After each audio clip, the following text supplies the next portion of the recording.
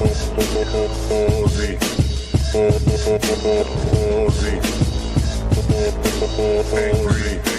Angry.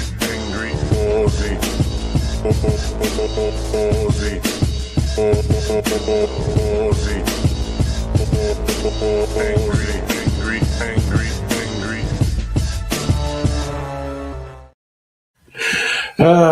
My thoughts exactly, Justin. How the fuck is it already May? Quarter of the year gone. What the fuck? No, a third. Not a quarter. A fucking third of the year. I think I said a quarter last night. It's a fucking third of the year. It's ridiculous. Absolutely ridiculous. Hello, Heine. How you doing? Oof. Okay. I feel much better, more awake today. My injection sites still feel a bit like someone punched me. But I haven't had the tiredness or weird feelings today. So, huzzah! Win! I'm going to pour myself a drink.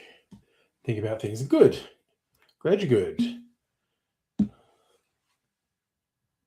I can't even say that without thinking of the Hilltop Hoods track that came out during 2020, COVID.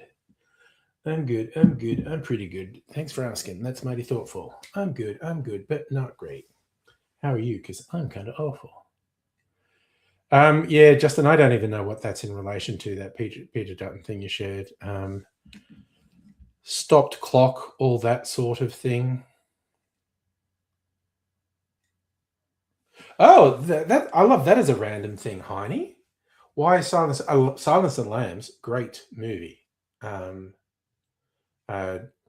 Definitely on board with you watching it again. I was just wondering what made it pop into your head like you should watch Silence of the Lambs again. It's a good thought to have. It's a good movie.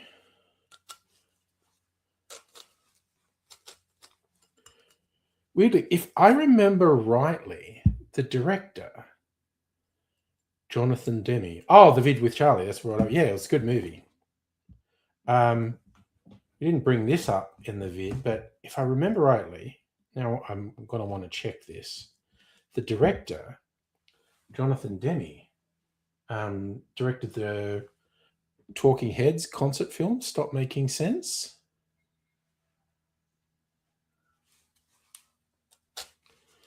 Oh, I'll tell you what, this orange is the right bastard to peel.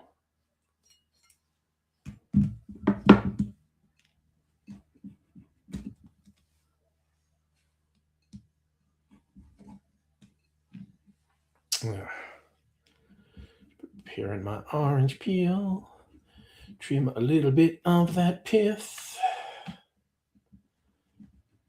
Probably unnecessary, but I'm committed now. There we go.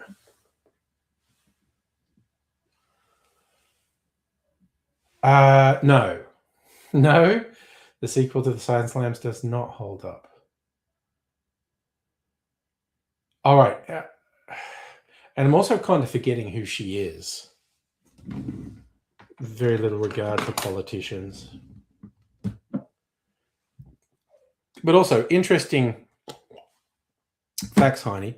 The first Hannibal Lecter book that was written is called Red Dragon.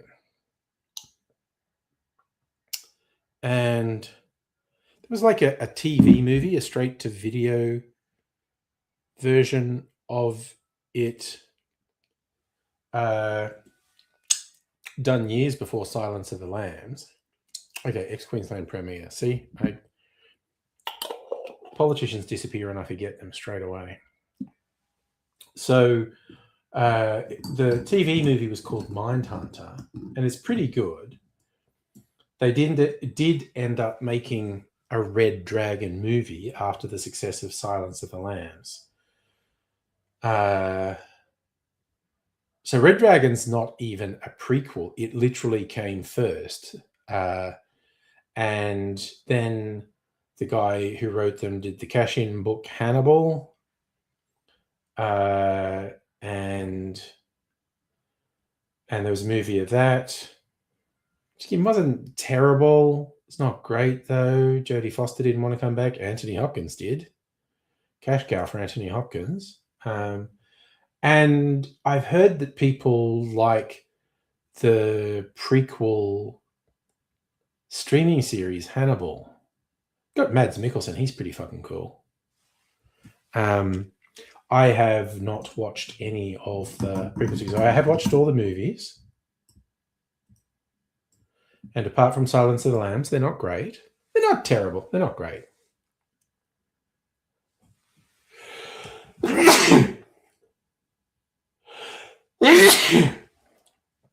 Oh, okay, honey. So the one you're missing is Red Dragon. That's the origin. I said it comes before Silence of the Lambs. It's how Hannibal Lecter ended up in the institution, because in Red Dragon, he has not been found out. He is running free, killing and eating people. Been watching Euphoria. I still haven't watched any of Euphoria, actually. Like, they've just released a new season of it. I haven't been able to convince Mrs. Angry to watch it, but maybe I will sometime. I don't know. There's too much to watch. There are so many things being made. It's like, oh yeah, I saw the final trailer for The Mandalorian and Grogu, and that is such a shit name for a movie. It's a terrible name for a movie. But this final trailer has made it look like it might be a good movie and might set up some important stuff for the Star Wars universe. Like, there might be some good movies after that as well. Justin feeling horny, trying to get your friends with benefits to pay a visit. I mean, can't fault you on that. And hello, Kirsty. So honey, Euphoria wouldn't say drop everything and watch it, but it's got a Pulp Fiction vibe. That's cool. Yeah, look, lots of people like it. So, as is proven by getting to a third season, it's not that easy in the modern streaming world to get up to a third season of a show.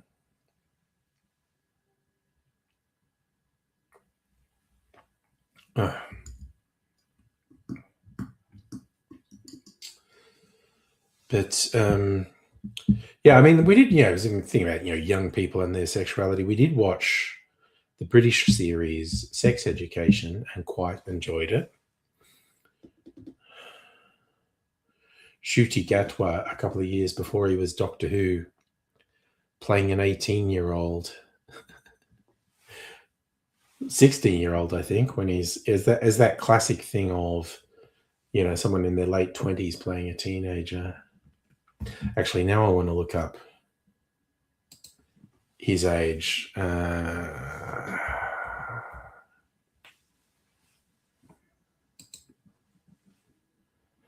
Love the description of him.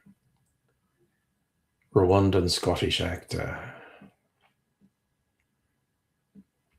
Okay, so he's born in 92. He's 33 now. Okay, so Sex Education was from 2019 to 2023. So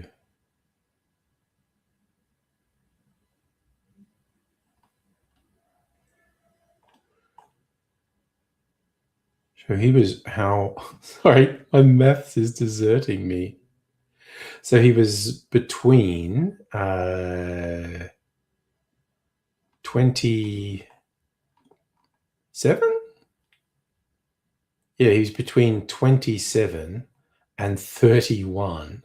Jesus. From 27 to 31, he played a 16 to 18-year-old. And he was very good in the show.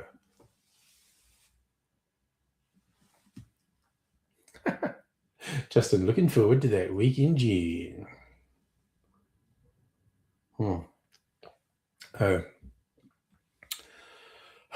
Get myself warmed up, the clarified cocktail, and then I think I'll do a video. My book video for the week. It's all scripted. And it's actually gonna have some video insertions in it. Stuff I don't normally do.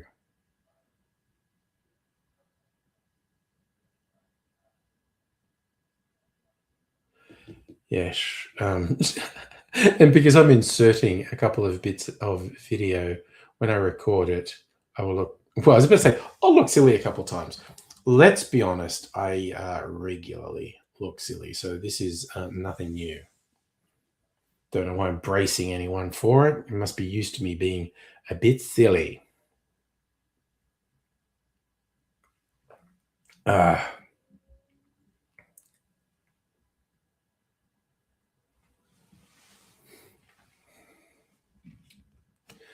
So, yes. Yes. The benefits Justin's after it involves a man is true, Heine.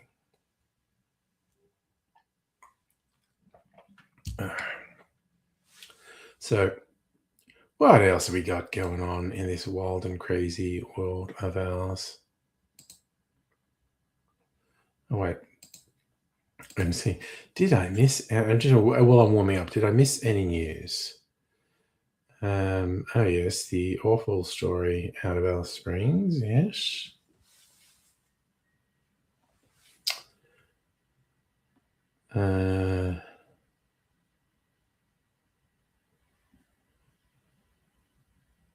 Okay, this is a fucking wild headline, and I have no idea what it means, so I must look at it. There's a headline: Catalano caught out with disgraced politician at Botlow after leaving rehab. Fallen media mogul Anthony Catalano has been spotted meeting up with controversial former Melbourne mayor ahead of his court date over alleged assault, false imprisonment, and threats to kill his wife. Jesus Christ. What's all that about? These are people I don't know. Wild headline, though.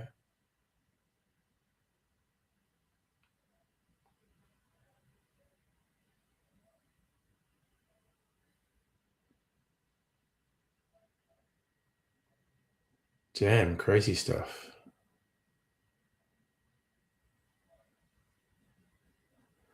I'm just looking.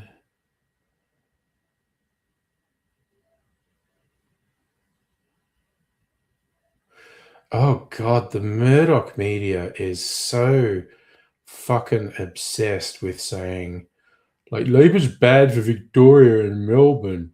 I'm going to just say lots of fucking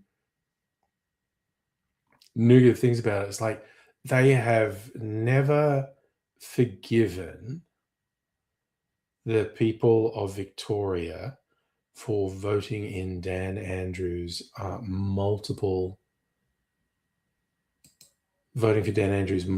times.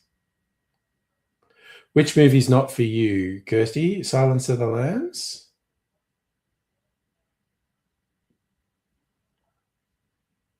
That's fair. You know, I never push someone to watch something they don't want to. Okay, you're in the witchcraft movies, Kirsty. Okay, see if I can come up with some recommendations for you. One that immediately pops into my head. See if you can find a movie called Stardust. I think you'd like that. It's like a fantasy story. What else might you like?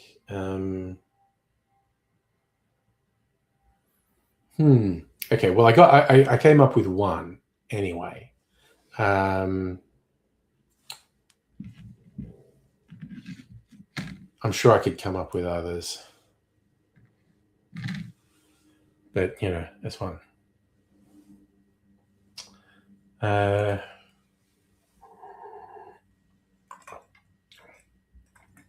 Yeah.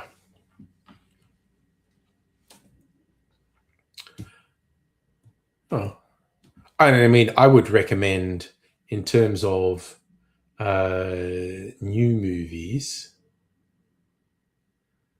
I definitely recommend Project Hail Mary to anyone. Very entertaining movie, visually spectacular, great and consistent story. Oh, Justin, if your friend with benefits like wineries, my God. Yes, spoiled for choice. Do you go Yarra Valley? Do you go Mornington Peninsula? Do you go Bellarine Peninsula? We're friggin' surrounded by wineries. Literally, drive in any friggin' direction. Wineries. And really, I'm not a wine person, but everyone tells me really high quality wineries.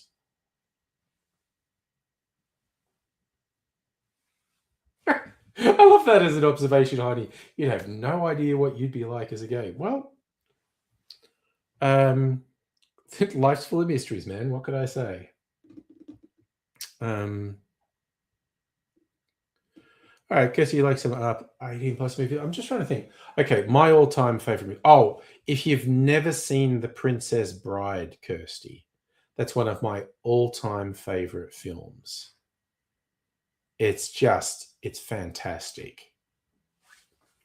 It's for my money, it's the best family film ever. It's multi-generational people can watch it and enjoy it. It's so funny. And it's such a great version of a fairy tale. yeah, Justin, that's what, honey, you'd be exactly as you are, except you like men.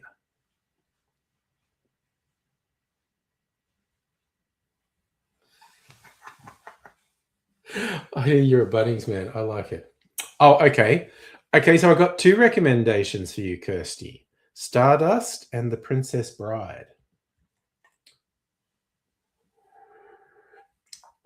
Well, my all-time top films, The Godfather. I just friggin' love that movie. It's so beautifully structured. Princess Bride. Withnail and I, which is it's a fairly rough and bleak comedy from the 80s. And you don't look at the toilet seat of shake off now. You can do some home decor. I know. And recent films, as I always say, Mad Max Fury Road. Friggin' love that movie. But there's been a bunch of good movies. Like when Charlie and I were doing anything, try to find the 25 best films of the first 25 years of the 21st century. There's a lot of good films. Oh, God, what springs to mind? Everything, Everywhere, All at Once, Interstellar. It all depends what you're into. There's something for everyone in those things.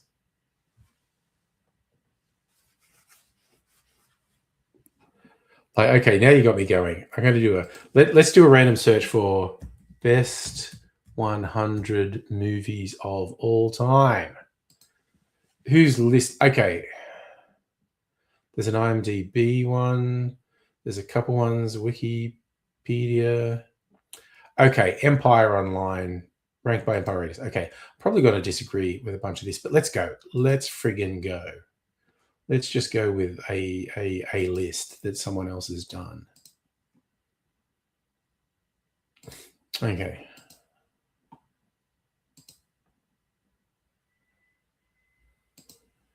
Okay, everything's responding slowly. Okay, let's go and see what we think of these ranks. PDF, how we chose them. So many fucking. Okay, 100. Avatar. I mean, sure. Oh, Portrait of a Lady on Fire. Good movie. Kirsty, unreserved recommend. Actually, everyone, Portrait of a Lady on Fire. Good movie. When Harry Met Sally. I mean, that is a classic. It's fun. Barbie. Barbie was good. I did like Barbie. I've still never seen E.T. I'm sort of consciously not watching it now after all these years. Memento. I do like Memento, actually. Moonlight. I finally watched that recently. Very good movie. Lost in Translation. I'm agreeing with all these. I like all these movies so far. I still haven't watched One Flew Over the Cuckoo's Nest. I should watch it at some point. Grand Budapest Hotel. I like this. Probably my favorite Wes Anderson film. Groundhog Day, fun movie. Who hasn't seen Groundhog Day? American Psycho, not one I'd particularly recommend.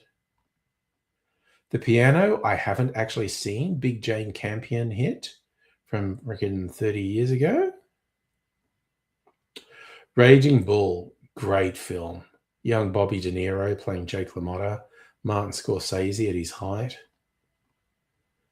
Oh, I did watch this. This was good. Lady Bird. Rocky, yeah, I like Rocky. It's not one of my all-time greats. Pan's Labyrinth, still haven't seen this. I feel like I should watch that.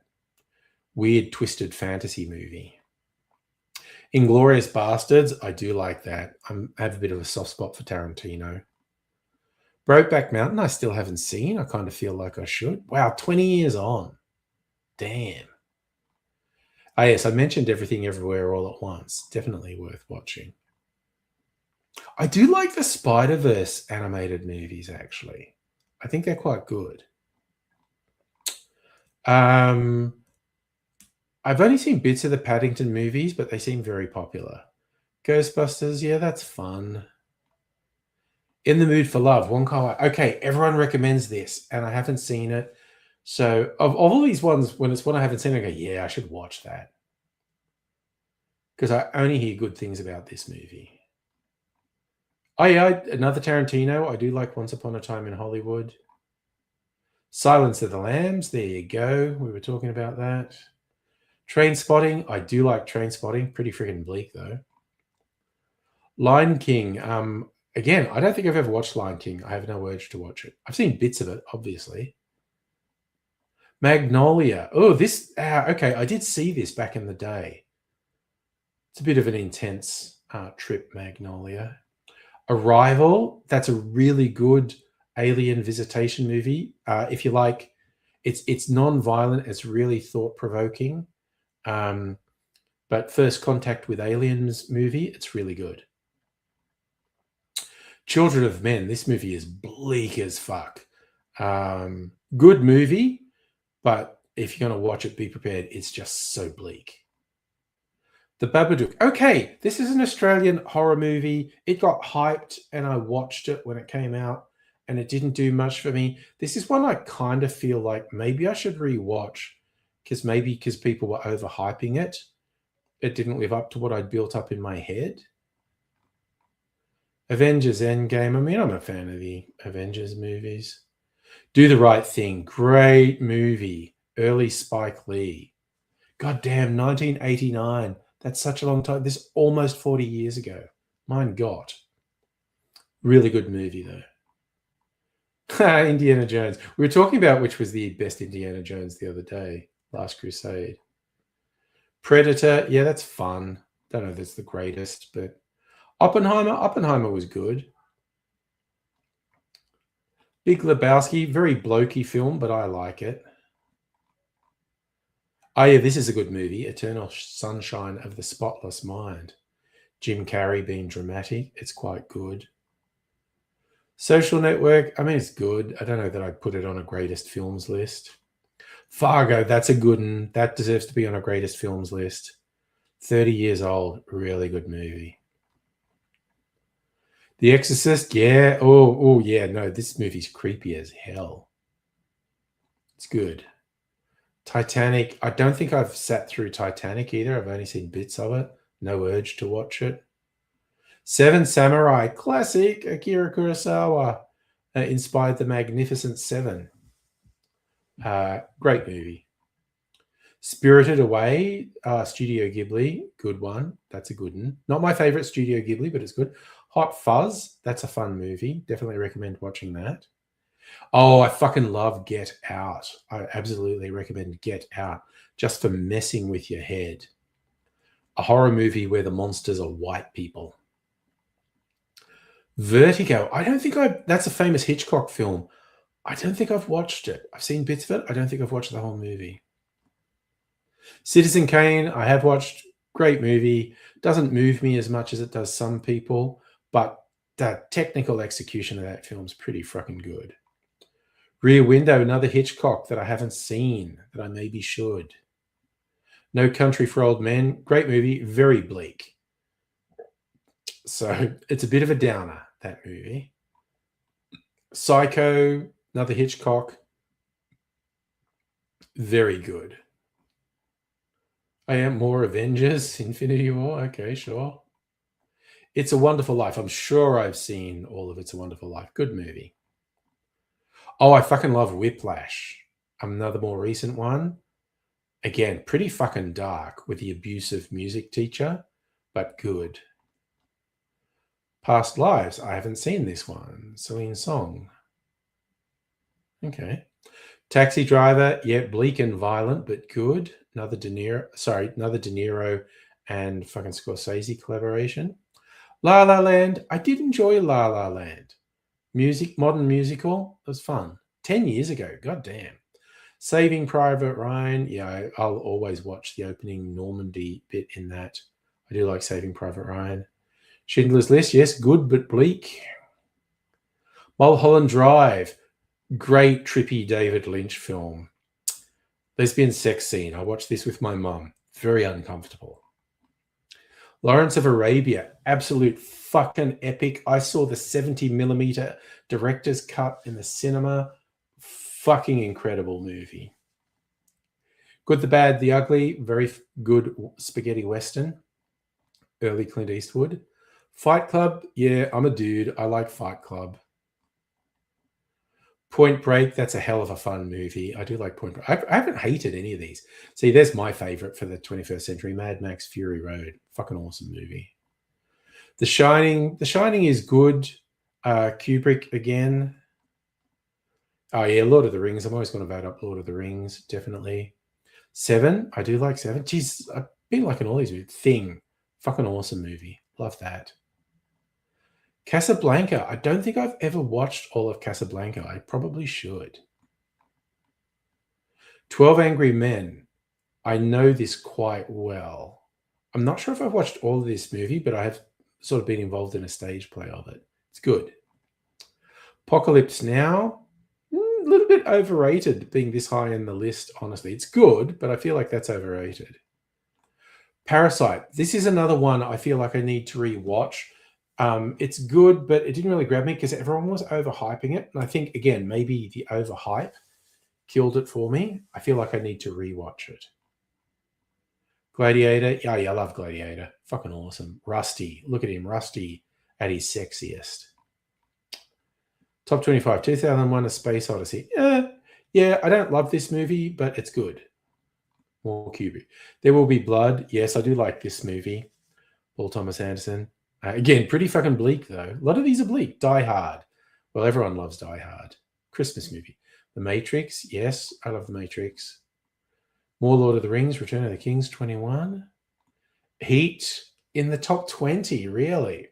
It's good, but it gets silly and over the top in places, but I do love it. Interstellar. Yes, fuck yes. Interstellar's great. Brings me to tears. Terminator 2 Judgment Day. Nice. Alien, the original Alien is great. Haunted House in Space. Godfather Part 2. A lot of people prefer The Godfather Part 2 to The Godfather. I feel like I need to rewatch both of them. Blade Runner. Freaking love Blade Runner. Raiders of the Lost Ark. It's another good one. Really, Jurassic Park is the 13th best. No, it isn't. It fucking isn't. I mean, I don't hate it. It's not the 13th best film of all time, for fuck's sake. It's maybe in the top 100 at like number 100, but damn. Back to the Future is the 12th. Wow. Okay. Again, I don't hate these films, but it's fucking ridiculous that they're this high on the list. Pulp Fiction is number 11. Sure, I like Pulp Fiction. Is it the 11th best film of all time? I don't really think so. The Dark Knight, which is my favorite of the Nolan Batman films, is not the 10th best film of all. Jesus, these are getting weird. Okay, The Fellowship of the Ring ranked the highest of the Lord of the Rings movies. Interesting. Star Wars A New Hope is not... I'm a Star Wars tragic. It's not the 8th best film of all time. Goodfellas. I'm a bit more comfortable with Goodfellas, honestly. I do love that movie. Inception is the sixth. See, I'm now just I like all these films, but I'm arguing that they shouldn't be in the top 10 or even the top 20. Inception's good though. I really like it.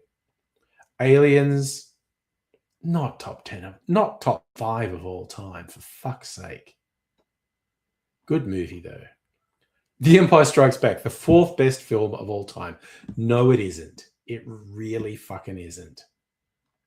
Shawshank Redemption, it's always got to be at the top of lists. I do like it. There we go. The Godfather. Okay.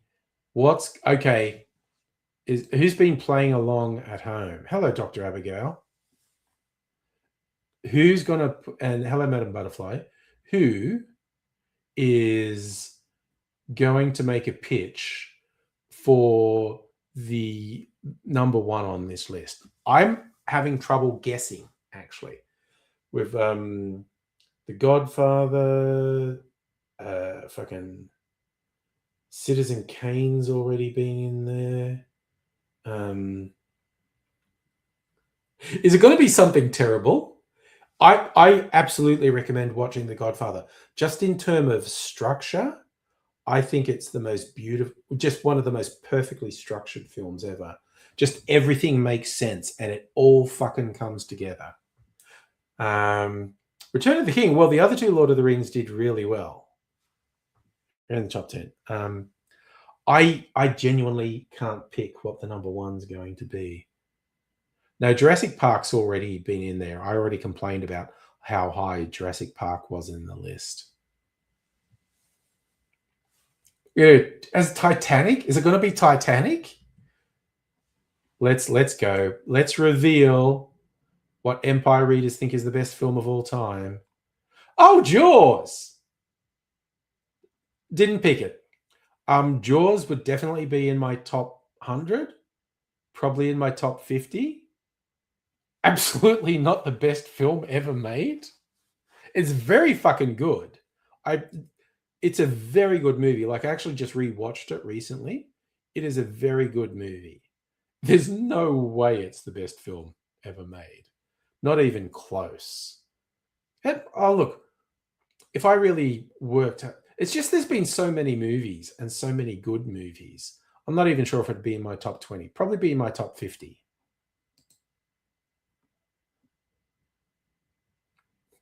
Tommy Wiseau's The Room, which I did actually watch.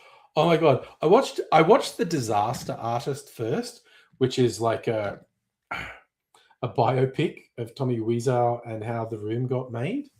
And then I finally watched The Room. I had friends who used to go to midnight showings of The Room, and I never knew what they were talking about. I watched it and I'm like, oh, okay, this is very strange.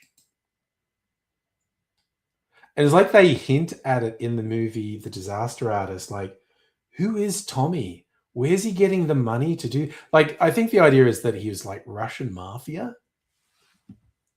And that's why he had all this money to make a movie.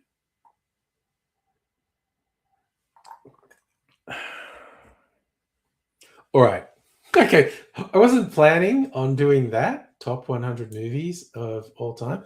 I'm going to make my book movie video now. A fun little cocktail called Damn It, Jimmy. All right. So I've got to get my script up on here because I have scripted it, which is the big thing I do for the... Okay. So I need to get... I've got the sherry vermouth. I need to get the rum and sake.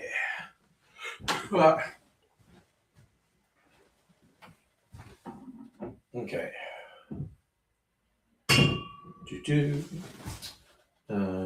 White rum. Sake is in here. Where's the sake hiding?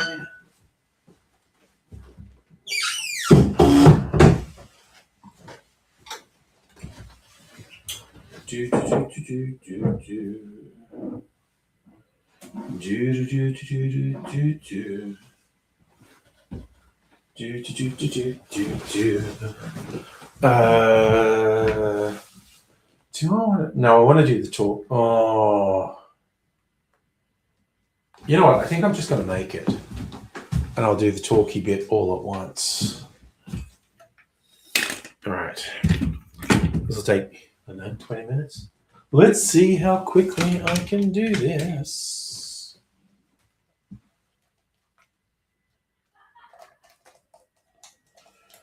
Do.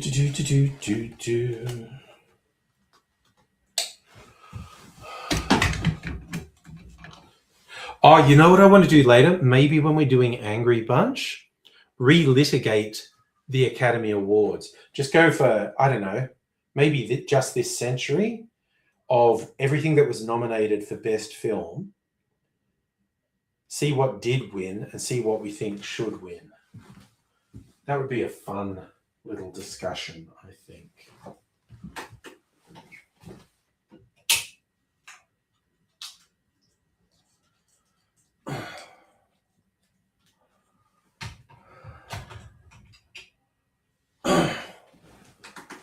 Okay, let's get this light over here.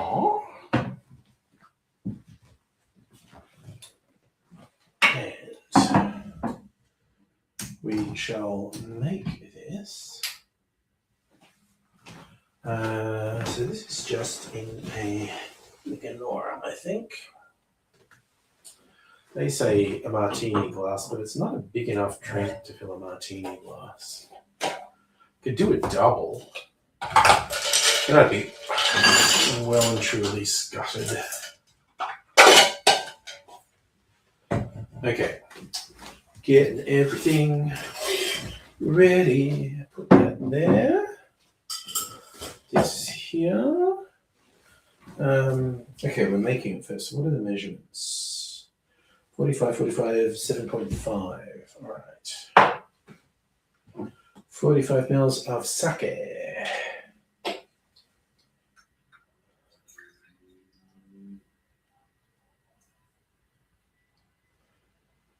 not sure if I should have been keeping this sake in the fridge because it's rice wine. But anyway, we're ready to go. It's just a 75 there. Okay, do it this way so I don't get confused because it's very easy to confuse me.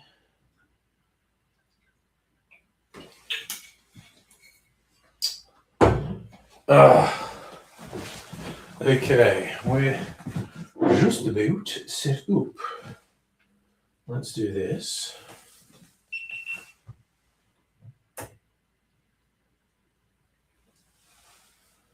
Okay. All right. Let's go first up with the sake. And now white rum. A little bit heavy on the white rum. C'est la vie. Who's gonna stop me? Sherry, vermouth.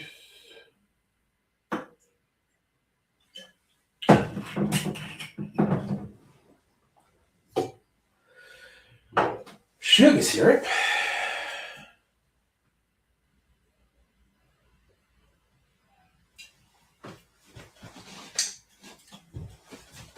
Yum. Can't stop myself from saying yum when I taste that sugar syrup because that's what it is. It's yum. All right. Und so. Ice baby.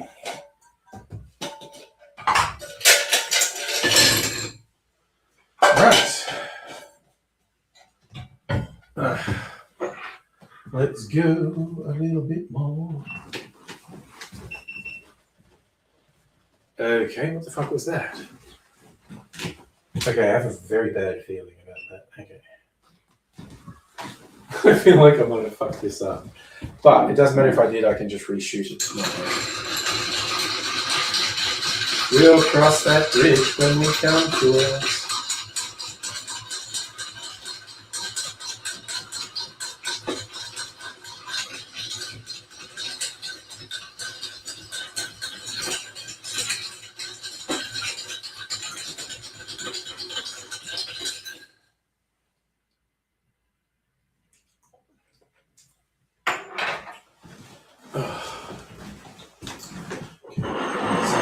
sanitizer there.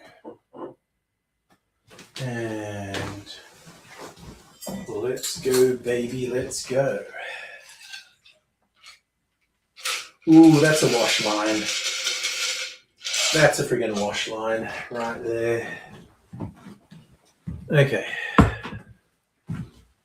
That's done.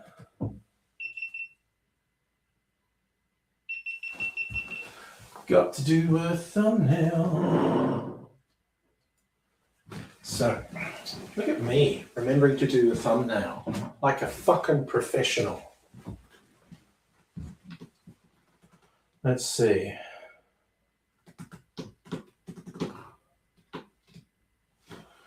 Good portrait.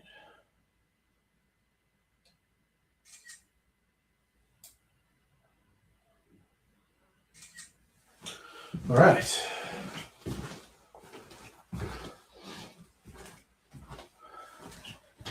All right, I've got my script.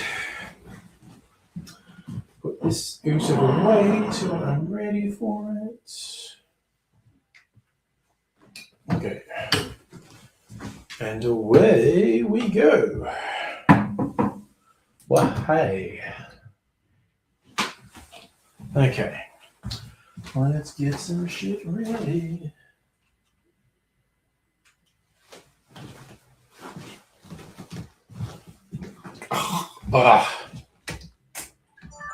Frame this up.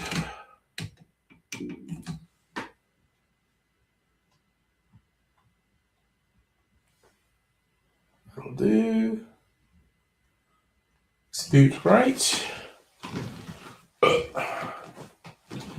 Is this ready? That looks ready. Let's fucking go. Where's the book? Just realized I need the book. Wait, where do I put the fucking book? Ah, Jesus, what have I fucking done here? Ah! Is it here? It is, it's here, under here.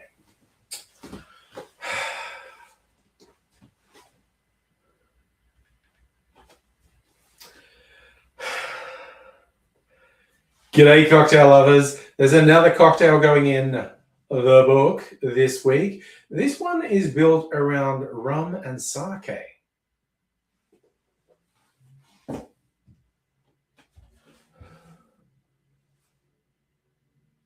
Motorcycle. It was a pleasant surprise to me how good this cocktail was. Because, oh, shit. Okay. It was a pleasant surprise to me how good this cocktail was. Because I'll be honest, the reason I made it in the first place was a friend had gifted me a bottle of sake, and I was looking up sake cocktails to find a way to use the sake.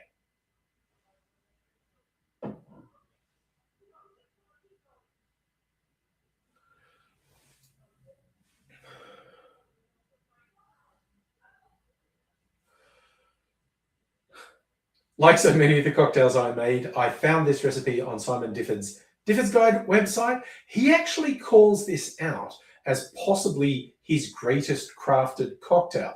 That's no small claim for someone who's published around 1,000 cocktails.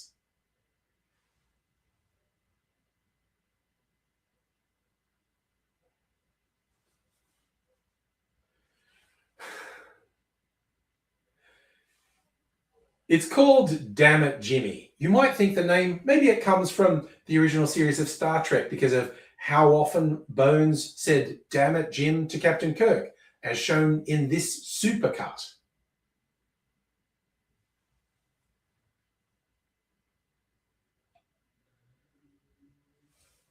Drive around with it.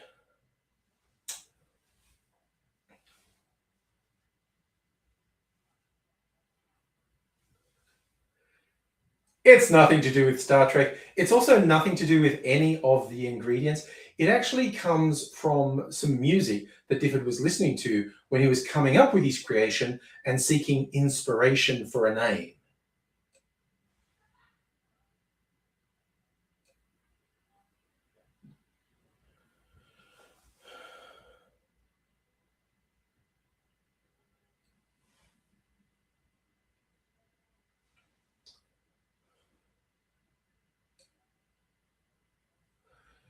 The inspiration was a largely instrumental track called Another Life from a band called The Album Leaf. And right at the end of this track, one of the band members exclaims,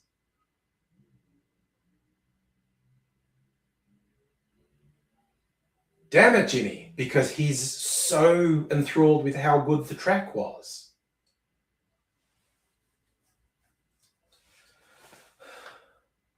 Cocktail names can come from weird places.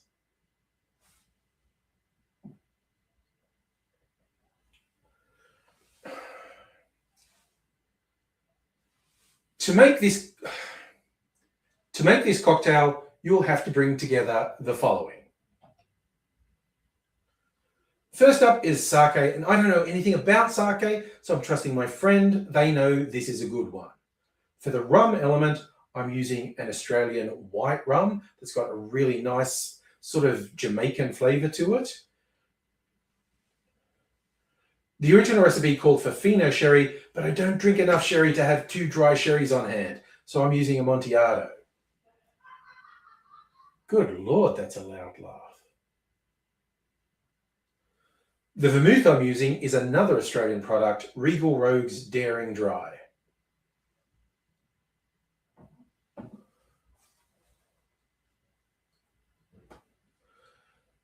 When I saw that list of ingredients on the page, it didn't stand out to me as something that's going to be great, but it really does come together amazingly well.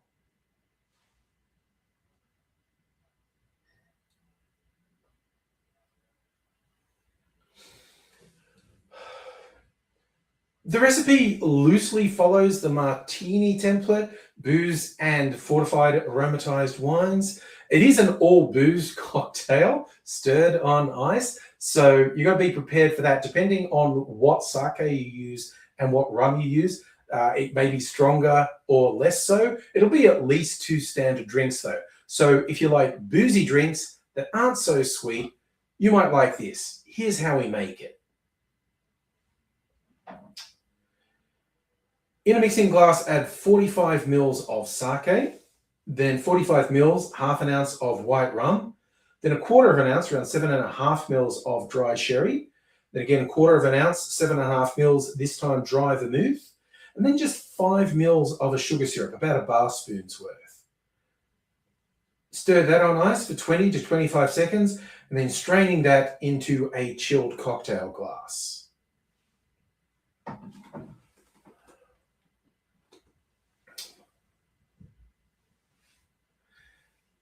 As a recommendation to use a martini glass, I used the Nicanora. I regret nothing. I love the wash line. I think it would have looked really low in my martini glass. Also, the garnish recommended was blue cheese stuffed green olives. Not a thing I like, not a thing I have, but if that sounds like a good garnish to you, knock yourself out. Me, I'm going to refresh my palate. What is this drink actually like?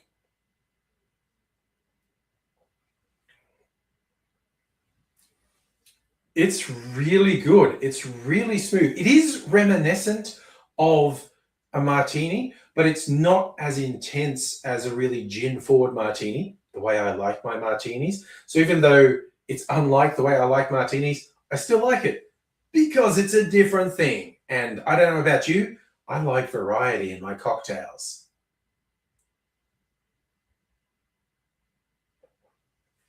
Even though they're a relatively minor element, I feel like the vermouth and the sherry come through. I suppose sake being, oh, I'll try that again.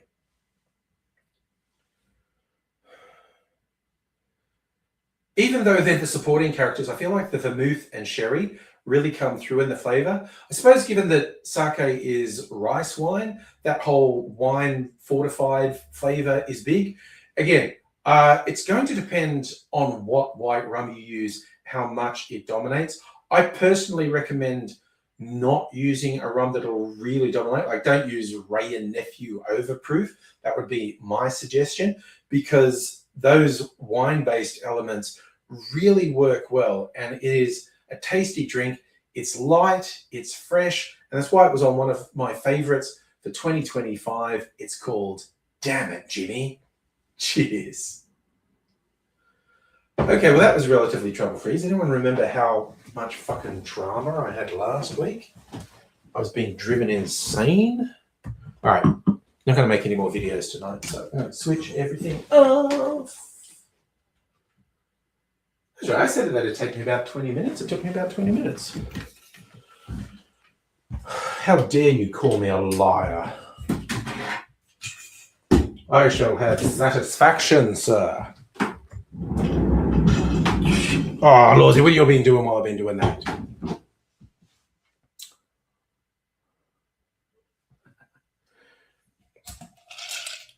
Are we talking about Sydney Sweeney? Where does she come up? Oh. All right. Let's pour one out for the homies. Just gonna pour that over my ice baby. Oh look, I was talking about The Mandalorian, probably because this was on special in the supermarket, so I got it. The other Mandalorian tie-in drink, Hyperspace Fizz. God, the names for them are so juvenile. I've got the other one, little bottle of it, Galactic Lemonade and Hyperspace Fizz. Good Lord, those are such juvenile names. Anyway, lots of people watch it. Yeah, I was having the conversation with Heine earlier. I haven't watched Euphoria either, but it is real popular with a lot of people. I think it's the thing that brought Zendaya to everyone's notice. I could be wrong about that. Took you 2 sessions to finish Oh Lucky Man. Fucking trip for me. Look, I might watch it tomorrow. I maybe need 3 hours downtime tomorrow. But from everything you were telling me, like, it's a fucking trip of a movie for sure. So maybe we still do movie of the week because, oh wow, I just fucking forgot to switch my camera off properly. Wait a sec. We'll see. We'll see how I go. Dr. Go, desperately need to sleep. Need a nap. Oh, yeah. Okay, yeah. No, I have a nap. And in a couple of hours, I should still be here.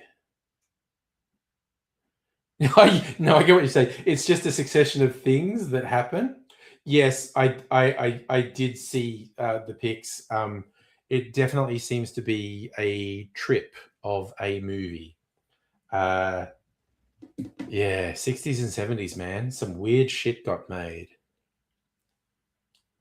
All right. 50-50 chance I'm going to watch it tomorrow.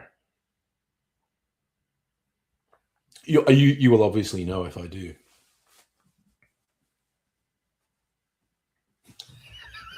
Sorry, I just had a random thought. Sorry, it's like if I was watching one of your adult laser discs, like the game where he's watching, buxom cheerleaders go wild. I wonder if he likes it. No, he switched it off after 90 seconds. He must not have liked it.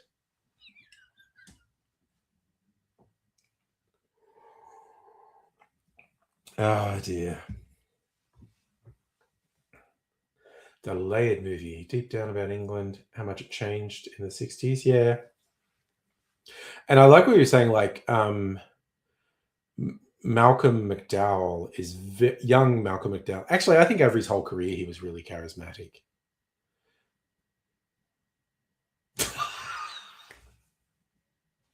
So for fabulous news, there were no tanks in the May Day parade in Russia. Oh, there you go. I was looking for some really good communist symbols for the fucking thumbnail.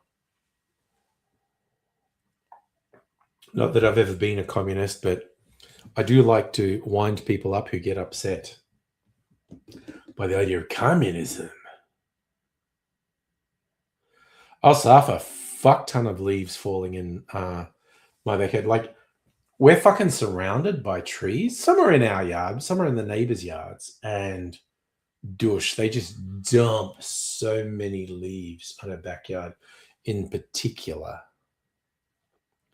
So Mrs. Angry normally does the lawn, so it's basically don't rake up the leaves, to run the lawnmower over them.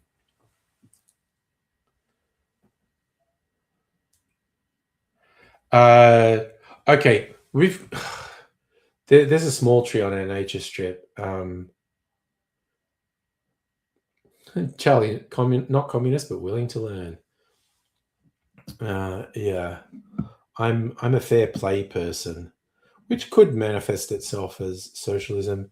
Uh, but of course, many socialist states have been at least as bad as capitalist states.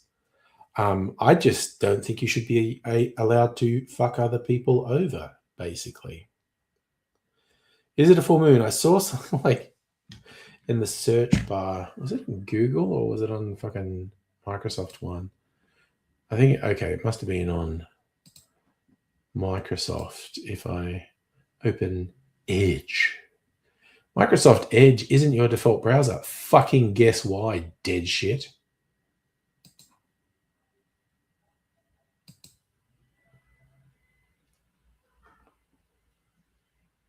Ooh, what the fuck is all that for? Thanks for PayPal. Oh, well, yeah, okay. I paid DFTBA for my Awesome Undies. I think that's probably going to be my last Awesome Undies. I have enough undies now, I think. I've been supporting a good cause for, I don't know, 6 or 8 months. I feel noble. I'm better than everyone else because I'm helping a good cause.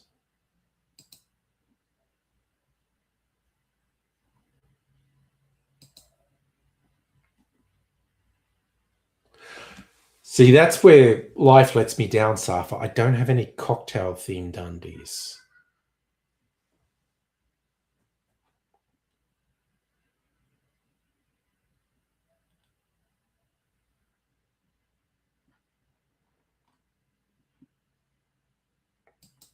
Yeah, this is the one of Hank and John Green's charitable things. Mrs. Angry was subscribed to the Awesome Socks Club for a while, which is like artist designed socks, ethically produced, and profits all go to a good cause. And then she decided she had enough socks, and I said, you know what? I'm going to swap it to undies. I'm going to get Awesome Undies. And I think I've got 6 or 7 pairs, maybe 8 pairs now with this next one coming. I think that's enough because it's not like I didn't have any other undies. So I think I'll stop getting Awesome Undies now. Do you want to see my Awesome Undies? Ones I haven't worn, ones that are laundered. I could get them and show you. I like the boxer brief ones. I'm sure someone does cocktail themed undies, Safa. I just haven't seen them.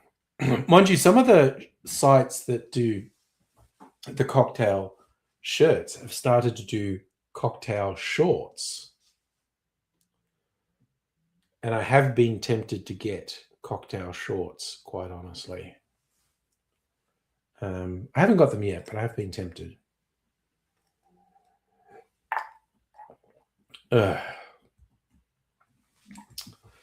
I haven't got any shirts for a little while. I don't think I will for a little while. No, it's not shorts weather now. Maybe I'll wait till our summer, and maybe the shorts will all be on special because most of their business is North America. Do you have 40 millimeters of rain predicted for Sunday? Fuck me, that's so much more than us. I think we got up to 10. Let me see. Have they updated? Because they have been changing it a bit. No rain today, no rain tomorrow. Ooh, 7 to 15 millimeters. That's been fluctuating. And they were saying rain tomorrow, so maybe tomorrow's the last really warm day, 25 and no rain. Sundays 23 and 7 to 15.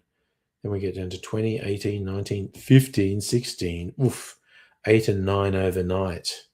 By the end of next week, we're getting the little hints that the warm weather is deserting us.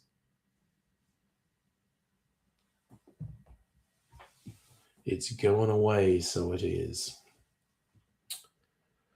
You know what I'm thinking? I'm thinking Oh, Safar, I had an awesome scam call recently. The Chinese ones are always pre-recorded. I had one today that a recording just went, "Hello, dear user." Okay, at this point, who the fuck is falling for this? That's clearly through an AI translation thing from someone who doesn't speak English. Hello, dear user. There's like, I think it was your phone service is being cut off today. And then I think it was going to go to, press one for this. And I had a laugh.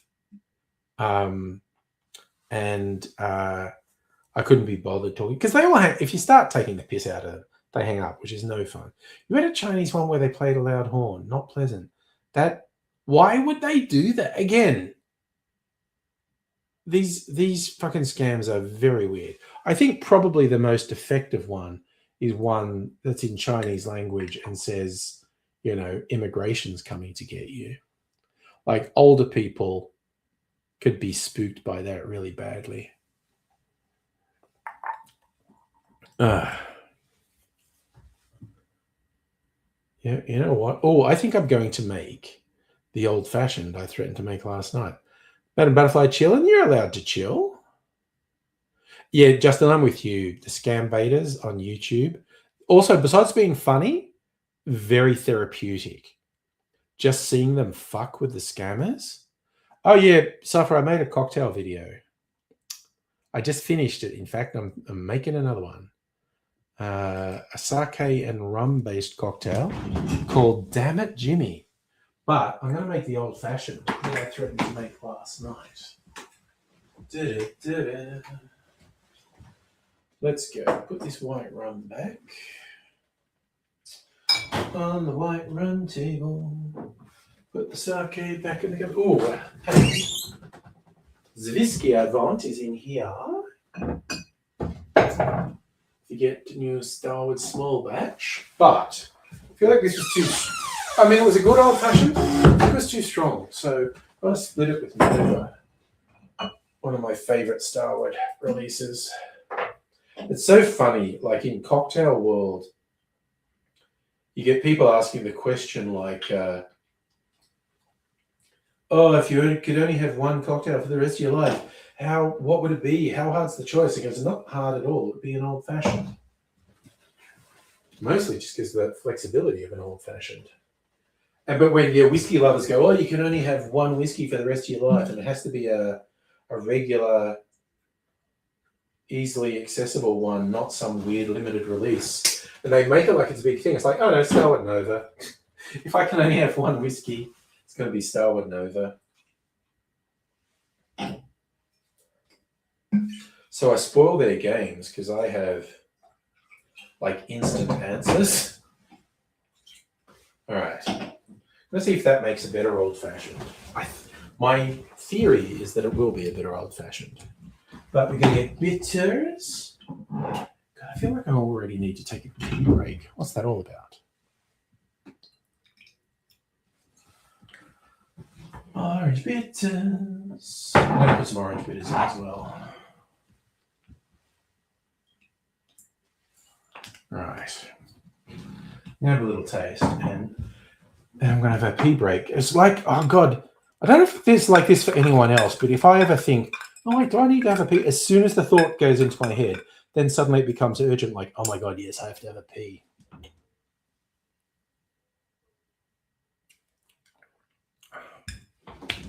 Fuck yeah. Oh my God, that's good.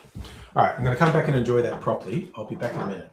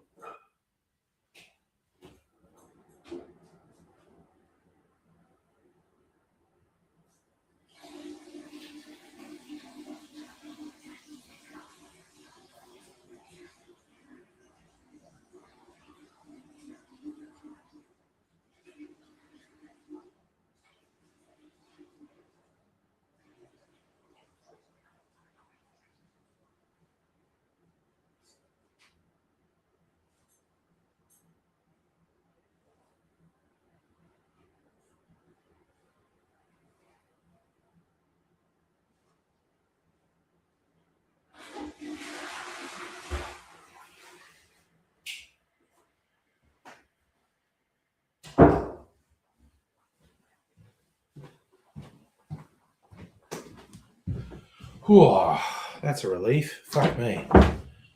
Oh. Sorry, who wants access to my computer? What's going on? I feel like I've missed some chat. Oh. Right, okay.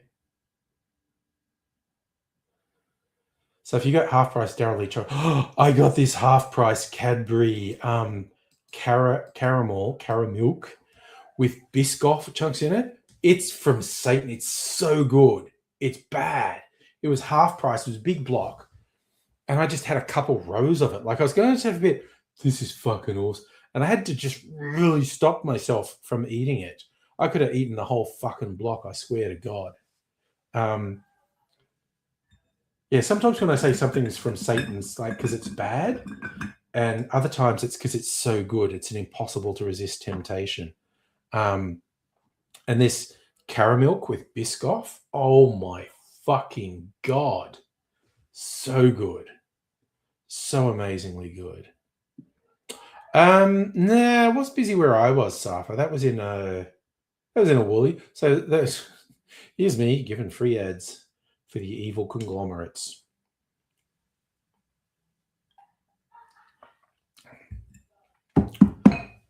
I was fucking right. Split that strong Starward with the regular Starward is a better old fashioned. It's fucking great. You had spaghetti. I had pork belly. Speaking of being in the supermarket, there was like this pork belly that had been seasoned with something, and I cooked that up. Fuck, it was good. I'm not always a fan of pork belly, and I wasn't sure how this would go. And I cooked it up, and it was fucking awesome. It was really good. Yeah, I agree, Suffer. It sounds fancy. I feel like I'm being fancy having pork, but it was like half price. It absolutely was. That's why I got it. It's that it's used by date. Okay, I got this. This was not half price, but it was marked down. I wanted to try it. It's the other Mandalorian themed soft drink, Hyperspace Fizz. I can't stop internally cracking up at how juvenile the names for them are. No, Mrs. Angry didn't get a fucking look in, Safa. They had the instructions. It was 7 minutes each side. Half price hot cross buns. Oh, you know what Mrs. Angry did get? I was getting my sourdough baguette, which she really likes and she often steals a bit of. She said, if you're getting that baguette, can you get a second one? I was like, sure. And because she makes really amazing soups. So at lunchtime, she just had soup and this sourdough baguette, and it was like fucking great. So if you saw a strawberry Star Wars soft drink, the only two I've seen, the Mandalorian ones, are Galactic Lemonade, which is very dark purple, and they call it a mystery flavor, and that green Hyperspace Fizz that you say is lime flavor. But it's like when I was a kid. Like it literally just makes me think of Marge Simpson with the Nerds saying, I've got some Astro Lemonade. And they go, what exactly makes this Astro? And she's like, I don't want to make a whole thing of it.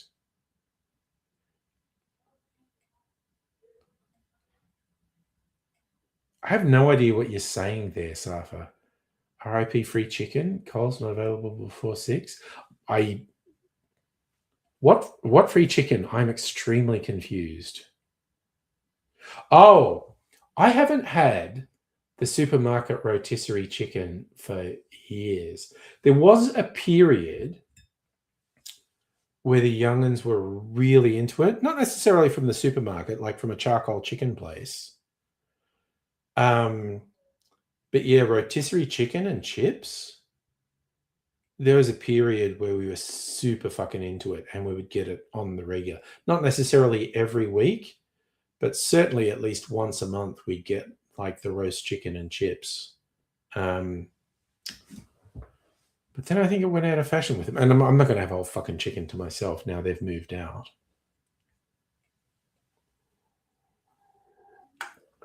So I think it's a very long time. Fuck, that's a good old fashioned. Okay, so Charlie, you're getting my hot tips. Apparently, early next week, you should get your Starwood. Again, I'm just going to double check what the Australia Post app. No, that's Telstra. I know they're similar. It hasn't changed. Monday or Tuesday. Okay. That's interesting. It arrived in Perth today.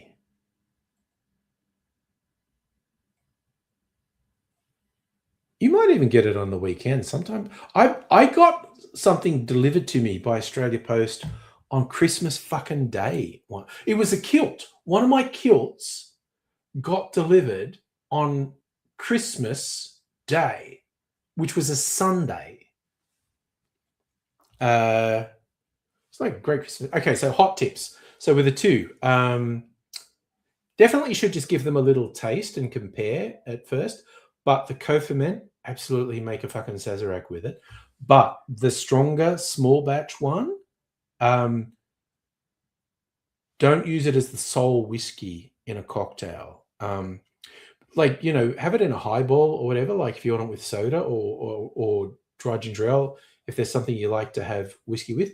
But if you're doing a cocktail like an old fashioned or a Manhattan, do half the small batch and half like Nova or a lighter whiskey. So hot tips for everyone. I mean, you know. But I made an old fashioned last night. Just with the small batch, which is like 52% ABV straight, and it was good. But I was like, that's probably a bit much. This is half Nova and half the small batch. It's so good. Oh, that is very good. And I'm going to mix things up with the Mandalorian soon, I think. I should make a Manhattan with that, actually. But again, I think it would be better split with like Nova.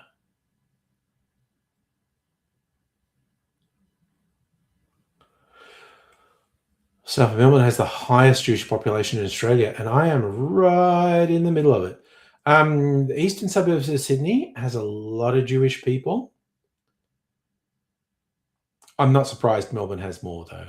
They go like from fucking Brighton all the way through like Caulfield, St Kilda to Toorak. The Bagel Belt.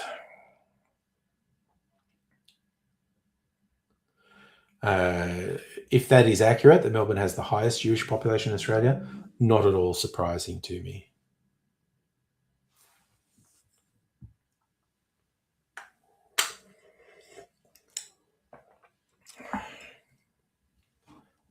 You know what? I'm sure. Okay, this thing I'm about to show, I'm sure I've shown on the stream before, but it's short and succinct.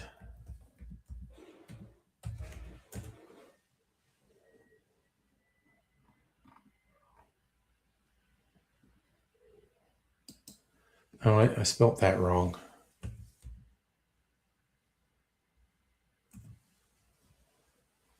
Okay. This is it.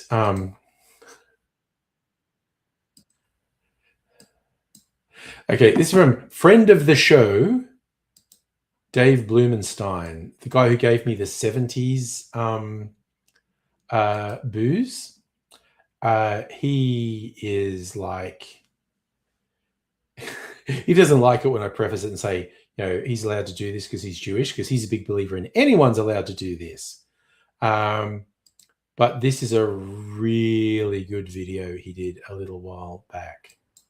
It was a cool night when Dave came around with the 70s booze. Dave's just a cool guy. He's also an incredibly talented guy.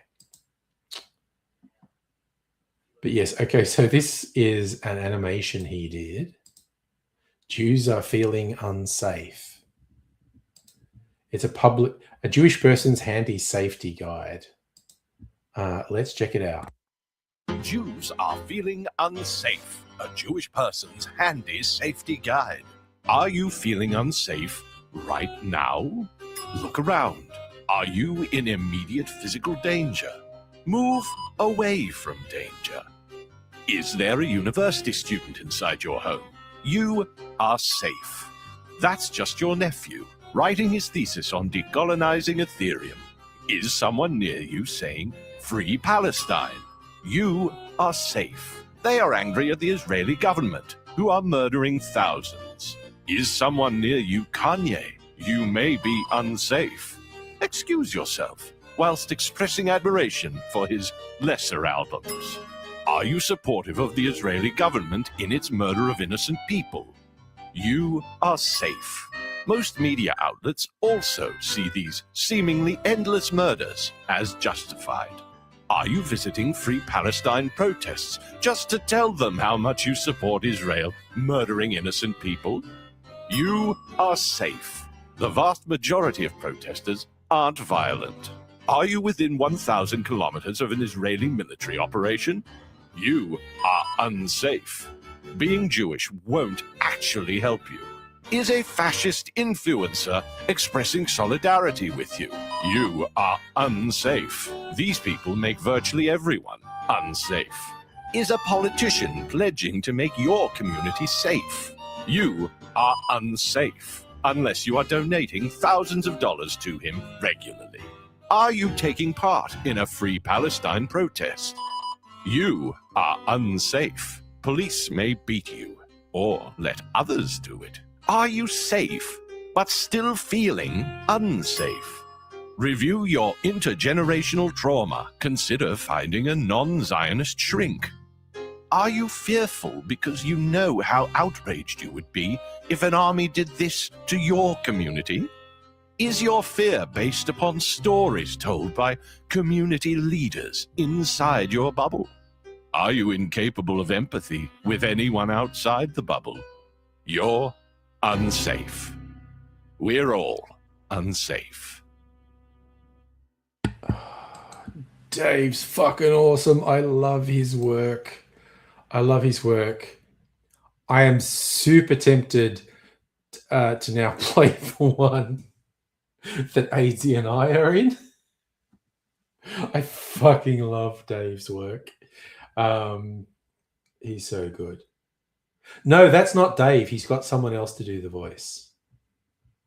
I actually don't know who, but he got someone else to do the voice.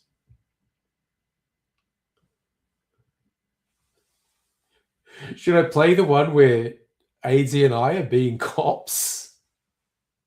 Because I like that too.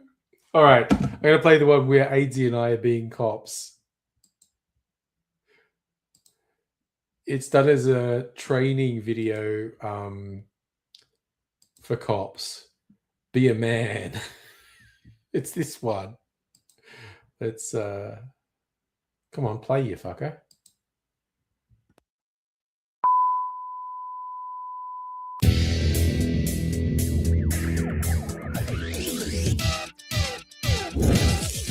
As a member of the finest police force in the Southern Hemisphere, you are kind, caring, friendly. But there are those who will take advantage of your good nature. They're called criminals, and they want to be your mate. When you're a cop, association with criminals is a not good thing. And putting yourself in a situation where you are indebted to them is highly questionable. When he said coppers get him free tonight, I should have said no way. Getting a tat done at a bikie clubhouse might be fun and affordable, but it's wrong. When he offered to shoot me up with a controlled substance, I should have asked where he got it.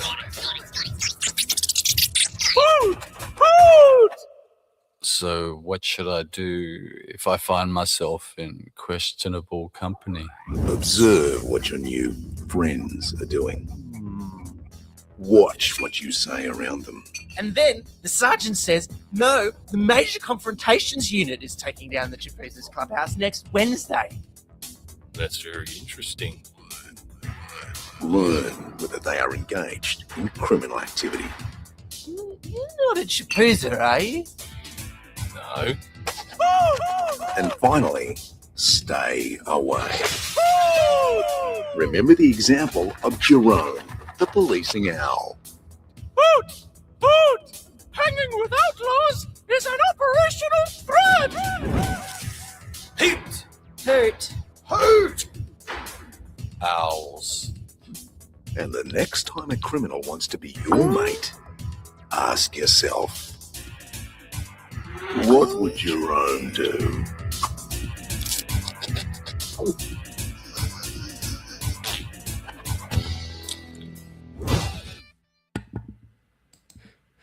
I swear to God, that is only a tiny bit removed from actual fucking things that get done for these groups.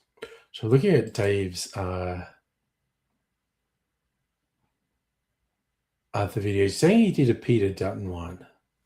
He's got a message from Tony Abbott.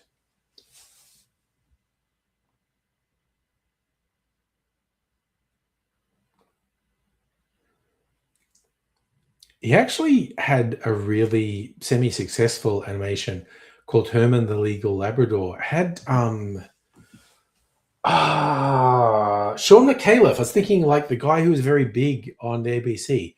Sean McAuliffe was like the lead voice. Oh wow, he's got a 15-minute video with AIDSy.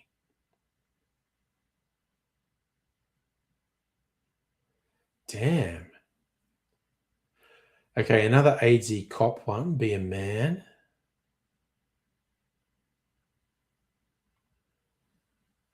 Okay, I'm not seeing anything. So the whole idea with that cops thing is the precinct.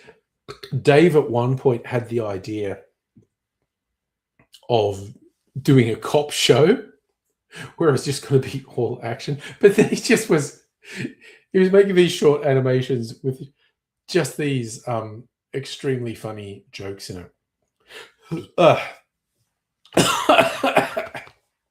Like there's another precinct one with AIDSy. There's only one that I'm in, which is the one I just played.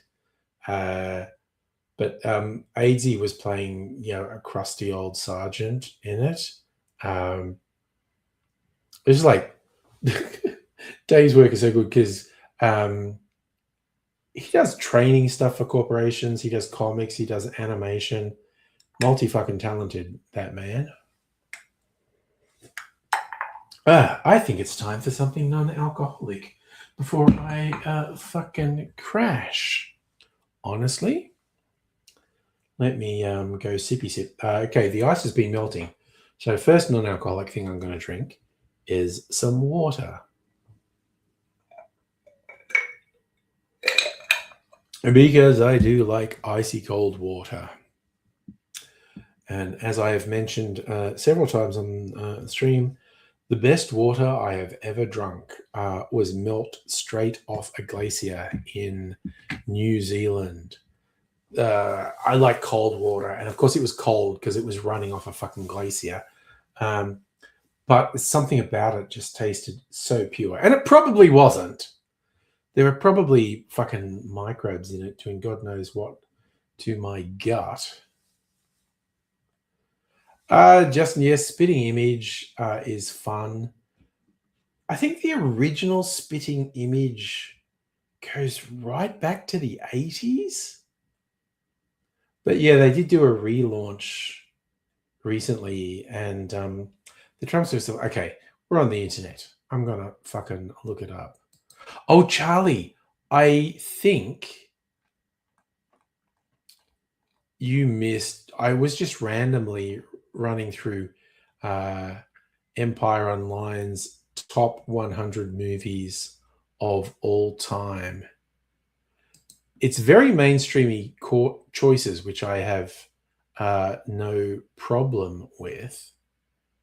And I don't know if you've seen it, but I want to see if you can guess what the Empire Online readers voted as the greatest film of all time.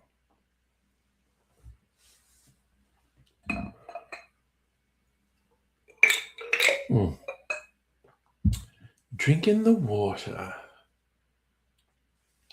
But yeah.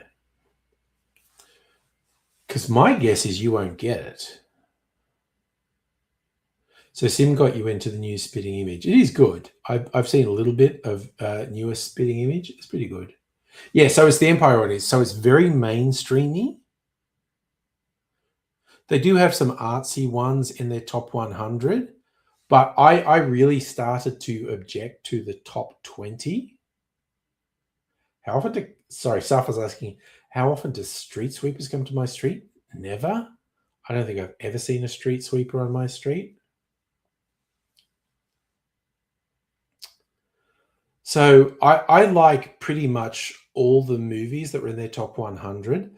But once we got to the top 20, I was just repeatedly going, I like this movie, but there's no fucking way it's in the top 20 of all time. It's not in the top 10. It's not in the top 5. But okay, take a punt.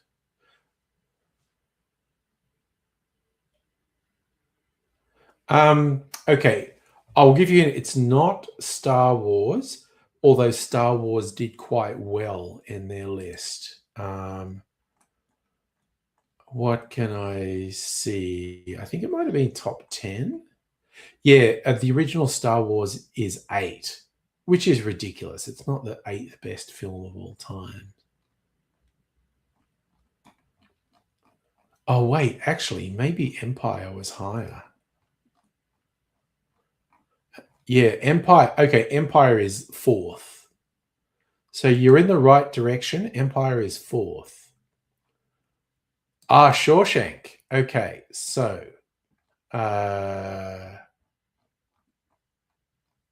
Shawshank is 3rd. So you've got their vibe. Empire Strikes Back is 4th. Shawshank is 3rd. The original Star Wars was 8th.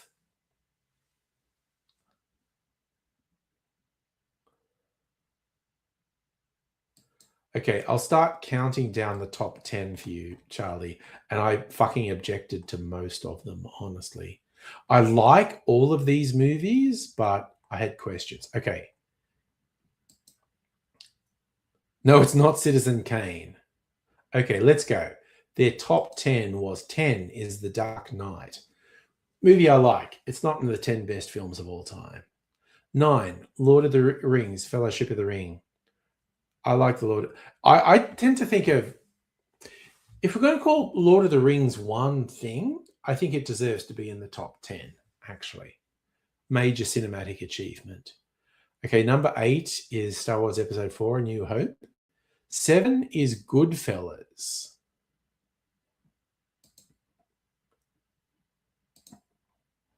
Which I love. 6 is Inception, which I really like, but I definitely wouldn't place in my top 10 films of all time. 5 is Aliens, which I like, but maybe would not even be in my top 50. It's a farce that it's the 5th best film of all time. 4 is Empire Strikes Back, which is also a farce. Okay. 3 is Shawshank Redemption, that we said. 2 is The Godfather. Hey, Celtic. This is actually a very sexy shirt, man. Okay, so having heard those 9 in the top 10, Godfather's number 2, giving you, and Goodfellas was like number 0. So Charlie, giving you one more chance. Pick number 1. My bet is you won't pick it because it's a very, very weird. It's a good movie, but a very weird choice for number 1 of all time.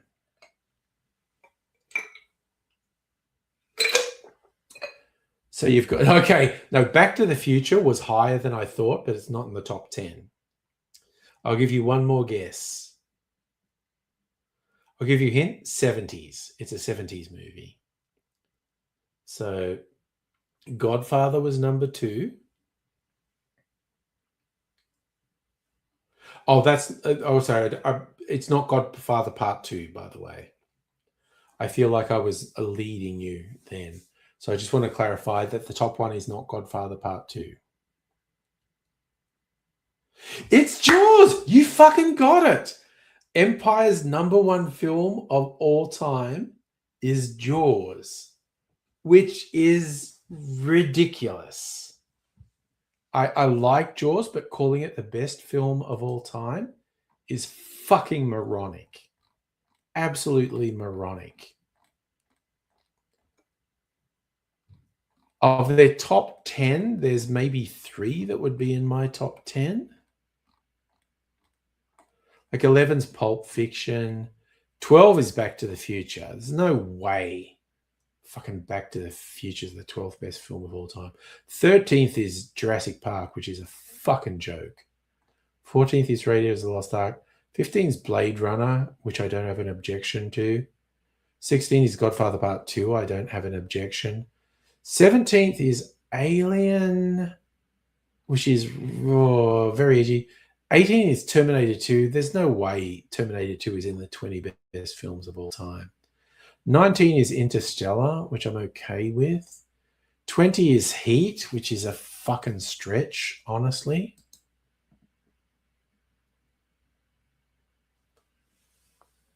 Your brain went straight to Jaws and you were like, no way. Yeah, it's a bad fucking choice. It's a bad fucking choice for the best film of all time. Lord of the Rings, Return of the King, 21. Yeah, like, oh God, I have so many arguments with their top 20. Oof. But in their top 100, there's basically no films I hate. I like all the films, or maybe haven't seen all the films in their top 100. But also, as I was going through them, when I hadn't seen one, I was going, man, I probably should watch that. So there's nothing in their top 100 that I hate. But once we get to the top 20, I start having objections with calling like 3/4 of them in the top 20 films of all time.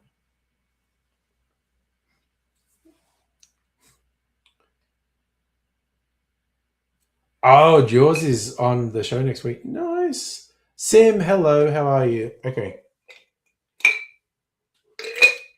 All right, going to have a non-alcoholic drink. Very artificially bright green drink. The Mandalorian Hyperspace Fizz lime flavor. And I legit feel like I'm a kid in the 70s and a new Star Wars movie's coming out. And the marketing for it is really fucking juvenile.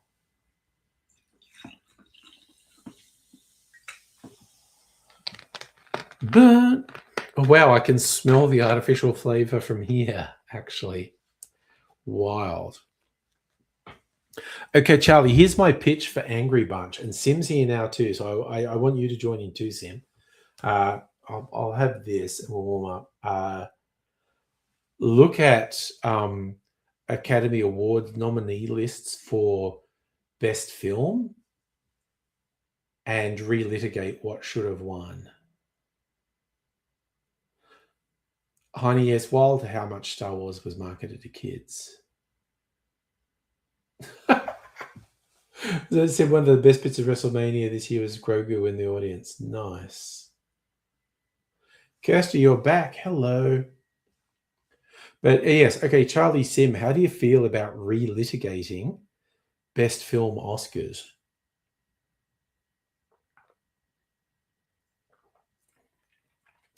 Oh man, that's actually pretty good. Super artificial flavor, but I like artificial flavors. Celtic. Oh, VD was yelling at people. Bro has problems. Oh, no. Let's, okay, Charlie, I think if we're going to relitigate Best Picture, I was thinking maybe of just the 21st century, but also pick any year you want. Literally say any year for the Academy Awards, look at what was nominated and what won, and let's make the case for what should have won.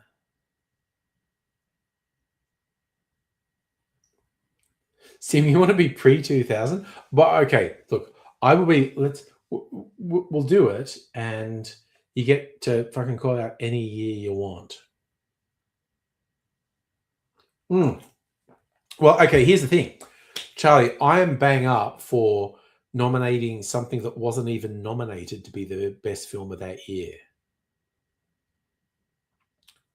I do pre-2010. I'm fine, Sim.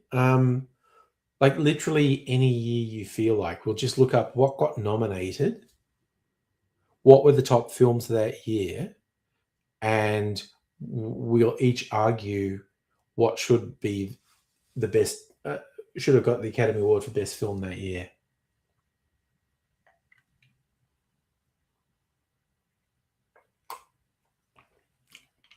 I think we could go for all. I'm happy to go to 2000 to 2010. But I'm also happy to pick any year. If you have a particular favorite where you're like, we was robbed, the film that got the award was bullshit, something else should have got it. Because this is fun. I think this is an avenue for fun conversation. I'm just gonna drink my hyperspace fizz. Look at, even the color is so artificial. It just absolutely just smells like completely artificial flavor. But I like it. It's actually really nice. It's like, yeah, I'm just drinking chemicals, man. And you know what? I'm okay. I am okay with the fact I am just fucking drinking chemicals. Sim wants to nominate Space Chimps. Should have beaten Wall-E. Wall-E ended up being uplifting. I loved the audacity of Wall-E, that like the first, I don't know, half, 3/4 was virtually a silent film, as in there was no real English dialogue in it. It was an audacious film.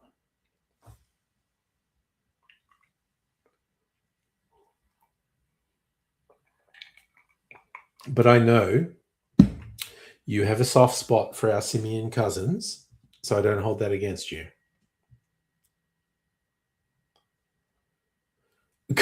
Was Andy Samberg in Space Chimps? Okay, I haven't watched it, so I don't know who did the voices. Okay, I just had a random thought of an old fucking chimp movie. See if it's on YouTube. The Man from Chimp.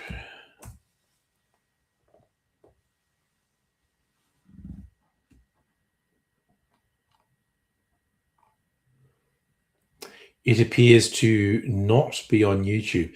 This is something I just fucking saw.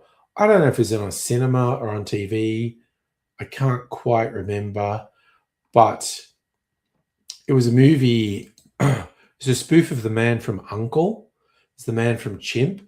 And it was chimpanzees doing a spy movie. You know how they used to do, and they would just get chimps to do stuff and then people would voice over it later. It doesn't appear to be on YouTube, The Man from Chimp, but it's good. Charlie, the bit where the glowy thing was eaten by the beast came out of the poop hole should disqualify it from Oscars. Okay, let's do. Okay, the first year we're doing is 1999.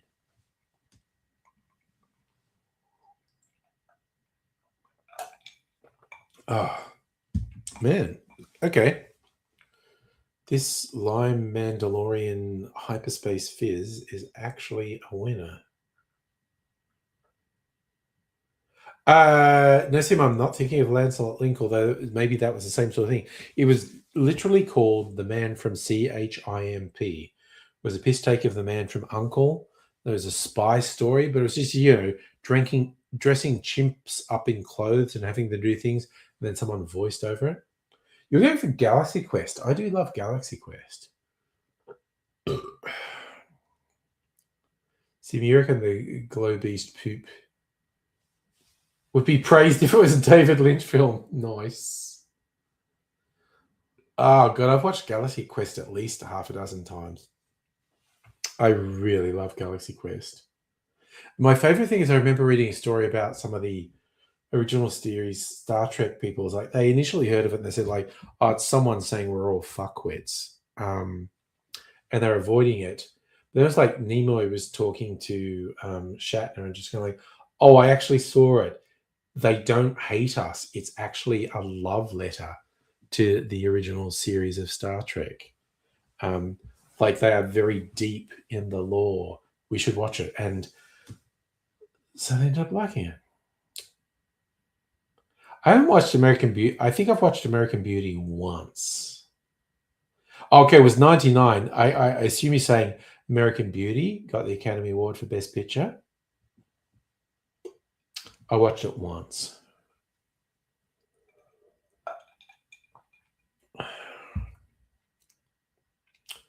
Suffer drinking pineapple mineral water.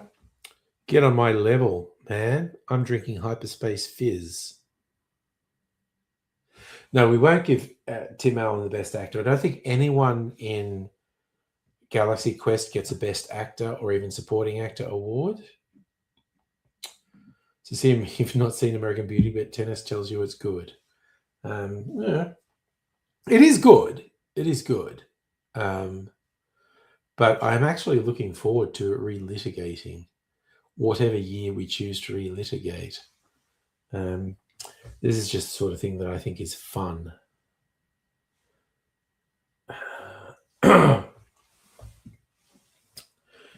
Sarah hasn't asked me to, but I'm just doing a breathalyzer. Because after I do this, I'm probably going to drink more alcohol. So we'll see what it is. 5, 4, 3, 2, 1. Time out for serious fun.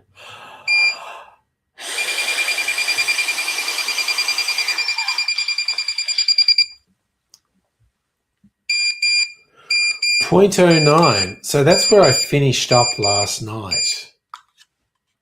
That tracks. Do that noisy thing. I'm not driving a car, man. Fucking calm down. Tomorrow night is not date night, Safa. 50-50 I'll do a stream. I'm not doing date night. I may end up just doing something with Mrs. Angry. May do a stream tomorrow night. We'll see. Charlie, you reckon it was 1.1? I don't even remember. I'll trust you. Sim, I agree. Sigourney Weaver was great. Tony Shalhoub. Look, I think they were all good. I think they're all good. They're just not going to win any awards. No, poor Madam Butterfly got to get out of bed. Friday work. No, I believe you, Charlie. 1.1. So I'm not quite there yet. So I'm going to finish my non-alcoholic beverage. Then I think I'm going to make an alcoholic beverage. Ooh, I wonder if anything is due to come out of any of these barrels. I think I need to check what's in the barrels.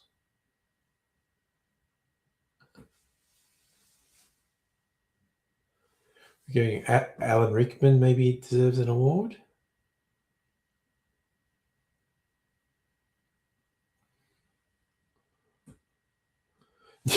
Alan Rickman. Well, I mean, fuck Kevin Spacey, honestly. But Academy Award decisions are frequently very bad. I still call the worst ever award for best film was Crash. Oh, that was just self-congratulatory white people solving racism bullshit. That was the worst.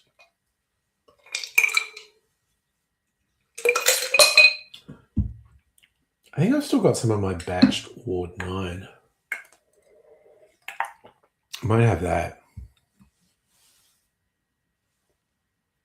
Yes, you don't want the actual award that Kevin Spacey got. He's definitely stuck it up his butt. All right. I started a joke, which started the whole world laughing. My liqueur, that's been in there a week. Tequila, spiced tequila's been in there slightly longer.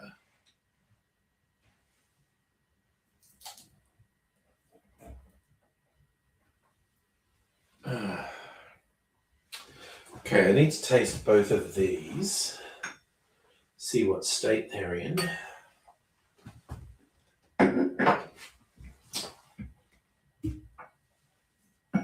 Actually, I need to shake this up before I taste it. Shake it up. Ooh, ooh. Okay, that's my liqueur. Put that there. This is my spiced tequila.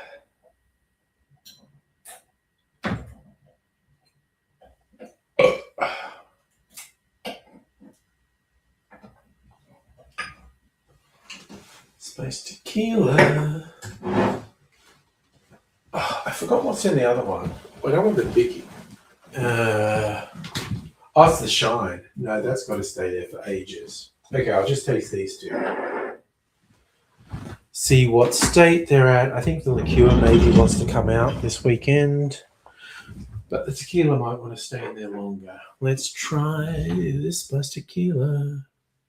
I think Green Book is a good white savior film. Apparently, the family of the black guy in real life don't like it.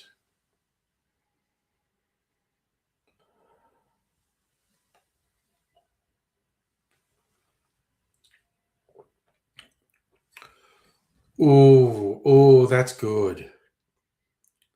Fuck me, I might decant that this weekend.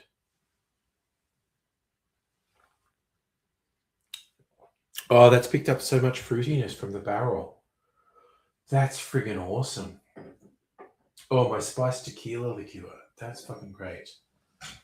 My standard liqueur.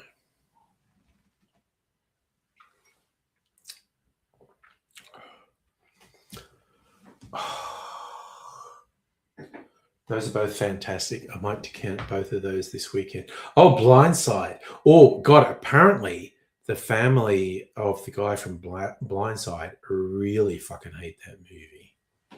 But isn't it funny how often Hollywood does white savior films? White people solve racism. Damn. Okay. Wo ist meine J Ward? Oh, shit. There is so much more of this left than I thought. I thought there might have been one drink left of the J Ward, barrel-aged J Ward. There is a fuckload of it. We shall pour that out. Damn. All right. Fuck yeah. Okay. Put that in there. Oh.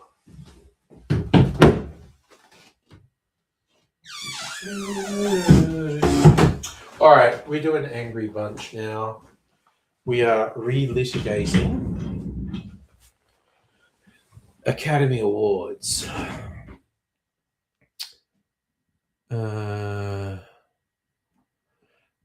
I will post the link for anyone who wants to join. Wait, what am I doing? Invite guest. Copy.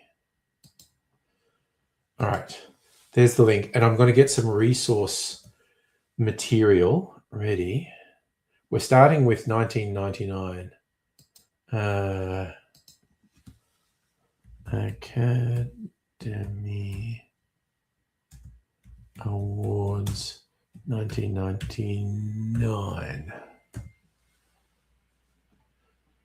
And I'm just going to generally search on what was the most successful, biggest films 1999.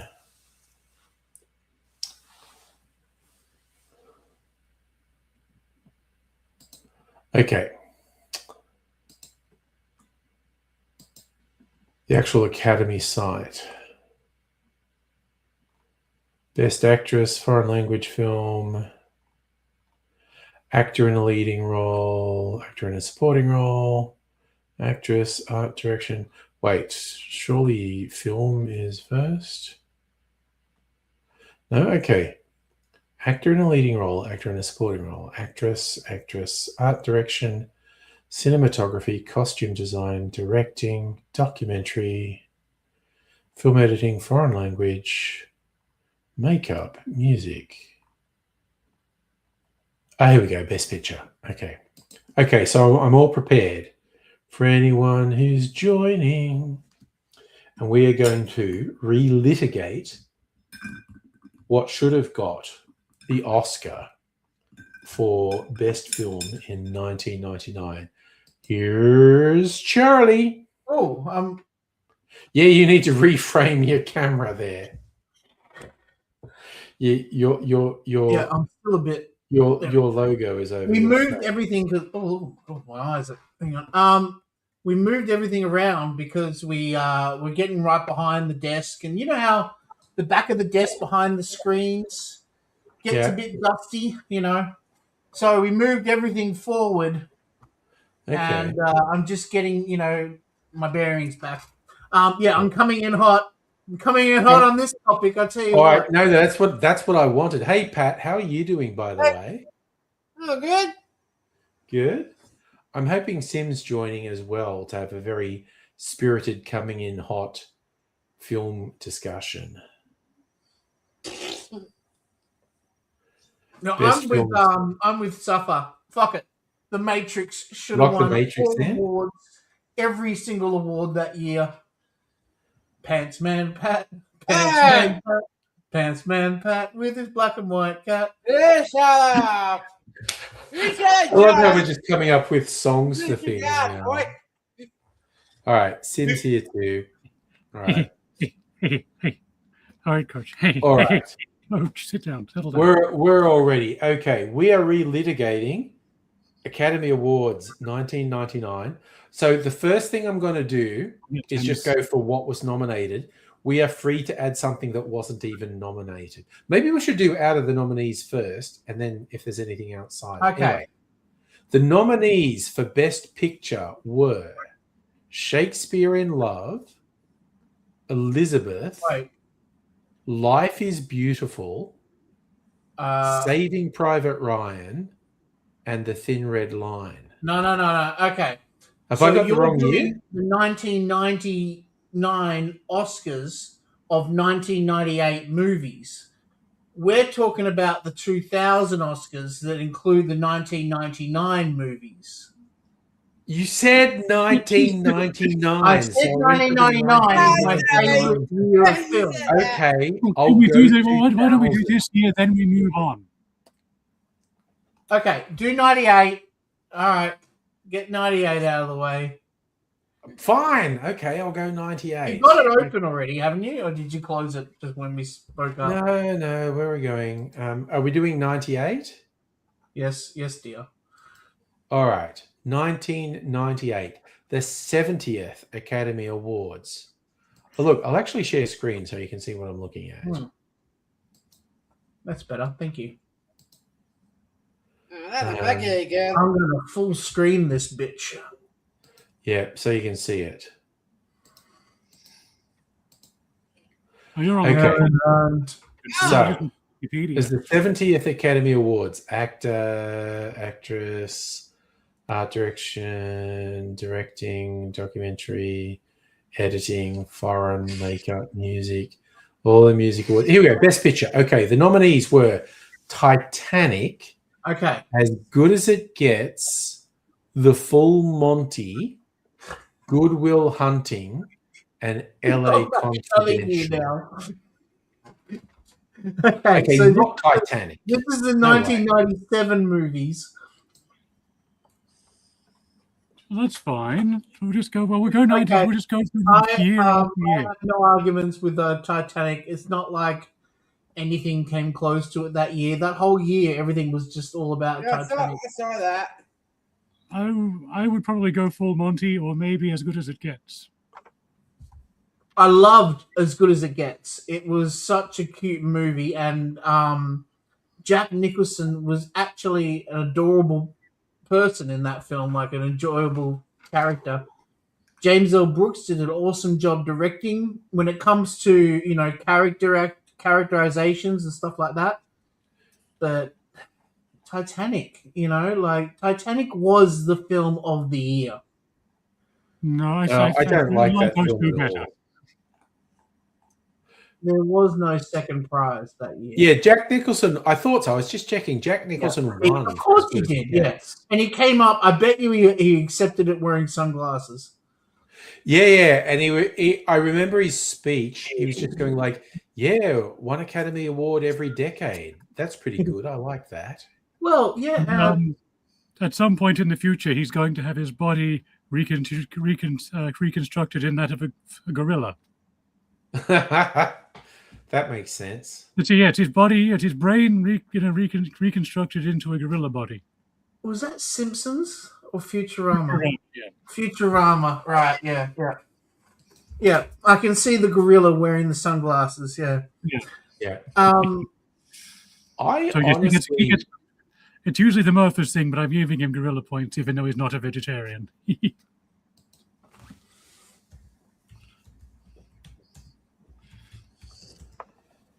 No, you cannot give him. Okay, so if it's the 1998 Oscars, we're talking about 1997 films. Yeah. So what I do is I type top 50 1997. I do this all the time with lasers movies. Okay, so 1997 got Boogie Nights. Okay. Jackie Brown. Of the nominees, I would honestly probably go for either Good Will Hunting or LA Confidential. Ooh, I definitely would not go for Titanic. Life is Beautiful. That was I wouldn't go for Titanic just because it's. What about that? Fifth Element. I love The- it. The top films for 97 were Titanic, The Lost World, Jurassic Park, Men in Black, Tomorrow Never Dies, Air Force One, As Good as It Gets, Liar Liar, My Best Friend's Wedding, The Fifth Element, The Full Monty. Austin Powers. Well, I don't think Austin Powers is. It's a fine No, comedy. I'm sorry. Liar Liar is no more so either, Sim. I mean, We're Liar talking Liar. about the most successful films. If you were going to go for, if either of them was going to be even nominated, I think Liar Liar has more of a chance than Austin Powers. Yeah. Contact. That was a really interesting film that year too. Jodie Foster put it all in on one. Did Men Jodie in Foster get Black? nominated? Face What Off? website's that you're looking at? The Academy Museum. This is actually the Academy's website. Yep, the Academy Museum. Looking at top grossing, you got Face Off, Batman and Robin, Con Air, Okay. Hercules, Contact, 97. Jerry Maguire, Flubber, And then- Conspiracy Theory. Actress Not and like lead Demetrius role. Jones. That was 80s. Helen Hunt won Best Actress. For As Good as It Gets. Yeah, and same with Jack for winning Best Actor for As Good as It Gets. Yeah. So What one? you Just know, step it down a bit. What one for best song? Oh, wait, Who so won best Best Song? song. Dramatic score. Yeah, Original yeah, song songs. was My Heart Will Go On. oh yeah, of course it did. Yeah. That My makes Heart sense. Will Go On. I prefer the one that Tom Petty wrote. My Directing Titanic. was Titanic. Ooh, Anastasia Costume at was the beginning. That Titanic. was a really good song. Cinematography is Titanic. Art direction was Titanic. Supporting role, Kim Basinger in LA Confidential. But You never hear about Helen it. Hunt for lead. winning an award, that's funny. Robin That's- Williams for that's Good Will a good Hunting in supporting role. It's a stretch to say he was the supporting role in that. Again, that's the politics of the Yeah, Academy well, Awards. yeah. They regularly put someone who's obviously the lead role and push for them to be the nominated in supporting role because they think they'll win supporting role. Yeah, like that Timothy, the Ordinary People. The kid was definitely the lead role. I think you can get away with just because he was so young that you go like Donald Sutherland was the lead or whatever. Yeah.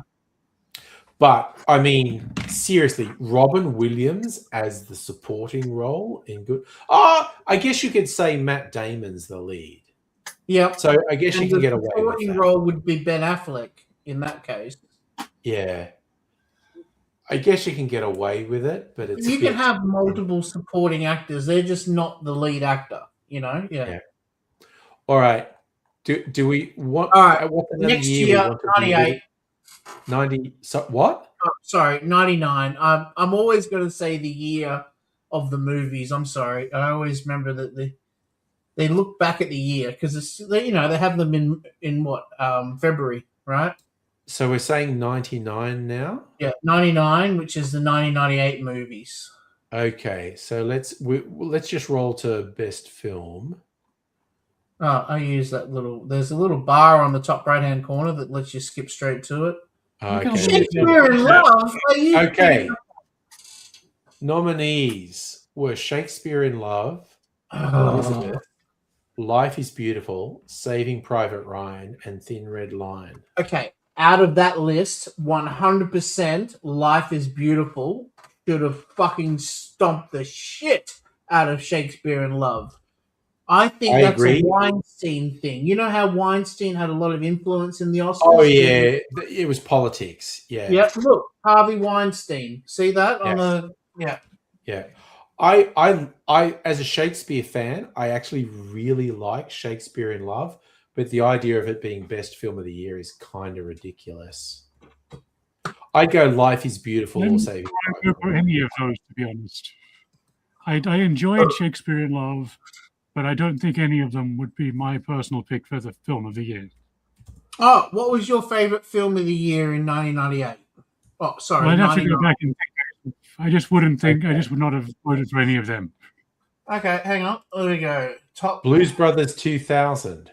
Oh, yeah, there we go. There's the winner right there. I'm trying to think, okay, What Dreams May Come, Rounders. What Dreams May Come, maybe. Oh, the shot-for-shot Psycho remake. Damn. Truman Show. Godzilla. Truman Show movie. That's up to 10. Deep Impact. Dark City.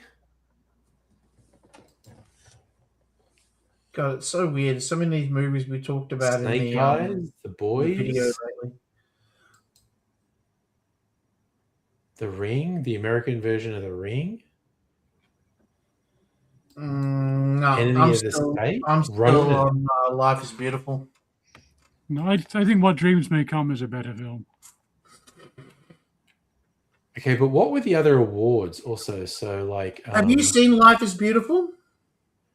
Yeah, Life is Beautiful would be my vote. Yeah. Yeah, I was talking to Sim actually. Sorry. Okay, Sim, sorry. have you Prince of seen Life Egypt. is Beautiful? That was a good I should song. say a name. Yeah, yeah. It's an incredibly well-made film, but I don't know. I don't like depressing films. Yeah. Saving Private Ryan got best editing. So, what film did you think was the best of that year?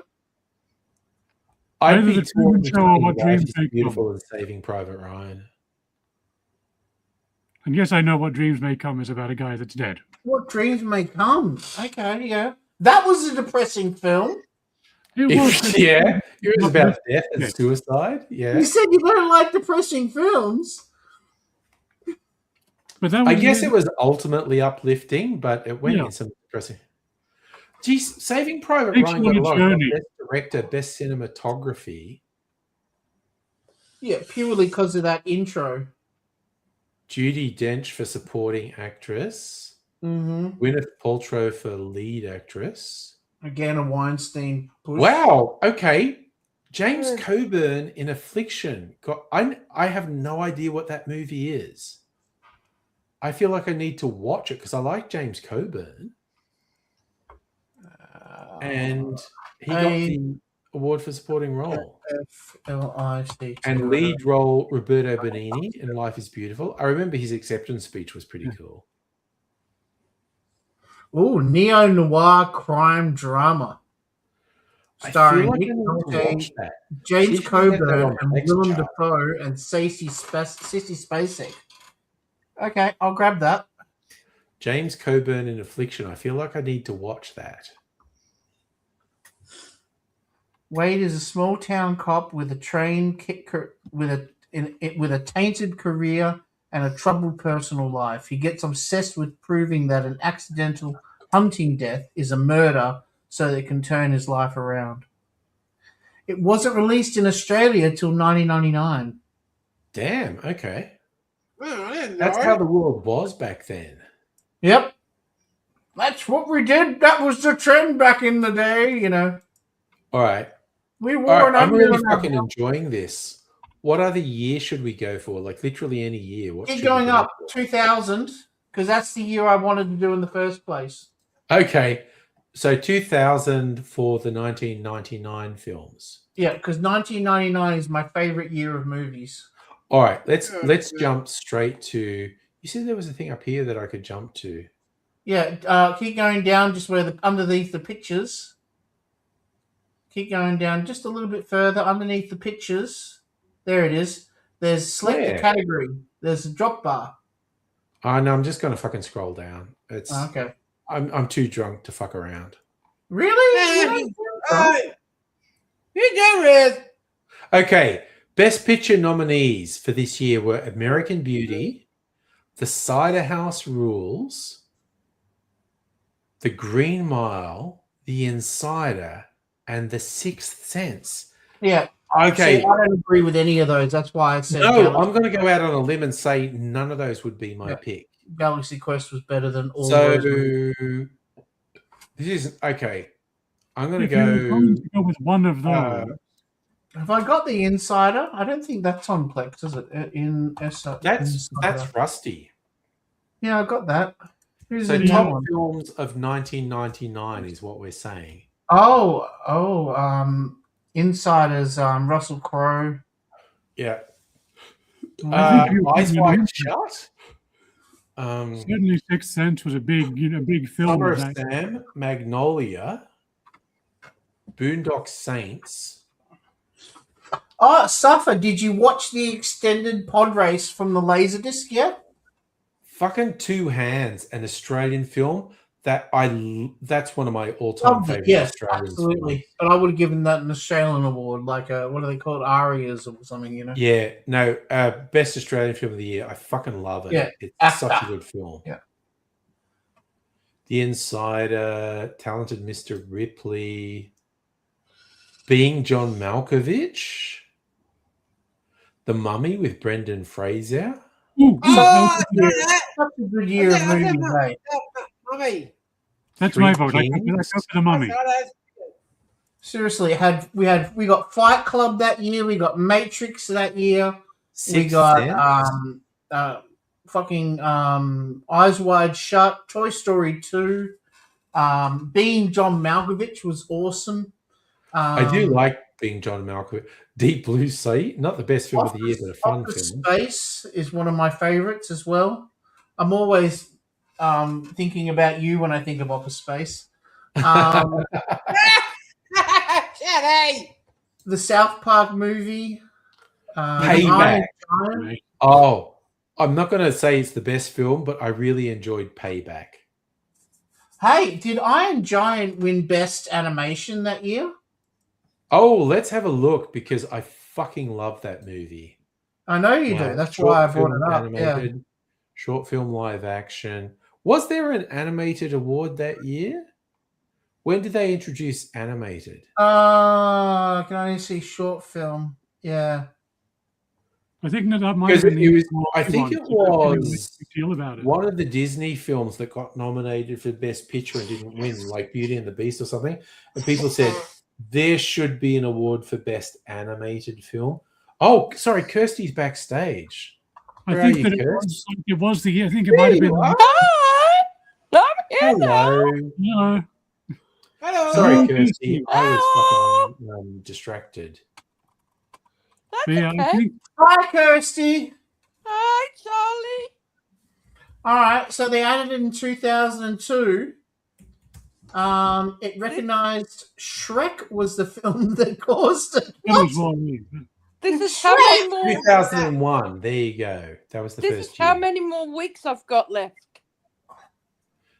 God, we keep revisiting when you're getting surgery, Oh, Kirsty. wow. It's a Actually, soap I've opera. actually been bumped up on the top of the list, meaning I'm priority number one. Oh, that's cool. Look, Kirsty, you're our priority number one. Yeah, Kirsty. No. What's your favorite animated movie, Kirsty? My favorite animated movie is Coraline. Ooh, Wow, that's a good I did one. not expect That's a good that. one. That's cool. That's a good one. And Kirsty, I did. What? I'm just going to say the book Coraline is better than the movie. The movie's really good. The book's always actually says better. that. He says that about everything. Oh, okay. 99 was the year Hilary Swank got the Actress Award for Boys Don't Cry, which was a great movie. Very intense. I've watched it like 20 times in a row. What? Boys Don't Cry? No, Coraline. Oh, yeah. Coraline is a great... That's Robert Zemeckis, I think. Oh, I went and... No, it wasn't Robert Zemeckis. Hang on. Yes, I am, Safa. I'm part English, part Irish, and part Aussie. Okay, it was Harry Selick, who also did... You remember how we were talking about The Nightmare Before Christmas wasn't actually done by Tim Burton? Yes. It was actually done by Harry Selick. And Harry Okay, Selick well, they're went on both stop motion. and So, did yeah. James and the Giant Peach in 1996. Okay, so he's a particularly good stop motion animation director. He has a new film called Wendell and Wild that came out in 2022 that I've never even heard of. Oh, I saw that. That was really freaking good. Wendell and Wild is really good. Watch it. So that's his gig. It's stop motion by the looks of it. Stop motion. No. It's really good. Wendell and Wild is really good. Wendell and Wild. Is it double L or one L? Must be double L. I'm not sure.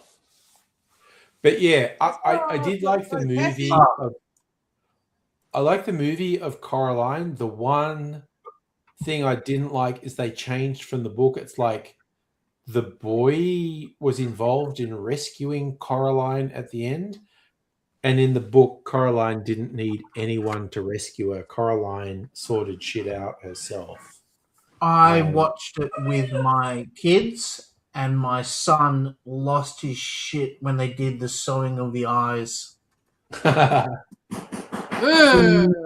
had to go run off into his room and give him cuddles, and he was traumatized by that. Yeah. The bit that did my head in with Coraline is when Coraline goes through the secret door, and the thing is like her mother, and she's got the button eyes, and she goes, "I'm your other mother." And I'm going, okay, this is fucked up. What the fuck is going on here? Yep, right on. Great movie. So I hope you don't mind me asking. I just wanted to bring Kirsty in on the conversation a bit, because I feel like we leave her out a lot. Definitely. Yeah. So Hilary Swank, you were saying. She got Best Actor for Boys Don't Cry. She did that boxing movie with Clint Eastwood. $1 Million Baby. She's great in $1 Million Baby as well. What a movie! I really wish it didn't end that way. But Boys Don't Cry is what made Hilary Swank a star. That's right. That's the one I was looking for. She's very good. She's very good at Boys Don't Cry. My brain's very scattered. Boys Don't Cry. I've got. It's a pretty. Boys Don't Cry is a pretty intense watch. It's not a I've got comfortable chicken bacon movie. balls. Okay. I would say I love you if I thought that it would change your mind. Do we want to go another year and relitigate? Go the next year. Go 2001. My American Pie. Wait, why did that jump to 2004? What the fuck are they doing? 2001. There it is. Which is the 2000 movies. Okay. And we'll go straight to best film. We'll scroll down. Documentaries, editing, music. song. Best picture. Okay, the nominations were Gladiator, Chocolat, Crouching Tiger, Hidden Dragon, Aaron Brockovich, Traffic. I'm kind of okay with Gladiator. Yeah, I'm okay with that. Yeah. A bunch of crap It was films. a lasting film. It stood out at the time. Line Ball, I love Crouching Tiger, Hidden Dragon. Oh, yeah. Okay. But I'm okay with Gladiator. The one bit that gets me in Crouching Tiger, Hidden Dragon, when Chow Yun-fat's character's being poisoned and Michelle Yeoh's sort of nursing him saying, don't do anything, save your strength, we can get the antidote. And he says a line that's along the lines of, I don't care if I'm using the last of my energy, the last of my breath. I've wasted years not telling you how I feel about you. I need to tell you how much I love you. And that just ripped my heart out. That was intense because it was just like martial arts, crazy mayhem and whatnot. And then this one scene with Michelle Yeoh cradling Chow Yun-fat, and he says, I will use my last breath to tell you that I love you. And I was like, oh my fucking God. That's intense. But I don't have a problem with it. I love Gladiator so much. Yep. No argument on that one. Who won Best Actor? Let's have a look. What were the other I know ones? you're a bit drunk. Let's I don't want scroll to back up. Original song, Wonder Boys. Okay, I don't even fucking know what that is. Don't even know that. And it's by Bob Dylan. Crouching Tiger, Hidden Dragon got Best Foreign Language, so that's okay. What a surprise. Traffic. Oh, oof. Okay, sure. Documentary directing, Traffic, Steven Soderbergh. I suppose they just wanted to give Steven Soderbergh he an needed award. some recognition at that point. Yeah. Yeah. Cinematography, Crouching Tiger, Hidden Dragon. Art direction, Crouching Tiger, Hidden Dragon.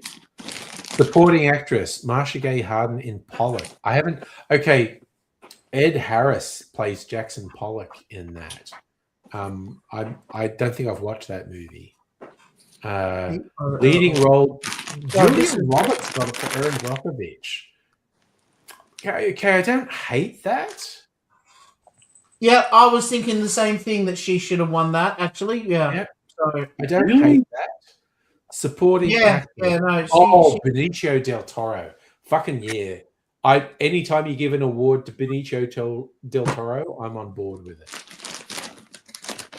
Actor was Rusty for Gladiator. Fuck yeah. Really? Okay, yeah. Fuck yeah.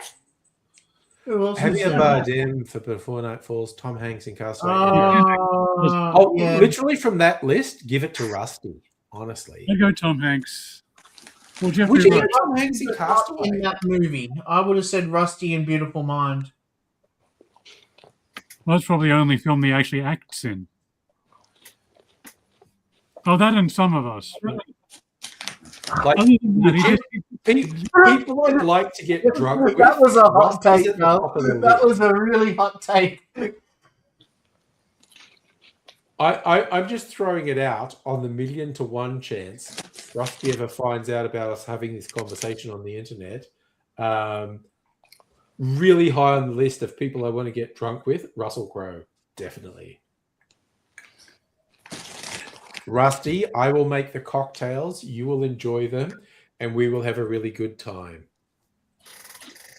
Drunk with. I'm just throwing out my wish list that Russell Crowe wants to get drunk with me at one stage. Okay, do we want to jump to another year? Yeah. Maybe it's the 80s, somewhere in the 80s, maybe. 80s? What? Okay, arbitrary. What year in the 80s? We'll go in the middle. We'll go 85. 85? The year my brother was born in. Let's fucking go. We'll go straight to best movie. And I have no idea why it's so far down the list. But anyway. Best picture nominees: Amadeus, The Killing Fields, Passage to India, Places in the Heart, Soldier Story. Not a great list. Amadeus. Have you gone back to like 1980 something? Yeah. Sim What year nominated is this. What year was it? It looks like 85? Ghostbusters came out that 84. year. I'm guessing 84. 85 awards Yeah, is for which is 80. 84 Okay, years. let's get a list of top films 1984. Okay, I just noticed that Jeff Bridges was nominated for Starman. That should have won. Top should have films of won Best 1984: Against All Odds, The Killing Fields, The Bounty. 2010, Children of the Corn, Razorback, the Australian film about the killer pig. Oh, that was terrible. That is a funny film. Dune, the David Lynch Dune film. Repo Man, Footloose, Police Academy, Purple Rain, Beverly Hills Cop, Paris, Texas, which I just recently watched for the first time. Footloose! 1984 was the year that they started making every movie have boobies in it. It was almost like, oh, wait, we discovered that you can put boobs in a movie and make more money. Yep. And they did it in every single movie that year. The Adventures of Buckaroo Banzai Across the Fifth Dimension. Okay, Northanger in the Valley of the Wind. The to be Karate fair, Kid. Buckaroo Banzai didn't make any money at all. Karate Kid should have at least been nominated. Amadeus, Gremlins, Well, Gremlins would have been one. Flash, Starman. I would have given it to Starman. I think Starman should have won Best Picture.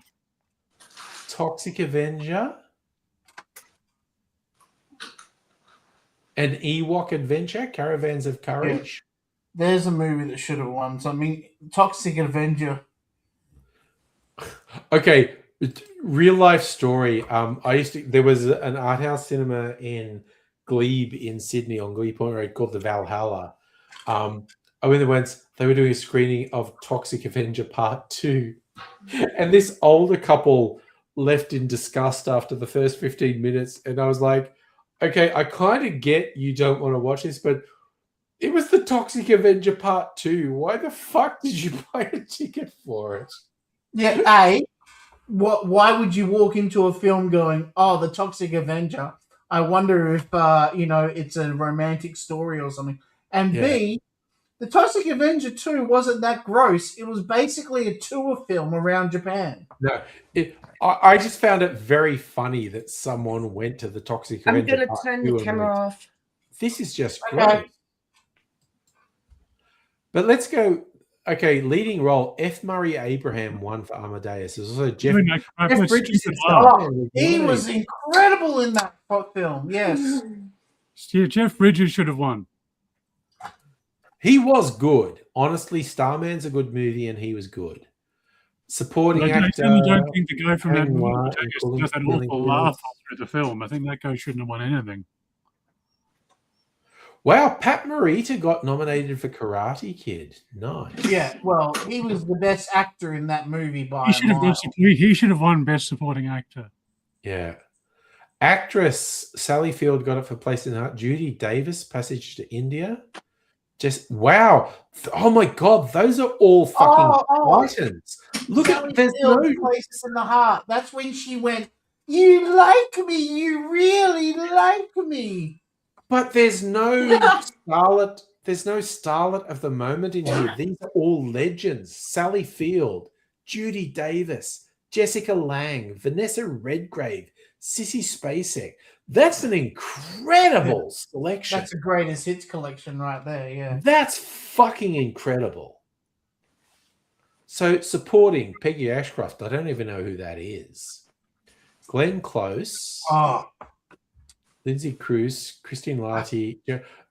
I have to go back to actress in a leading role. That is the most amazing 5 names in competition with each other. That is just fucking like actor in a leading role. It's F. Murray Abraham, Jeff Bridges, Albert Finney, Tom Hulce, Sam. Okay, they're all they're all good too. But the actresses, 5 utter fucking legends. Like that's an incredible field of nominees. If you put those 5 men into other films, they probably wouldn't be as good. But those 5 women can do any movie they wanted to and would knock the socks off your pants, you know? Like That is an absolute. Those 5. That's an absolutely incredible. Oh, Passage to India. Yeah, we've seen this, haven't we? Oof. Okay. Wow. I'm super enjoying this. Okay, nominate another year. What's another year we can read? Go to the next David one. Lean directed A Passenger India, and he's the guy who did Lawrence of Arabia. Yeah, and River Kwai. Yeah. Yeah, no, he's amazing. David Lean's amazing. Yeah. Maybe just try the next year then. 87. Want to do 87? Well, 86 is the next year, but do 86. 86? Let's go. Yeah, Sim's got a bit of a thing for 86. All right. I've got nothing for 86. Okay, gonna jump Just straight want Crocodile to Dundee to win. Well, if 86 is the films from 85, it should have. I say sorry, No, best I picture. think it was Okay. Colour Purple. Oh no, out of Africa. Yes, what a perfect film. Yes. How was Colour Back to the Purple. Future not even nominated? Okay, Prizzi's Honor is a wild one to be in there. I did enjoy Prizzi's Honor, but it was this is a pretty good. Those are 5 pretty good films. Prizzi's Honor and Witness, I don't really think are in the was running. okay. Color Purple was fantastic, and so was Out of Africa. So yeah, not a bad list. Yeah, what was the No, one? I have no real argument with Out of Africa, but I think Should have been Back to the Future. Back to the I think Future. the serious Future, competitors no. are Out of Africa, Color Purple, and Kiss of the Spider Woman. Prizzi's Honor and Witness, good Back to films. the Future But is the best film of that year.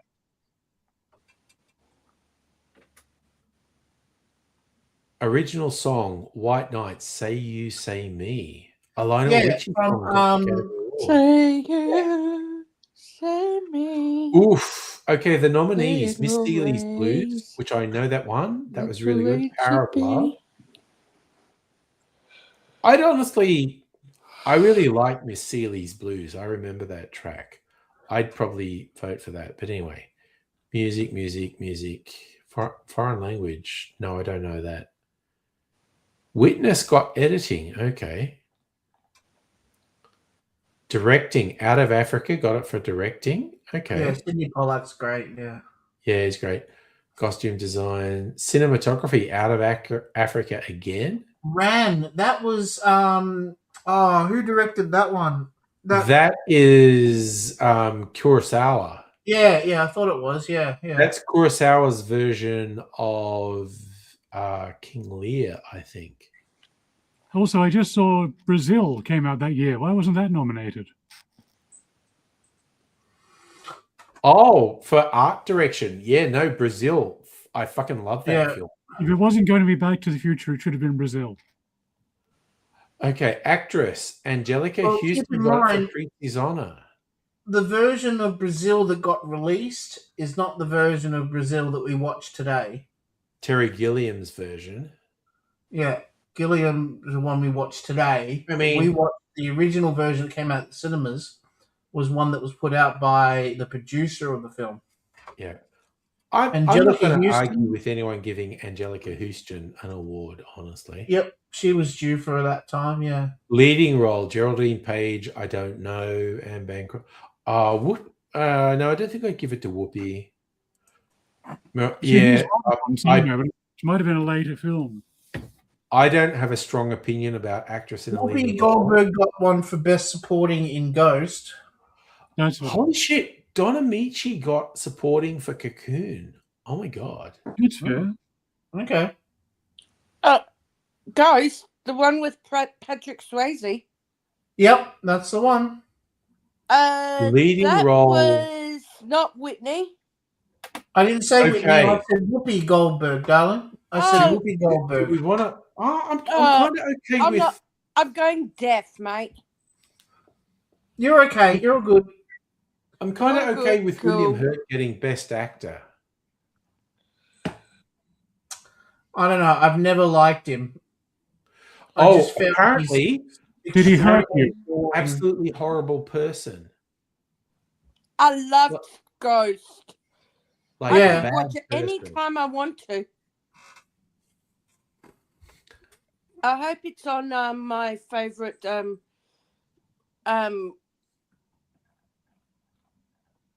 Channel thing.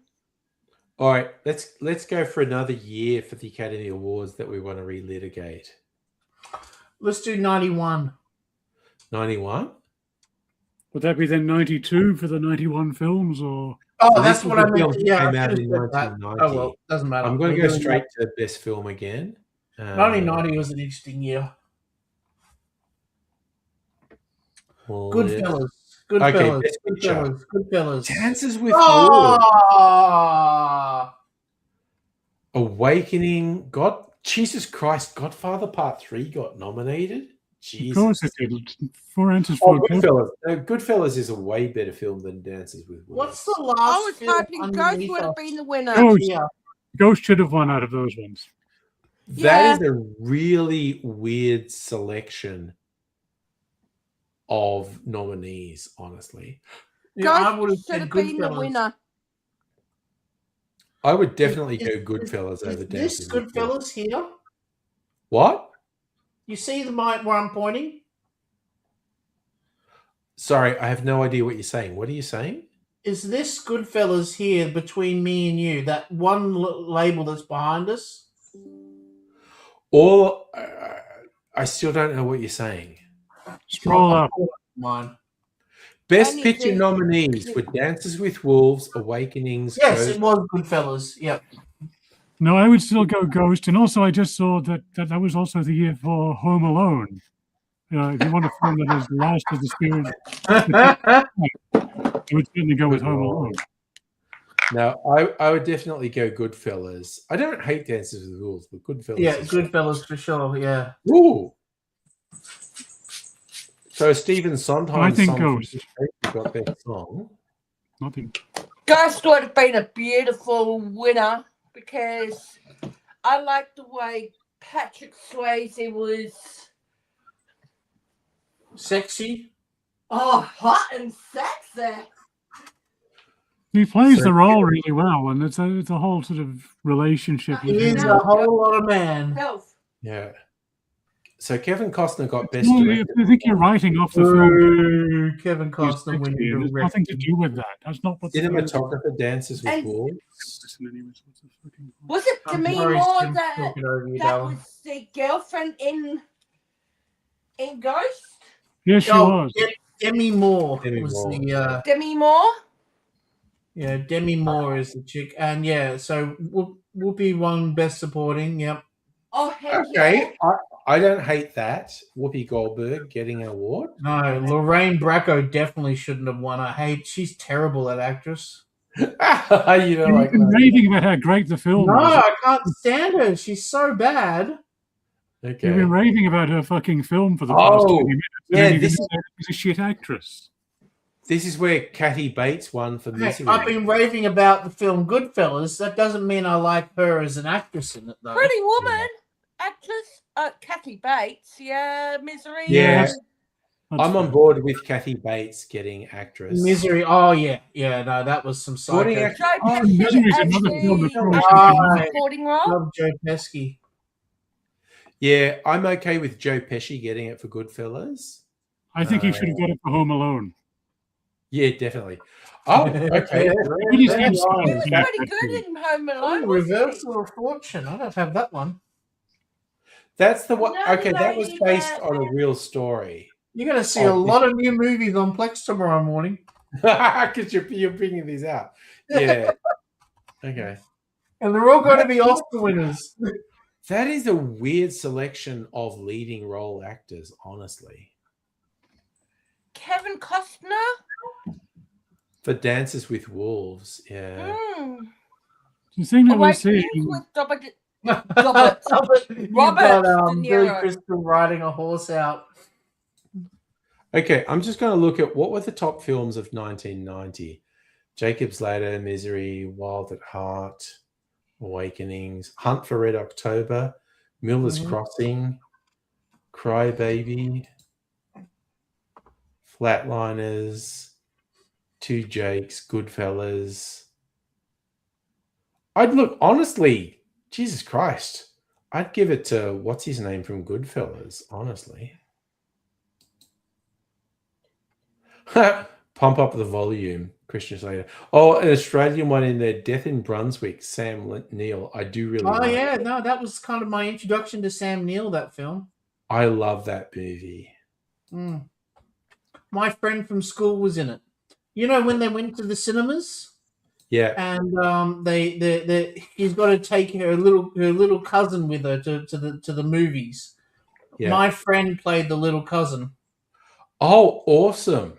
Yeah, we were so wrapped about it, because we were grade 3 when that came out, Yeah, that's And then when pretty we all rented the movie, we were all very disturbed because it was the most unattractive sex scene ever filmed.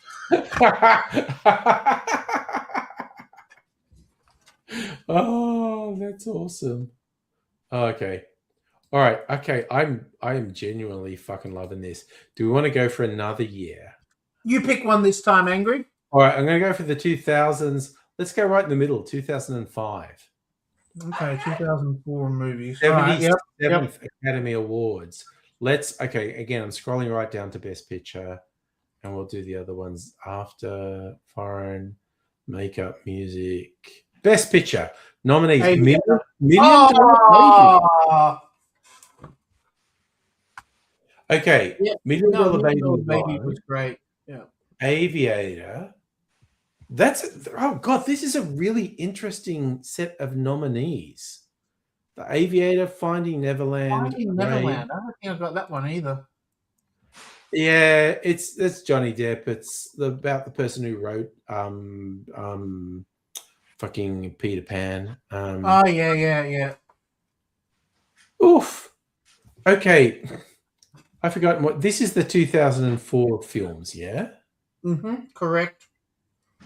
That feels like a really weird selection of films. What were the top films in 2004? Hotel Rwanda, The Machinist. I'd go for the Aviator. Was that the one you took your wife to go That see is on? literally my first proper date with Mrs. Angry. Yes. What year did we say? 2004. Yeah, what came out in 2004? Okay. I'd go for the Aviator out of those films. Million Dollar Really? Baby. Before It's an Sunset? okay film with a terrible ending. Million Dollar Baby. Million Dollar Baby? Really? Eternal Sunshine. Eternal Sunshine, Starship Troopers, Layer Cake. I mean, at least give Timothy Winterberg a fucking award. That dude is great. Oh, I'm feeling like this was not a great year for movies. No, it really wasn't. It wasn't a terrible year though, but it Not was just terrible. a bland year, But there were some highlights. Team America came out that year, and that was funny, I guess of these nominees, I'm okay with Million Dollar Baby winning Best Picture because it was a good movie. Part 2 of The Kill ending is Bill came out in 2004. We got the Anchorman movie. There was good comedies that year. That wasn't a Yeah. good film. Foreign language, film editing, The Aviator, directing, Million Dollar. Okay, that was one of Clint Eastwood's Academy Awards for Best Director. Costume designs, The Aviator, cinematographer. So The Aviator got a bunch of technical awards. Shaun of the Dead was 2004. Incredibles got Best Animated Feature. I do like it. Okay, so actress in a supporting role. Kate Blanchett got it for The Aviator. Laura Linney in Kinsey, Virginia Madsen in Sideways. Of those nominees, I'm pretty good with Kate Blanchett getting it. Actress in a leading role, Hilary Swank, Annette Bening. Yeah, I'm pretty okay with Hilary Swank getting it. Hilary Swank was amazing in that movie. Yeah. Supporting actor, Swank was Morgan pretty Freeman. amazing. Alan Alda.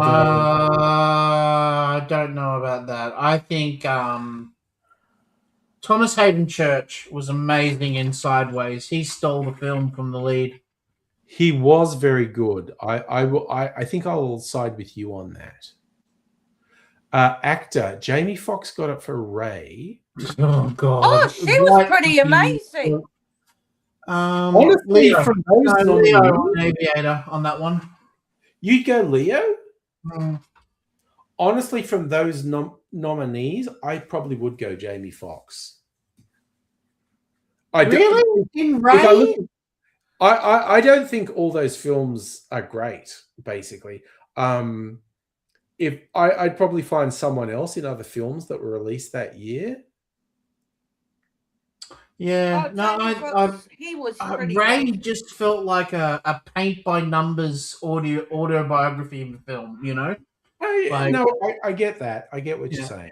I didn't really get into Ray that much. It was just like boring. All right, another year. Yeah. What's a good year of movies? 2011. Okay, let's go. No. That means 2010 of the movies. Click on 2011. Sorry, 2010? No, 11. Yep. Which is 2010 movies, which was the a movies good year that came out in 2010. Yeah. Yeah, really good year of film. Okay. Best Picture nominees: The King's Speech, Black Swan, The Fighter. That was amazing. Who's the actor that was all skinny in that? Social Network, Toy Story 3, True Grit, Winter's Bone. Damn. I'm having a brain fart. The what dude movie you been saying? The skinny guy in The Fighter. He was also in Bale? Yes. He was probably supporting actor for that. Yeah, I reckon he should win that though in supporting actor. Okay. King's God. Okay, just in terms of films I like more, I probably like Inception more. Oh, okay. You mean in overall best picture? Yeah, so we're going best picture. King's Speech won, and I it's a good movie. I like it. Yeah, me Black too. Swan, I liked. Fighter, I liked. Inception, I like. Black Swan was okay. Kids are all right. I don't really know. Fighter, I really liked. 127 Hours, I refused to watch. I watched it. It's pretty good. I don't want to watch someone cutting themselves open like that. True Grit. There we go. Boom. True Grit. Coen Best Brothers. film of that year was True Grit for sure. It was good. It was good. Honestly, I might lean towards Inception. You know what? Even though I'm saying True Grit was my favorite, I kind of get where they're going with, an overall opinion on it when it comes to King's Speech. I don't think I'd give it to... I like the King's Speech. I don't know if I'd give it to it. Anyway, original song, Toy Story 3. Yeah, they do have good songs in Pixar movies. The Social Network was that year. Yeah. Oh, well, that should have won it. Social Network got editing. How did Social Network not even get a nomination for Best Picture? Don't know. Got editing, though. King's Speech got Best Directing. Alice in Wonderland got Best Costume Design. No, it definitely didn't deserve Best Directing. It was a very paint-by-numbers movie, King's Speech. There wasn't any shots in it that was like, oh, wow, look at that. Inception was sensational cinematography. That was good, yeah. Art direction, Alice in Wonderland. Toy Story 3 for animation. Yeah, Toy Story. Actress in a sporting role. Melissa Leo in The Fighter. Amy Adams in The Fighter. Helena Bonham Carter. I think Haley Stanfield should have got it. Memory. What's The Fighter? Oh, no shit. Jackie Weaver. Jackie Weaver should have got this for Animal Kingdom. Jackie Weaver was... you and your bloody Animal Kingdom. You love that movie, don't you? Jackie Weaver, you've done some terrible things, doll. When just the bit where she's getting a corrupt cop to murder her grandson, and she's blackmailing a corrupt cop into murdering her grandson, that is... Fuck, that did my head in. It's a good storyline. It's a really, really good storyline. For me, Animal Kingdom, fantastic direction, sound design, acting, script, storyline. It's one of my favorite Australian films. But Jackie Weaver, in a really good way, creeped me right. See, actress in supporting role, Amy Adams. I would have picked it on that one. Okay. I would split it between Haley Stansfield and Jackie Weaver, honestly. Yeah, I know you love you fucking love that animal fucking I do. movie. Yeah. So Natalie Portman got leading role for Black Swan. Yeah. Letting, honestly, from that list, I probably would go for Natalie Is Portman. Rabbit Hole Rabbit Proof Fence with a different name, or is that No. I don't actually know the film. I don't know what it is. Yeah, I've never heard of Rabbit Hole. Winter's Bone is my second pick. Jennifer Lawrence in Winter's Bone. That was young Jennifer Lawrence. She was very good. But I probably would lean towards Natalie Portman. So supporting actor, Christian Bale in The Fighter. I don't feel like what's her name? Jennifer Lawrence really found her acting chops, confidence until after like the games, the Hunger Game movies and stuff like that, you know. Have you seen Winter's Bone? Doesn't ring a bell. That was her first lead role, and she is fucking incredible. Sounds like me when I wake up next to Sophie. Ooh, eh? I get my Winter's Bone. Yes, I got you. Christian Bale for supporting role. I'm kind of okay with that. Sorry. I've had half a jug of you know that drink I invented, the what's it called, the that fucking Killer Python drink that I made. Oh yeah, for the party. Yeah, I had a friend over who missed the party, and I said, "Oh, I'll make you a jug." No, I'll make you a jug, and he had one glass, and I ended up with the rest. Yeah. Okay, actor in leading role. Bullshit. Nah, Colin Firth was just bland. Jeff Bridges. Yeah, Jeff Bridges. Maybe Jason Eisenberg, actually, come think of it. No. Yeah. Although I haven't seen 127 Hours. No, I wouldn't give him the best actor. I'd kind of lean towards Jeff Bridges for this. Yeah. Because he managed to do a nuance thing with Rooster Cogburn. True Grit was like the entrance from being like normal Jeff Bridges into old Jeff Bridges. It was. It was very good. Yeah, like, no more pretending you're young like in those Tron movies and shit, you know. Yeah. All right, 17. 2017, is that what you're saying? 16 was a great year. So 17, yep. Let's go. Yep, you found it. Good job. There we go. I know. I am so smart. SMRT. Best picture that year. You know that was an accident. He didn't SMRT. do SMAR. Yeah, SMRT.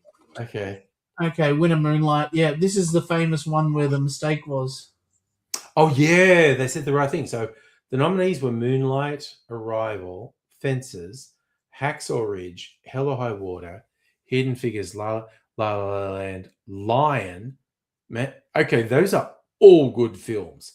So yeah, it was fucking Warren Beatty with a senior moment, and they'd given him actually in his defense, they had given him the wrong envelope. Yeah. And he said La La Land, and the La La Land people came up, started making a speech, and then they went, "Oh God, I've made a mistake. It was actually Moonlight." And what I loved is the people from La La Land said, "That's cool. I don't mind. That was a great fucking movie." And it was. I actually watched it for the first time quite recently. So I can't remember. Did they actually have to give them their Oscar as well? Like, no. Did they hand the Oscar back to the presenter, and then or the girls that stand there and hand the Oscars out? Yeah, and then gave them to the next people, or did they actually have to physically hand the Oscars out?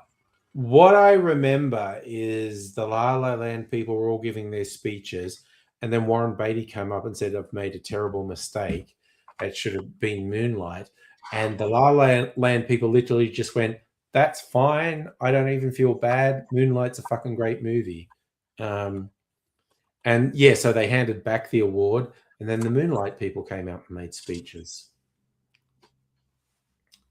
These are all good movies, though. Yeah, I'm torn on this. What about you, Safa? Which one do you think you would pick on this one? Hell or High Water was a really early bit from the guy who did Yellowstone and has done like a million TV streaming series. Also did Sicario. I feel like I need to rewatch Hell or High Water because the more I need to watch Sicario. I've had that in my to watch list for so long. Oh, I think you'd enjoy it. It's I really- know I would. I know it's right up my alley. Yeah. Yeah. But he's here's such a the funny- propagandist. He's like a right-wing conservative propagandist. And the TV shows in particular is not at all subtle. And I don't remember any right-wing propaganda in Hell or High Water. So I kind of want to re-watch it to see, did I miss stuff in it? But yeah. Have we evolved to where we notice it now? Because we didn't notice it back in the day, a lot of it. That's what I think might be the case. Because when I watch his TV shows, I was going, okay, he is manipulative. Like, he will have women in significant roles. He'll have non-white people in significant roles. He'll have queer people in significant roles. And you go like, oh, yeah, okay, he's a progressive Hollywood. And then he will just put, in a really unsubtle way, conservative talking points into the plot. Like, really shove it in your face. I think he mentioned one that he did in one of those TV shows that he does, like Yellowstone or something like that. Oh, Yellowstone's arch conservative, but Lioness is the interesting one, with all the females in strong roles and non-white women and queer women in strong roles, and then just randomly this doctor character who's been portrayed as a hero because he works with kids with cancer, just randomly says to his kids, like, there's no such thing as transgender. It's just like, oh, okay, that does not serve the plot at all, and you've just randomly thrown that in. And his most recent one has who is it? Michelle Pfeiffer and Kurt Russell, and they're like older people who are raising their family, and they're really well off raising their family in New York. And it's like, no, we have to move back to the country, Montana, because this is real, and New York's awful and fake, and everyone's on their phones and no one interacts. And it's just like, oh my God, you sound like a fucking boomer. What the fuck, dude? It's so unsubtle, and it's really annoying, but Hell or High Water is way back, and I really enjoyed it when I saw it. It was really good. I do want to rewatch it to see, like, oh, did I just miss him telegraphing his right-wing talking points in this? So, out of that list of films, are there any that you've watched more than once? Okay, let's have a look. For me, there's only one film. There's only one film that I've watched more than once. I don't know that I've watched any of them all the way through more than once, but you already saw Moonlight recently, didn't you? Yeah, but I only saw it recently, so that's once. Hacksaw Ridge, I think I've only watched all the way through once, but I've watched bits of it. Hell or High Water, I think I've only watched all the way through once. Arrival, I think I've only watched all the way through once, but I've watched bits of it. Look, honestly, it's an underdog film, but I loved the film Lion, about the Indian orphan who was adopted into an Australian family. That is such a good film, but it's never going to win an Academy Award. I'm kind of okay with Moonlight getting it. I agree with Moonlight too. Yeah, but my favorite film there is Arrival. That was. I do like Arrival. It's a good movie. I do like it. Those are all good movies, basically. Original song from La La Land. Yeah, La La Land was a good musical, honestly. Yep. I enjoyed it. Editing, Hacksaw Ridge, sure. Okay. Yeah. Directing, no. I mean, it's hard to direct a musical. Yeah.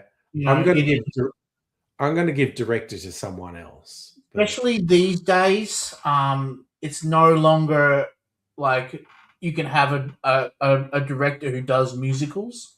Yeah. Because there's not enough musicals to keep that director in. Yeah, some coming up. Yeah, I'd give it to someone else, honestly. Okay. Costume design, Fantastic Beasts. Okay. Cinematography. Oof, I don't think I'd give that to La La Land. I'd maybe give that to Arrival.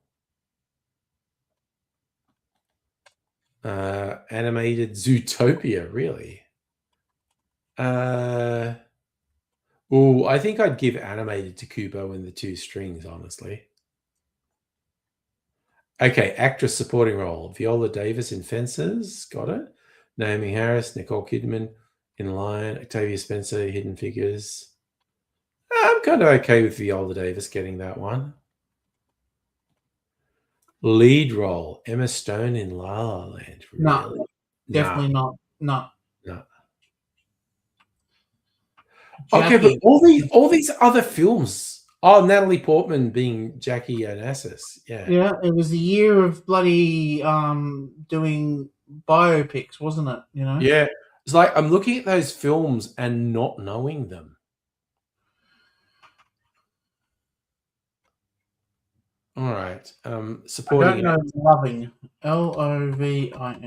Loving. Maharashi Ali in Moonlight. Jeff Bridges, Hell or High Water. Oof, they're calling Dev Patel a supporting role. That's the politics again to try and get the award. He's the lead. Yeah, I'm kind of okay with Maharashi Ali getting it for Moonlight. Actor Casey Affleck for Manchester by the Sea. Garfield in Hacksaw Ridge. Ryan Gosling. Damn, I'd maybe lean towards Andrew Garfield. I did really like him in Hacksaw Ridge. What do you think for actor, Charlie? Casey Affleck, that's for sure. Okay. No, not Casey Affleck. No. Oh.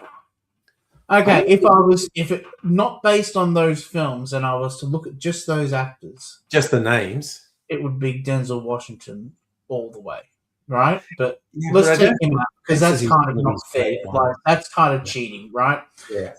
If you take away Denzel Washington, then you kind of got a fair, balanced line. Andrew Garfield, Ryan Gosling are like neck and neck, you know. And Viggo Mortensen, he's done his what do they call it? Earned his stripes, you know. Oh, absolutely. Yeah, I'd probably go Andrew Garfield. Yeah, I'm picking Garfield as well. I think but he was I haven't seen Hacksaw Ridge. No intention of watch it. Honestly, Hacksaw Ridge is quite cool. Supporting that prick. I don't want Clint Eastwood.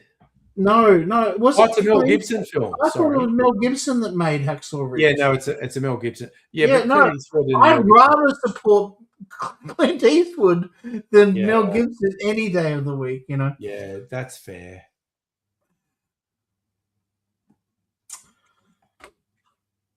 All right, so a controversial one that people talk about a lot still to this day is, what year was it? I had it written down here.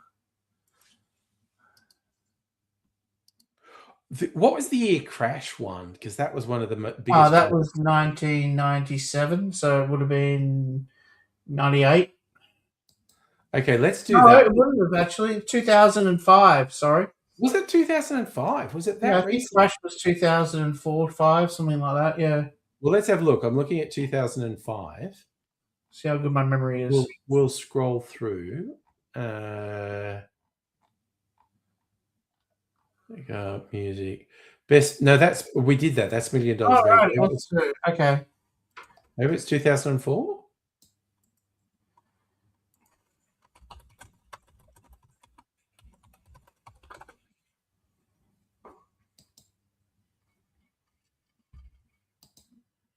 Yeah, it was 2006. 2006. Okay, let's go. Because it definitely didn't deserve it. But who was it up against? Let's have a look. Let's go. That was a white people guilt film. Yeah. Writing. Visual writing. Wait, Jesus, they've arranged it. Where the fuck is it? Down the bottom. There it is. There it is. Okay, so Crash 1. Yeah. Brokeback Mountain. Capote. Good Luck. Good Night. Good Night and Good Luck. It must have been a better film. That was a great film. Munich, I liked. Oh, Good Night and Good Luck was a really, really good film. Yeah, I liked it. So, sorry, what year are we saying this is? This is 2006 from the year, all the movies from 2005. Okay, I'm just going to go with the top films of 2005. Yep. Okay, Broken Flowers, Capote, Hitchhiker's Guide, The Proposition, Carlito's Way, Sahara. Jesus, those are all shit. Tom Cruise, War of the Worlds. Sahara. Oh no, Sahara was fun. That was that one with that was that stupid gold movie when they're looking for the gold. I love that. I have a soft spot for that film. V for Vendetta. Walk the Line. Lords of Dogtown. American Pie Bandcamp. Syriana, that was not bad. I did not like Munich at all. I felt like, hey, what happened to Spielberg? I thought he was making this film, like it just dragged. There's a really weird fringe ones. No, Mirror Mask was a Neil Gaiman film. That's a trippy one. Yeah, I think you're right. Suffer King Kong came out in 2005. Yep. It did. That was the Peter Jackson King Kong. That was some pretty impressive directing at the time. It's funny looking back at it now because it's the CGI has aged. Oh yeah, aged. Kiss Kiss Bang Bang, A History of Violence, Serenity, the Firefly movie. Geez, I don't know. Maybe there just weren't great films that year. So if we go for the nominees, Crash definitely. Cinderella Man was pretty good. Yeah, that was the period boxing film with Russell Crowe. Hitchhiker's Guide to the Galaxy. I watched the shit out of that film. Really? Well, that didn't do it for me. Yeah, because I was old school Hitchhiker's fan. So are we? I'd be okay if we were nominating Good Night and Good Luck. Should have got Best Picture. Yeah, Good Night and Good Luck is my favorite of that year because that was directed by the actor that you like. That's really sexy. Ooh. Come on, brain. He was in ER and Out of Sight. George Clooney. That was directed by George. Yes, it was. It was directed by George Clooney. Yes. Okay, let's go along. Editing. But it wasn't just that. It was the guy that was in it. There was a. Yeah. No, the lead was very good. I've forgotten his name, but he was really good. Okay, directing. Oh, Brokeback. Ong Lee got it for Brokeback Mountain. That's okay. Yep, good. I agree with that one. Yep. Yeah, George Clooney was the director for Good Night, Good Luck. Yeah. Yep. Costume design, Memoirs of a Geisha. Cinematography, Memoirs of a Geisha. Okay. All right. I haven't watched Memoirs of a Geisha. Is that a good one? Did you like that one? It's okay. I've seen bits of it. It's okay. The animated feature, Wallace and Gromit, Curse of the Were-Rabbit. Oh, here we go. Now Howl's Moving Car. Honestly, I love the Nick Park films, but both Howl's Moving Castle and Corpse Bride were better than Curse of the Were-Rabbit. The Were-Rabbit one was fucking so... That's so weird that it got it. Yeah. Those other two are so much better. But anyway. All right, here we go. Supporting actress. Rachel Weisz. Rachel Weisz, Constant Gardner. Frances McDormand is one of my favorite actresses of all time. Frances McDormand is great. I'm not going to argue with Rachel Weisz getting it for Constant Gardner, though. But Frances McDormand got her recognition when she did the Living Out of the Van movie. Yes, that weird mix of drama and documentary. And then she did another one called Three Billboards Outside Ebbing, Missouri. Yeah, I always forget the second part of that name. Yeah, I like that movie too. I like Frances McDormand in anything. Yeah, man, I love her. She's great. The Coen Brothers films she did, she's great. Yeah, that's where I got into her. I was watching Fargo. Yeah. Fargo, she's fucking awesome in Fargo. Oh, mate, isn't she? Yeah. She's funny in Burn After Reading as well. Oh, right. Yes. But she's fantastic in Fargo. Okay, this is actress in a leading role is interesting. Yeah, I'm probably okay with Reese Witherspoon getting it for the Johnny Cash movie, Walk the Line. Again, the Walk the Line film was another one like Ray that kind of Not very imaginative. no. It walked the line, so to speak. You know, George Clooney actually got supporting actor for Sirianni. Was that the one you just said I got to watch, Sirianni? No, it's not Serpico. bad. So not Serpico. What did we say it was? Oh God, I've forgotten now. What were we saying? Was it in best films?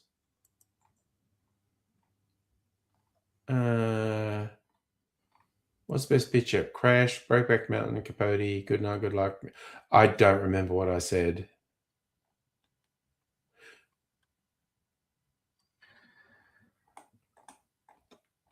So sorry if I can go.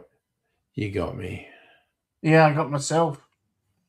Directing, Capote, Crash, Good Night, Good Luck. No, I don't know. If I said something like that, I literally don't remember. Cinematography, Memoirs of Gracia, Batman Begins. Okay. I don't feel like the Batman series really took off until you got to the second film. The second one was the best one, I think. Yeah, the first one was sort of like, yeah, it's a Batman movie. It's different. That's cool, good. But then the second one came along, and I was like, oh, you know, I get it now.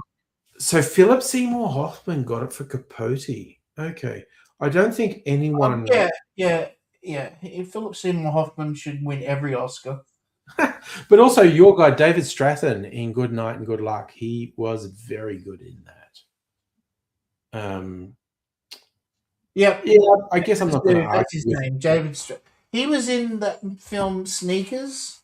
He's in heaps. Yeah, he was the blind guy in Sneakers. Yep. He was just recently. We reviewed a movie called A Long Kiss Goodnight. Yeah, and he was the husband in Long Kiss Goodnight. He was the husband in that. Yep. Good call. I mean, he's been in everything over 30 years. He's been in everything. He's so quick in those kind of things. I love it. Yeah. I guess I'm not going to argue with Philip Seymour Hoffman getting an award. No, never going to argue with Philip Seymour Hoffman winning an Oscar. Yeah. It's just they are meant to be together. Yeah. Okay. Let's like ice and scotch. You know. Let's go 1980s. What year in the 1980s? I'm still looking for that S movie that we said I was going to watch. I've forgotten what it was already. Okay. Middle 1985. I don't even know what films were this. So this is films from 1984. We'll jump to Best Picture. Amadeus won. Okay. Killing Fields, Passage to India, Places in the Heart, Soldier's Story. So, okay, this is top films of 1984. We did 84. Sorry?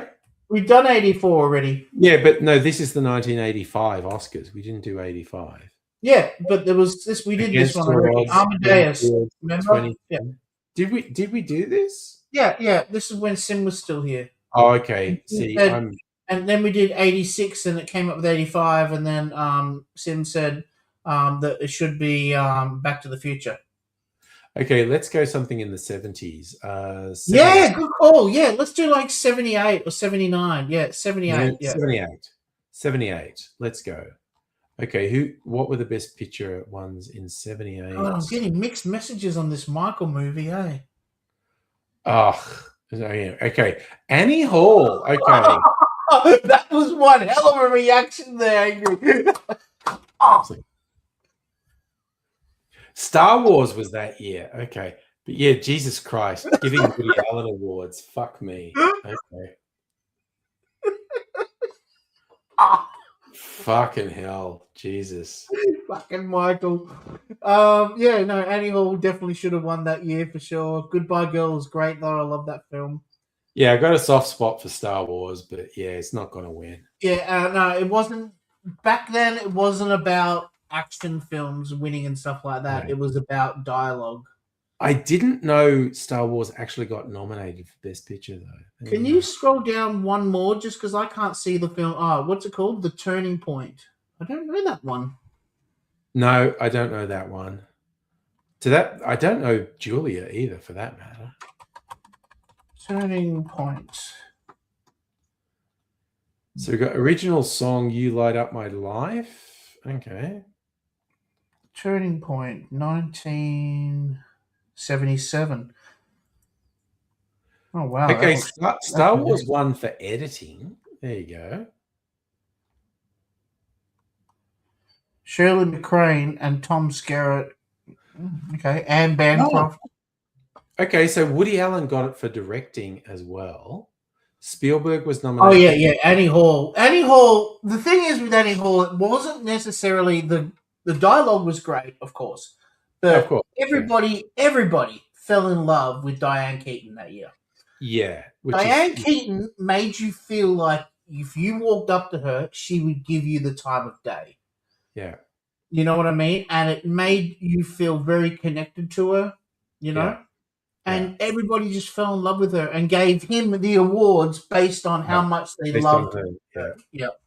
It's interesting. Star Wars also got nominated for directing. Okay. Costume design, Star Wars won. Of course, it won all the technical definitely. awards. Close Encounters got cinematography. But like when the spaceship landed and the lights going across the screen, that was great. Star Wars got art direction. Yeah, it wins all of it. Okay. Actress in a supporting role. Vanessa Redgrave won it for Julia. Queen Cummins and Goodbye Girl. Melinda Dillon nominated for Close Encounters. I mean, yeah, Vanessa Redgrave, she's a bit of a legend. Give it to her. But yeah, okay, Diane Keaton got it for Annie Hall. There you go. Oh, I'd be shocked if she didn't. Yeah. But look at the nominees: Diane Keaton, Anne Bancroft, Jane Fonda, Shirley MacLaine. Hell, that's a hell of a group. But yeah, Diane Keaton won. So supporting role, Jason Robards. Can you say who directed Julia on this? Sorry about that, everyone. That's okay. Fine, mate. No worries. Fred Zimmer. Thank you. So, okay, we're up to Jason Robards was against Mikhail Baryshnikov, Peter Firth, Alec Guinness got nominated. Nice. But the winner was Richard Dreyfuss. That's not surprising. Richard Dreyfuss and Goodbye Girl. Yeah, that actually John Travolta got Was that your cat, Kirsty? Yeah. I thought I could hear it. Yeah, because your cat's got a different meow than mine does. Yeah. Your cat has probably got the meow. Yeah, your cat has shorter, higher pitched ones, and my cat's more. Yeah, get your shit together, mate. You know. All right. My cat sounds a lot like Angry's, actually. I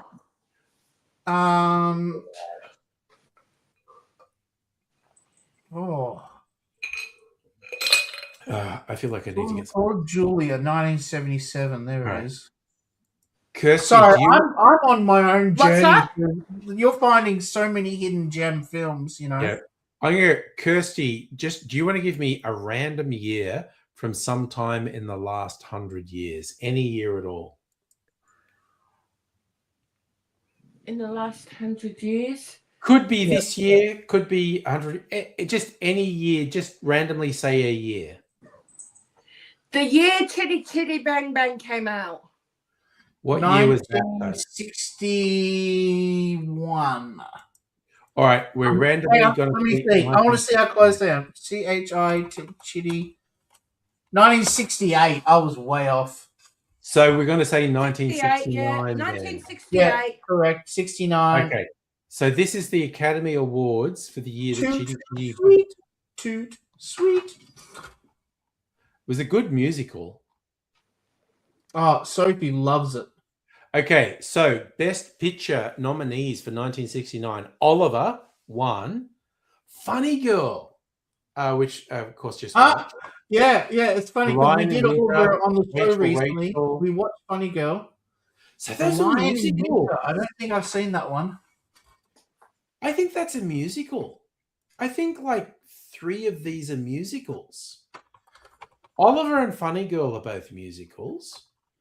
I think The Lion in Winter might have been a musical about King Arthur. Yep. Oh, it's that guy. Is that Peter O'Toole? Could be. Yeah, I You're think it's looking. Peter O'Toole. Wow. It's in 4K. Nice. Okay. Okay, so it seems to be a year for musicals. So Song of the Year was from... Hello, my darling. Oh, The Windmills of Your Mind was in the Thomas Crown Affair. So, okay, Kirsty, Chitty Chitty Bang Bang got nominated for an original song. Yeah. Which Bang, one? bang, chitty, chitty, bang, Was, bang. was it the main Oliver song? got Bang, Best chitty, Score. chitty, bang, bang. I fight for friend we made. Oh, nice. Bullet got editing, the Steve McQueen film. Yeah, that car chase. Yeah, would have. Yeah, that was groundbreaking. Directing, Oliver got Best Director. Oh, Kubrick was nominated for 2001. Okay. But didn't win. I thought that was saying Oliveri. Oliveri. No, it's Oliver with an exclamation mark after it. Yeah. Oh. Romeo and Juliet got cinematography. Art direction was Oliver. Okay, actress in a supporting role. Oh, Rosemary's Baby. Damn. Say hello to Sophie's here, by the way. Hello, beautiful Sophie. How are you, sweetheart? Ever since you guys mentioned Chitty Chitty Bang Bang, I've literally been on a one-way path to remember the bloody song. But it wasn't the main one. I was thinking of Row the Roses. It was a lot of good songs there. I was just looking at supporting role nominee Sondra Locke. She was married to Clint Eastwood for a while. That must have been very young Sondra Locke. Sondra Locke. Yeah. Hey, honey. All right. So. Honey. Oh, Katharine Hepburn got it for. Yeah. Okay. Oh, I know her. Sondra Locke. Yeah, she was in Every Which Way But Loose. She was the one that ran off with his money. Yeah. And The Gauntlet. She was in a couple of Clint Eastwood films. Oh, Katharine Hepburn. Oh, The Gauntlet. How good is that ending on The Gauntlet with the bus all taped up? Oh, yeah, I love that film. Good movie. Yeah. So that's Dad's movie right there. Yeah, Babs was nominated for Funny Girl. I've never watched The Lion in Winter, and I don't think I ever will. No, it's nothing. Actor in a supporting role. Subject was Roses. No, I don't know who Jack Albertson is. Gene Wilder was nominated for. That's the only one I know. Gene Wilder and The Producers. Okay. So yeah, Peter O'Toole was nominated for The Lion in Winter. Cliff Robertson won. I don't know the movie or the actor. Cliff Robertson in Charlie. Charlie? Yeah. So Alan Arkin, I know. Alan Bates, I know. Okay, that was an I got interesting too many tabs open. CHARLY. Charlie. 1968. Yep, that's the one. An experiment on a simpleton turns him into a genius. Oh wow, it's Lawnmower Man. It when is. he discovers what he's being done to him, he struggles on whether or not if it was right to do. Of the episode of Futurama where the monkey what I was gonna say. was wearing the hat. Yeah. Or the monkey with the hat, or the episode where Fry gets the brain worms that make him smart because he eats the egg sandwich from the truck stop. Ah, okay. Yep. So yeah, they played with that making them super smart, but is it a good Oh, thing? they play with so many movie storylines in those Futurama episodes. Yeah, they sure do. Sometimes like 2 or 3 in a row, I'm sitting there going, "Oh, they're doing that movie. Oh, they're doing that movie." You know, Yeah, the references are obvious. Yeah, You know So how Alan old Arkin- Dick Van Dyke is? he's 100. He is. Yep. And let's have a little look-see. Dick Van Dyke, D-I-C-K. Well, really, it's Richard Van Yeah, Dyke. yeah. Don't stop. Don't make sure you don't stop typing there, Kirsty. Penis von Lesbian.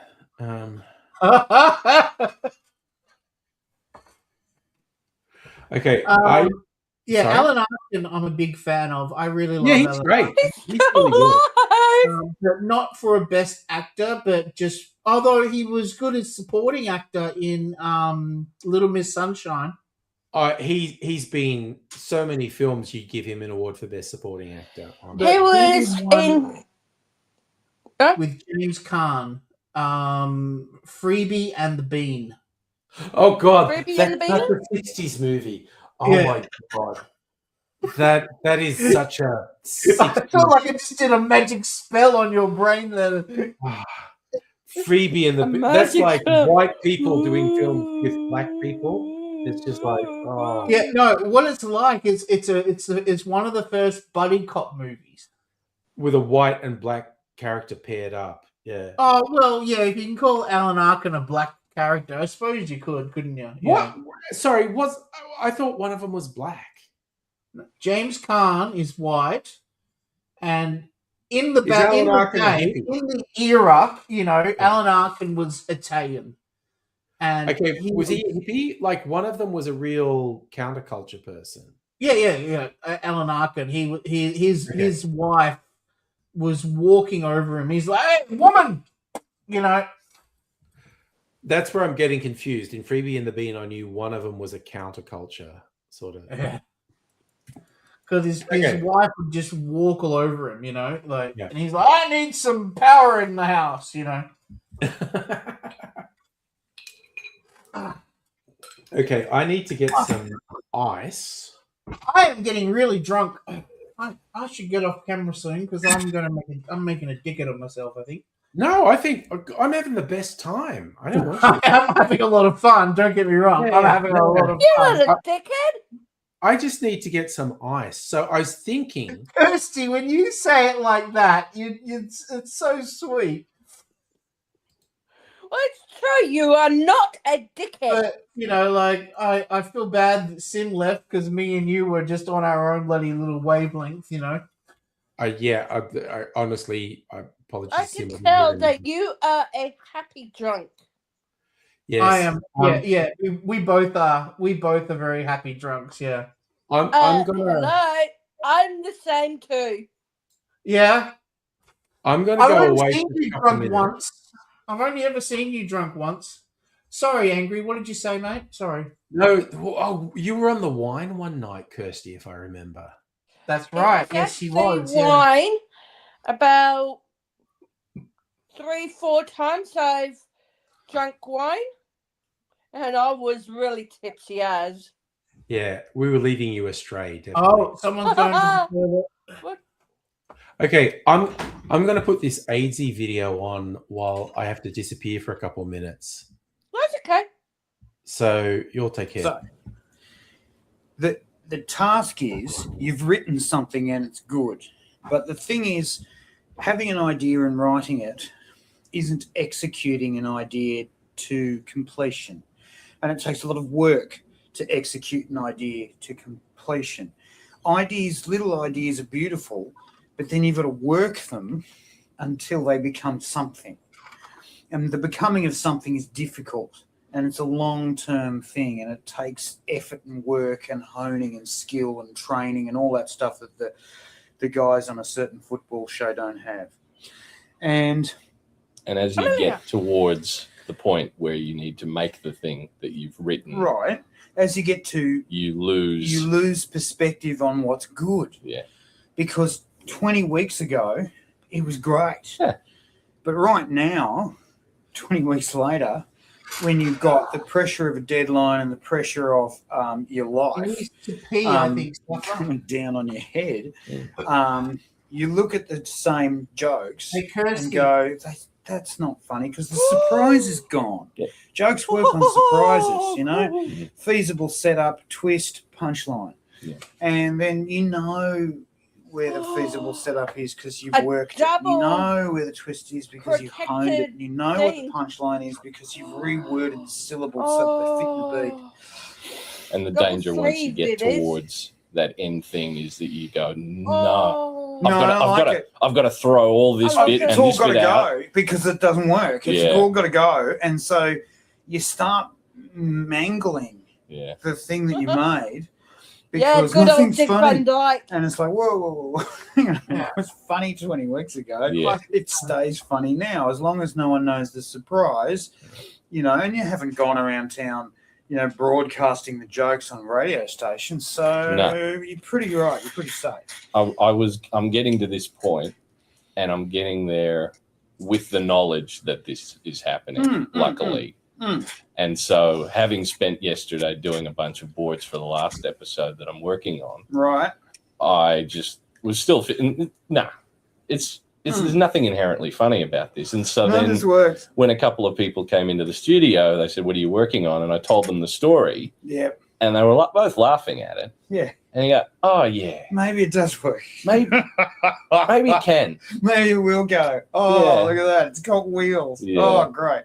And so you're talking about So this is a common problem with stand-up comics, because when there's two big festivals that comics go to in Melbourne, it's Comedy Festival and the Fringe Festival, and you can rotate your year around these festivals and other work. And so the two big writing pushes come before the festivals. And if you're not an asshole and start writing your festival show the morning of, and just fill it with a whole bunch of stand-up from the previous year.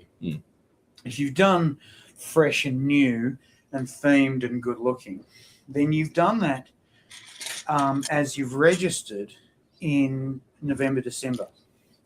And so then you've written all over the summer and honed, and you when you get to February, you're in final alteration and rehearsal mode. Okay. The trouble is that's months away from when you had the ideas. The ideas come before November, and then they start getting jotted down in December.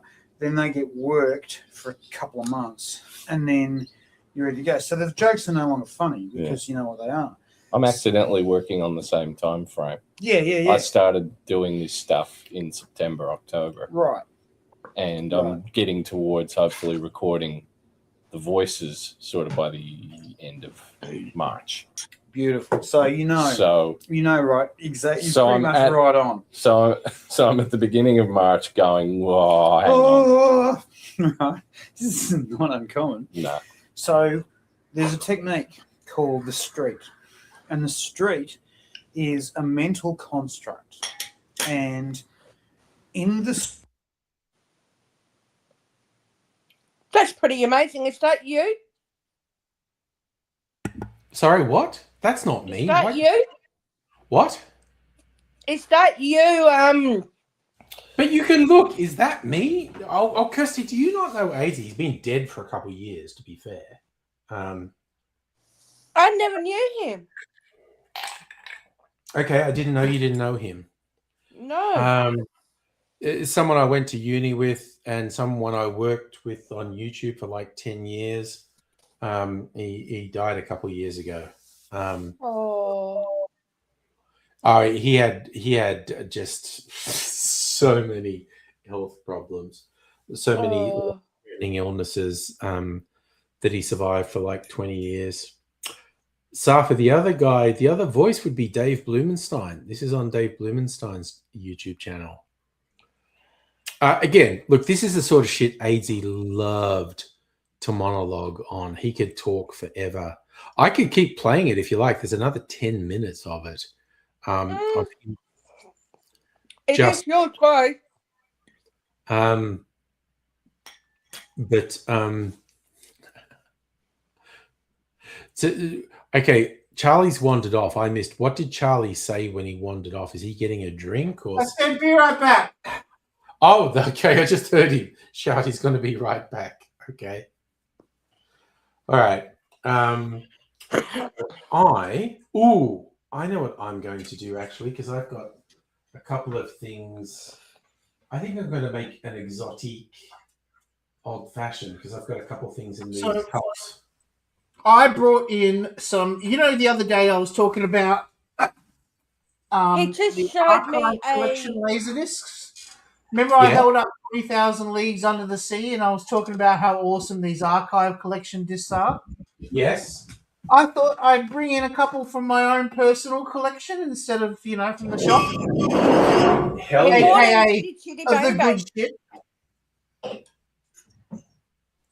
I want to see your personal collection. Oops. I'm still here. All right. Oh, you're sharing pictures. I'm just waiting. No, I'm waiting for you to come back. All right. I'll be back in a minute. I'm just making an exotic old fashioned here with some of my liqueur and some of the tequila. You know what? I'm just the other guys suffer. I'm going to go some gin, some barrel-aged gin, and just because I'm in a mad scientist mood. The person behind the camera. I like it when you're in a mad scientist mood. Mad scientist mood, some high-proof rum. OFTD, oh fuck, that's delicious. 69% ABV. Oh, fuck. That Oh, right. Yes, yes, Supper. I think you're right. I think that's Dave's voice in the background in that video. Yeah, no, that's what I was saying. That was Dave Blumenstein talking to AZ. So, yeah, okay, actual true story. The high-proof rum I put in here, OFTD, which they say on the label stands for old-fashioned traditional dark rum. But the popular folklore is that was at a distillery. They would release stuff under the name Plantation. They've changed the name since to Plantaray. But they were trying to bring together a high-proof rum from a blend of Jamaican rums or Caribbean rums. And they came up with this one and they poured it into a glass. And one of the key people tasted it and just went, "Oh, fuck, that's delicious." And I went, "Okay, we've got what we want, but we can't market it and call it, oh, fuck, that's delicious." So they marketed it as OFTD. OFTD and they claim that stands for old-fashioned traditional dark. But we all know it stands for, oh, fuck, that's delicious. What is this video? This very random. Back in the old days, when you had when you went to the pool hall, or let's say the bowling alley or pub, and they had those laser discs jukeboxes. Yes, yeah, I remember that. Before you put the coin in, it would play this disc over and over and over. Like a sampler. And see down the bottom, it says "Make your selection now." Like. Sorry, I love that. We're playing Laserdisc jukebox now. Yeah, I've got about 70 Laserdisc jukebox discs. Oh my god! Yeah, it's that. If I was to get rid of my whole collection and say you can hold on to one thing, it would be my Laserdisc jukebox discs. I love those discs so much. Yeah. They are really, really hard to get your hands on. Okay. Hang on, I'll grab a few of those as well. Hang on. Oh man. Oh fuck, that's a good old fashioned. Sorry, so that was a mix that's got a little bit of tequila, a little bit of gin, a little bit of rum in it. And that is fucking working. That is coming together as a fucking classy old-fashioned, which, to be fair, might actually wipe me up. We're creeping up on midnight, and I keep having really boozy drinks. I have no idea how long I'll last. But I'm this video is not copyrighted. Sorry? This Safa's like, isn't this video copyrighted? No, it's not. No, it's random stock what footage. They call stock footage. Yep. Yeah. Okay, so coming back to me. Yep. Yeah. Okay, so this is a Laserdisc single, right? So Oh, that's not 12 inches. no, a 12-inch disc. Okay. There's a normal Laserdisc, and that's the size of a single, right? These are 8-inch discs. 8-inch. Okay. Because singles and vinyl was 7-inch, and you could get 10-inch Single EPs. is single-sided. So one side has information, Yeah. and the other side is just plastic. White. Yeah. Okay. Yeah, you can't print Again, any data on that. I've got vinyl. One that springs to mind is a 10-inch EP of Dinosaur Jr. doing a cover of the Cure song "Just Like Heaven." The one side's got 3 tracks on it. The other side is just laser etched on the vinyl, and it's not playable, but it looks really cool. The laser etching on it looks really cool. I've got a what's it called? True Colors by Split Ends. But that's playable. They're laser etched. Yeah. This Dinosaur Jr. one is not playable. And yes, technically you're right. It's 80 stock footage, but that disc came out. Okay, so Laserdisc came out in 1991. Yeah. The first disc had the song "Show No Mercy" on it. You know, "Show No Mercy." Is that Billy Ocean? I'm trying to remember. No, it was oh god, who was it? Ray Parker. It was. Hang on. I know the song. No. Show no mercy. No mercy.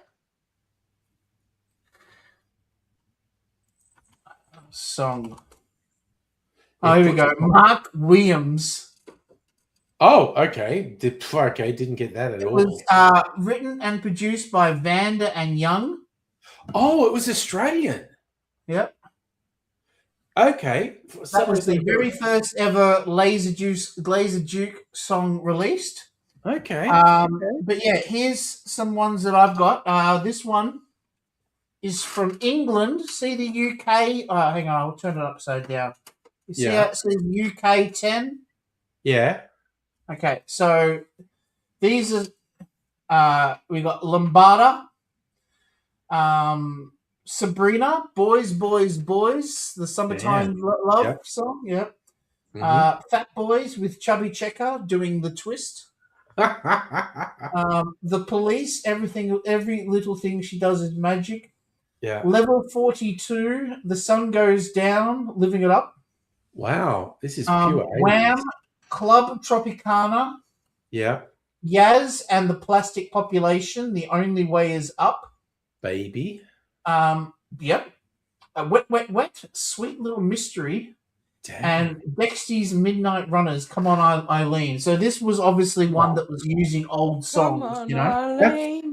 That's but pure. I love it when they're themed. Like this one, here we go. This one, I write down the theme so you can see that says Soft Cock Rock. What?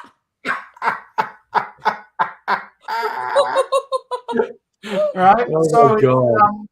REM, Losing My Religion, Phil Collins, Yep. In the Air Tonight, Madonna, Yeah. Vogue, Bruce Springsteen, Dancing in the Dark, Lou Reed, Dirty Boulevard, Billy Joel, We Didn't Start the Fire, Fine Young Cannibals, She Drives Me Crazy, Fleetwood Mac, Little Lies, Roxy Music, Jealous Guy, and Gary Moore, Still Got the Blues for You. Oof. There's like 3 of those tracks I really like, and I feel hard done by that they're grouped with ones that I think are complete shit. Yeah.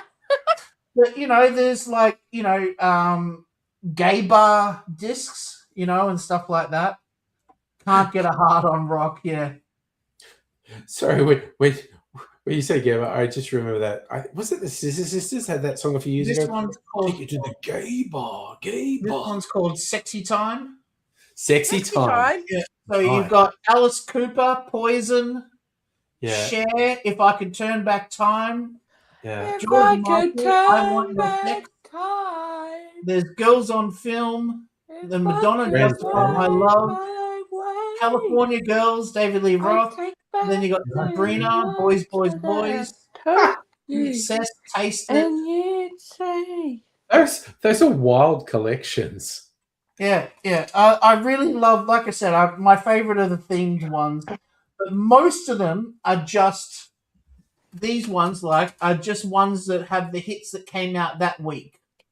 Oh, right. Yeah. And they're a real, time capsule. That's They what I really like are, about yeah. them is, this is the music that was big on the 15th of September, 1994.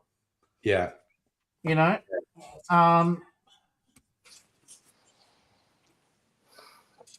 Yeah, it's like those. Now that's what I call music CDs. It's Yes. they're I've got all a heap of those too. I love those. Yeah. Yeah. This one's from England. See how it says Euro? Euro, yeah. Kind of songs that we get, like they've got Right Said Fred, Deeply Dippy. Yeah. Right said Fred. Holy shit. Okay.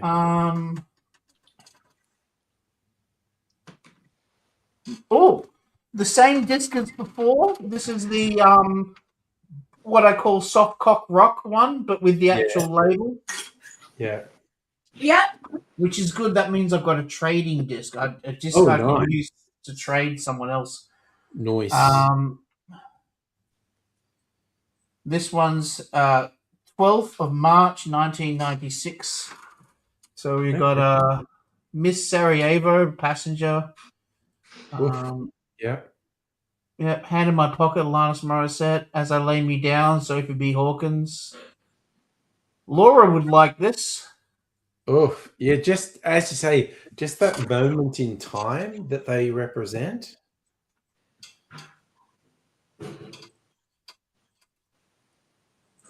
Yeah. This I would call the gay bar disc, I think. You've got YMCA, Village People. You're So Vain, Carly Simon. I Love the Nightlife, Staying Alive. Yep, that is gay bar Franklin music. Breaking My Heart, Sexual Healing, Abracadabra, It's Raining Men. Yeah. Oh, It's Raining Again. Whoops. And Mega Mix, Earth, Wind and Fire. They're just, and what I love about them too is they've had the bass on them boosted. Yeah, okay. So when you put them on, they really fill up the room with sound, because they're made for pubs and stuff like that. Of course. It's made to fill They're a made space. to be Yeah. dominant, not background music. Yeah. Yeah. Safa, I'm sure Laura's fine. She's been busy. Sophie needs a drink.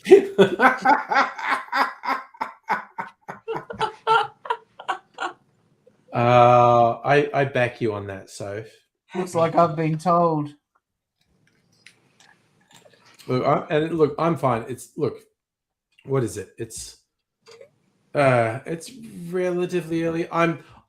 We're at that tipping point where I'm fine either way. I'm fine to keep going, or I'm fine to sign on. Okay, I'll be quick then. Oh no, I'm here for it. You got the stuff. I'm here for it. Tron. I've got lots of stuff. Yeah. I'll stop doing Keep music me discs, away. and I'll- No, look, your personal I collection. do want to go and get Sophie a drink though. Yeah, okay. You go get Soph a drink. I'll hold the base. I've got just the thing too. She'll- Nice. You know what I'm gonna do? I'm gonna fill in the space with AZ. No, I was going to do like a banana-y one. With pineapple juice and the cream and all that, like the one I did at the party. I'm frozen. Or like pina colada. No, Yeah. not like a pina colada. I'm gonna bring AZ back. I'll be back then. Come back in a bit, Kurt. There are several shops You're gonna have in the to. street. I'm a getting And it. You're gonna have to they bring the. neatly Think fit back up, into okay? the order in which you Hi, Stove. need to make the funny happen. So on the street, there is a junk library, a reading library, a workshop, and a theatre. Okay, so the junk library, you can sit in there and look at objects. And your brain will put objects in the junk library and revise it'll revise what's in there. And it'll inspire you to do different things. The reading library is a quiet place, and you can just sort of sit there and chill out and be still and allow these ideas to coalesce. And in fact, sometimes in the reading library, you can pluck your hand up and grab a book, and you'll actually get a quote out of something you've read before. So it's actually pretty spooky the way it works. Then you've got the workshop. The workshop is very useful because in there is a mental construct of a mechanic. No, the videos. Who physically alters jokes. You know, it physicalizes jokes and they have shape and form. Yeah. And you can grind bits off and polish bits. Take and, that bit and put you it know, at the end. and paint instead of out bits of joke, you know. You mask that off so that they don't see that. Yeah. You can alter jokes in there. And then you've got the theatre. And in the theatre, which is extremely important, you start off with 20 and you end up with 200. You've got 20 audience. And these 20 audience are people that you've sat down and honestly worked through and given them a physical type, an appearance, a social history, a subculture membership. You go through and give them attributes of a human being that you might meet out in the real world. Yeah. And you do that at least 20 times. Thank you, It's a lot of mate. work. And it does take a little time, but they stay with you. And the more detailed you can make them, the better, because what you then do is you invite them into the theatre. I'll tell you a funny story about that. You invite them into the theatre and you parade your jokes in front of them, and they're very honest. They will laugh at funny stuff and they'll sort of at nothing. You're doing it one at a time? Like, are you going? Depends. I have been in the theater, and Jonas enjoyed X, and Edna didn't feel too good about one that. audience at a time. Will one person or one? No. I get all of them in at once, and you sort of just imagine. All right, so and that then guy I sort of is sit backstage and look at them. okay. Yeah, and I look at them and go, "How are they going? Yeah. Oh, the girls don't like that. Oh, the guys don't like that. Oh, they all hate that.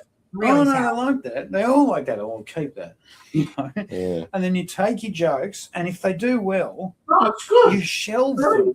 Don't touch it, because the enemy of good is perfect. You keep on working something that's okay, you'll kill it. Lock that part off. Yeah, just don't touch it anymore. It's okay. It works.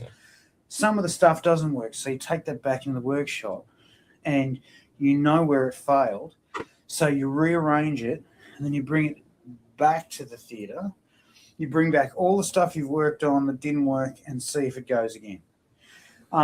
Beautifully, your audience forgets what they've seen. Yeah. And they either laugh or don't. And when you've gone through a number of times with one joke, then it cannot be fixed. Yeah, 5 times is my limit. Perfect. And you've got your. I mean, that's my. It's an Yeah. arbitrary number. Yeah. But that's my arbitrary number. I mean, and I know people who chuck them out after 2. I know people who chuck them out after 1. That's not clever. Anyway, I've turfed a bunch of things, but mostly for time. well, that's reasonable, Yeah. especially in a 90-second episode. yeah, especially in animation. I mean, you've got to be dead on. But you get to this point where you go, hang on, I'm throwing out all the good stuff, aren't I? But you go, well, I can't tell that story needed to support those jokes in 90 seconds. So I need to. Yeah. You've got to be brutal. It's I've got 90 seconds. If you can jam a joke in, great. If you can't, well, Yeah. I'm sorry, you're too fat. You've got to go. Oh, really funny joke. Oh, I know. Goodbye. And so, And how do you build that up to 200? well, you get. The way I did it was I got them to invite 2 others, and I meet them in the bar of the theatre. Oh, the theatre's got to have a bar. Yeah. Because you've got to have a place away from the seats that you interact with them. And then I meet these people, Yeah. and I get a good look at them, and then I've suddenly got 60. That's funny because I was saying that I want to do. I want to get an audience together to show them the animatics, an actual audience, not the mind audience. But one thing I was hoping that they would do is bring a friend. Which immediately bulks up your crowd. Well, more that people who aren't my friends looking at it. Exactly. Bring a stranger. Bring a stranger. Please bring a stranger to my thingamabob. Exactly, and that's important. Yeah. Because your friends will laugh at your jokes. Please don't. I only laugh. It's funny. Yeah. And you can't tell them that directly. No. But So also I'm hoping to put it on at Supernova. I had one day, and I was prepping a show, and I took it into the theatre, and I noticed that one of the original 20 wasn't there. I mean, it's odd. One of your mind people was This is gone. one of my mind people didn't turn up. Yeah. I'm going, you're a mind person. Yeah. Where have they gone? Has that neuron in my brain exploded? They were watching someone else's show. Yeah, right. And so in the bar later, I've gone, does anyone know where Mick is? And oh yeah, he's sick. Okay. And I just went, okay. Yeah, he'll be back. He's just not well. And then Right. sure enough, a couple of days later, Mick's turned up. You feeling better? Oh yeah, man, but it was pretty rough there for a while. Plump. On with this show. And I'm going, oh, I don't know.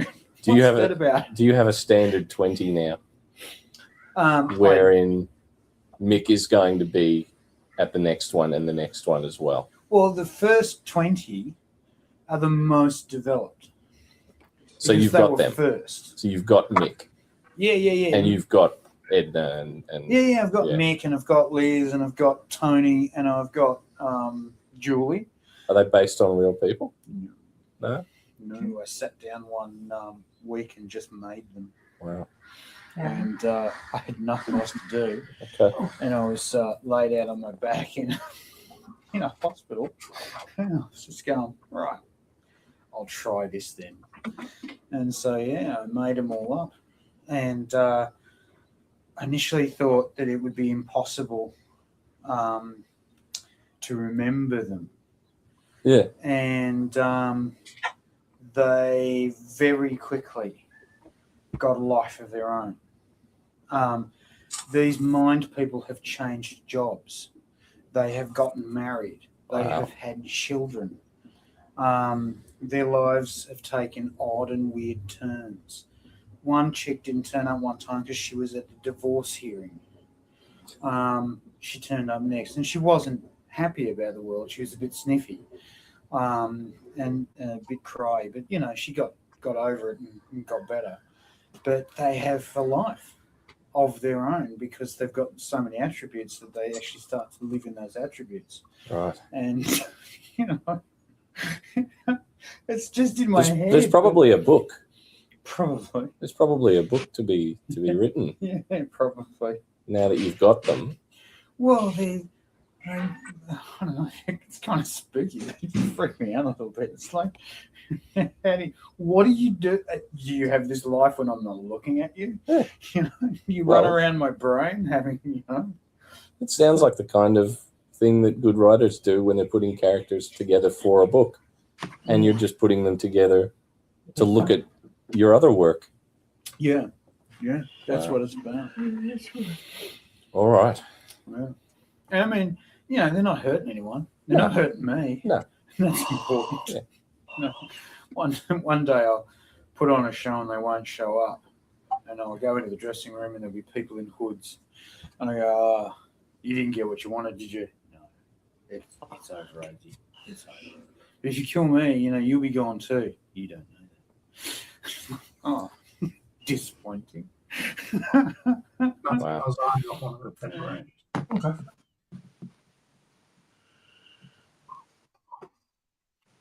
Okay, I just want to talk about that AZ stuff there.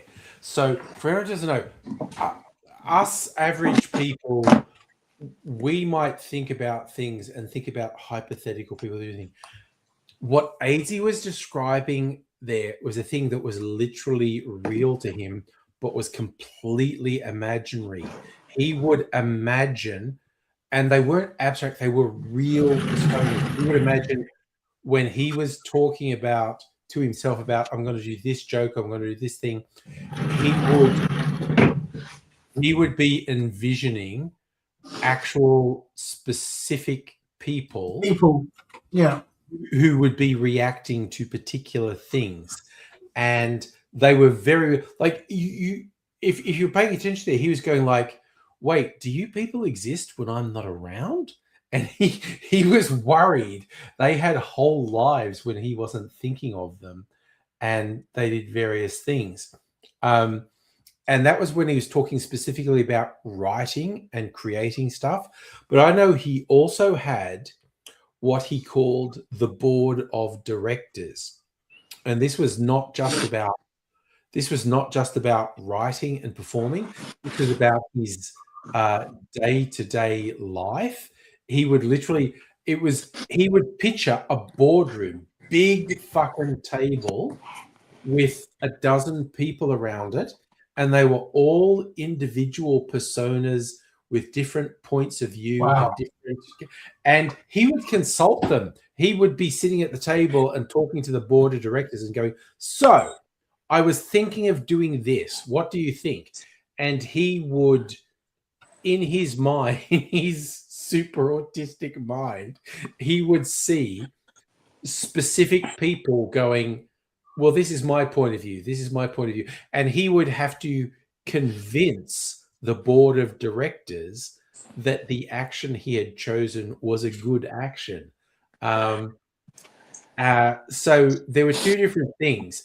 There was when he was doing something creative, like when he was writing comedy. And that's what he was talking about to Dave there, when he said he was in a theater and it wasn't, for most of us, it'd be like, oh, if I was performing something, how would people react? Like Mrs. Angry could tell you stories about when I'm thinking of a video script, I'll just be sitting in a chair and I'll be performing a video script. I'll be doing hand movements and I'll be going, no. And I'll just be, and Mrs. Angry will go, are you planning a script? And I'm like, yes. So I'm slightly weird in that when I'm trying to work out an idea, there's always a physicalization in it as well. I might creep you out with this statement, and I'm sorry. Go. When I edit, I often sit there and watch it on the playback and go, does Angry think this is funny? I'm not trying to appeal to other audience members. Yes. I am appealing to your sense of humor, and would you find it funny? Now, that may come across as creepy, and I do apologize. No, that's completely legit. That's the whole thing. When you are creating something, when you are doing something expressive, you think about, and someone who doesn't do that sort of thing, because I do that sort of thing, I understand exactly what you're saying. When we're watching them together on Thursday afternoon or Thursday night in your case, yeah, I am sitting there like this, just hoping that you're liking it as much as I hope that you liked it in my head, Yeah. It's really exciting, but very nerve-wracking at the same time, Because I'm an audience of one. That's what I'm aiming for, is you will like it, yeah. Yeah. But it's like I said, I think AZ was an extreme version of that, where he was seeing 12 people. He was seeing non-existent people as being extremely real. And I'm a bit distanced from that. And like I said, Mrs. Angry would tell you funny stories. The amount of times she sees me either walking around or even just sitting in a chair going, and because I'm thinking of performing something and I'm going, that would work. And it's not just words, it's always physical with me as well. That's part of being artistic and a little bit autistic. Is playing it out in your head before you actually start scripting it. Does it amuse me to start off with, and then after that, will this work? Out loud. Yeah, and I have to explain to Mrs. Angry sometimes, because I'll play something out in my head and it becomes really funny to me, and I'll just randomly sit there and kind of giggle because I thought of something that I could play out, and then I feel compelled to explain to her, like, oh, okay, what happened just then? I was thinking about a thing, and then I thought I could do this, this, and this that would be funny. And she's like, that's okay, I'm used to you, it's fine. Yeah, and same with her. She'll see me do that shit. Yeah. And I'll just burst out laughing, and she won't even pay attention anymore. She's just so used to me doing it now. Yeah. But that particular video, and that's like 10 years old, the thing. Actually, how old is it? Really? It looked like it was only 3 or 4 years old. He's been dead for 3 or 4 years. No, it's 12 years old. Oh, is it? Oh, okay, yeah. That's from March 2014. Really that long already, has it? 3 or 4 years already? Yeah, I don't know. He's been dead for a while. Hello, Abby. Oh, wow. You woke up, Abigail. I wasn't sure if you were going to wake up. I'll just put the link in if you want to join. It's right above her last message. Oh, it is actually. She can probably see it. There you go. Have it again. Yeah. But AZ is at the extreme end of the spectrum for acting things out. Like I said, it was always funny. He would explain the board of directors to me, and he's going like, "No, it's one of those long boardroom tables, and there's like at least 8 people around it, and they're all really distinct personalities, and I have to convince each of them." Having one person, and that person is a real human who you've talked to and stuff like that, is totally different than making up 12 individuals that are completely made up. That's the my level spectrum shit. Yeah. No, I think our boy was way at the extreme end. And like that video I was just playing from Dave's thing, when AZ was talking about a theater, and he would even say, like, sometimes the people I expected to be in the theater weren't there because they were just off living their life somewhere. It's like, yeah, bro, they're not real. What are you talking about? It's friggin' wild. There's a guy who could just talk, basically. Yeah. And what's amazing is when he's, okay, I'm not trying to be insulting to AZ, but he wasn't always the smartest guy in the room in certain topics. But when you hit the right topic, it was like a light just lit up, and he could explain the shit out of that thing, like I can with Laserdiscs. There's certain topics that he would just dominate on. I would have to pull him up because he'd go down a rabbit hole and went, dude, you're saying a thing that's not real. That is not a real thing. Because he would extremely confidently say something that was just not real. Hello, Abigail. Hi. You got to let me know if I'm echoing. No, it's fine. You sound good. Not echoing. Cool, because I'm using my mic, which I found. Check. Hell yeah. Oh, Hell wow. You use, yeah. Oh, that looks like your one. It is exactly the same as mine. I'm using a microphone. Oh, my. Oh, my God. Let me just go I down was fucking here. back and getting her out. I'm just gonna go down here and Let's do some ASMR.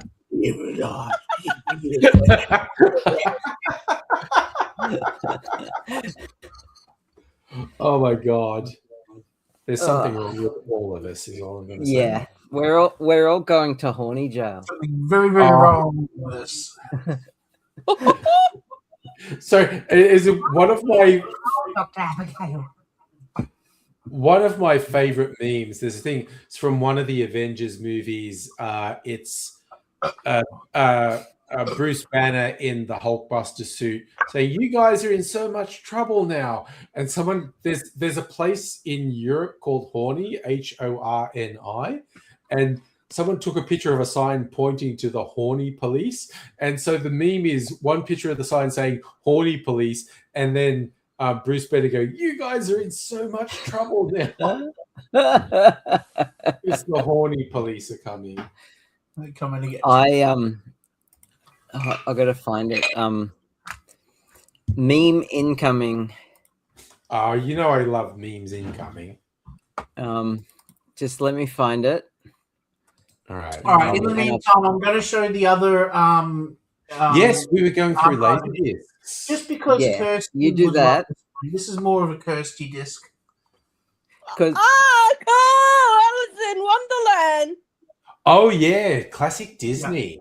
So this is, like I said, these are really great because they're full of extra bonus material and stuff like that. Yeah. And what I love is they really try to take you on a trip down memory lane and show what it's like for when the movie came out. How many discs are in that? Because it looks like a box set. This is let's have a look. 1, 2, 3, 4 discs in this. Holy crap! 4 So discs. 2 of them are the movie because it's recorded in CAV where there's only 30 minutes aside, so you got to flip and flip and flip and flip. But then there's special features like the DVDs have.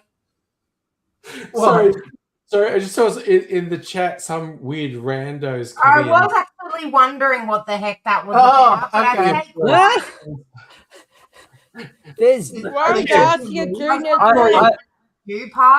I'm not fully a Jew. I'm Jewish. I'm definitely not a Jew at all. But also, it's not like, Jewish bro, knowledge. if you think you're gonna upset us, bro, you're a fucking amateur. Yeah. Also, I'm not Jewish. Same here. I'm The first Christian. time I saw someone do that line about I'm Jew/ish, I'm sorry. I cracked up, honestly. Yeah. Because it's like their grandmother was Jewish or something, and it was like, I'm Jew-ish, but I'm not Jewish. It also is making me laugh because I was just posting videos from Dave Blumenstein's channel earlier in the stream. So, but also, Champ, you're a fucking amateur. is all I have to say. You're gonna have to up your game there, mate.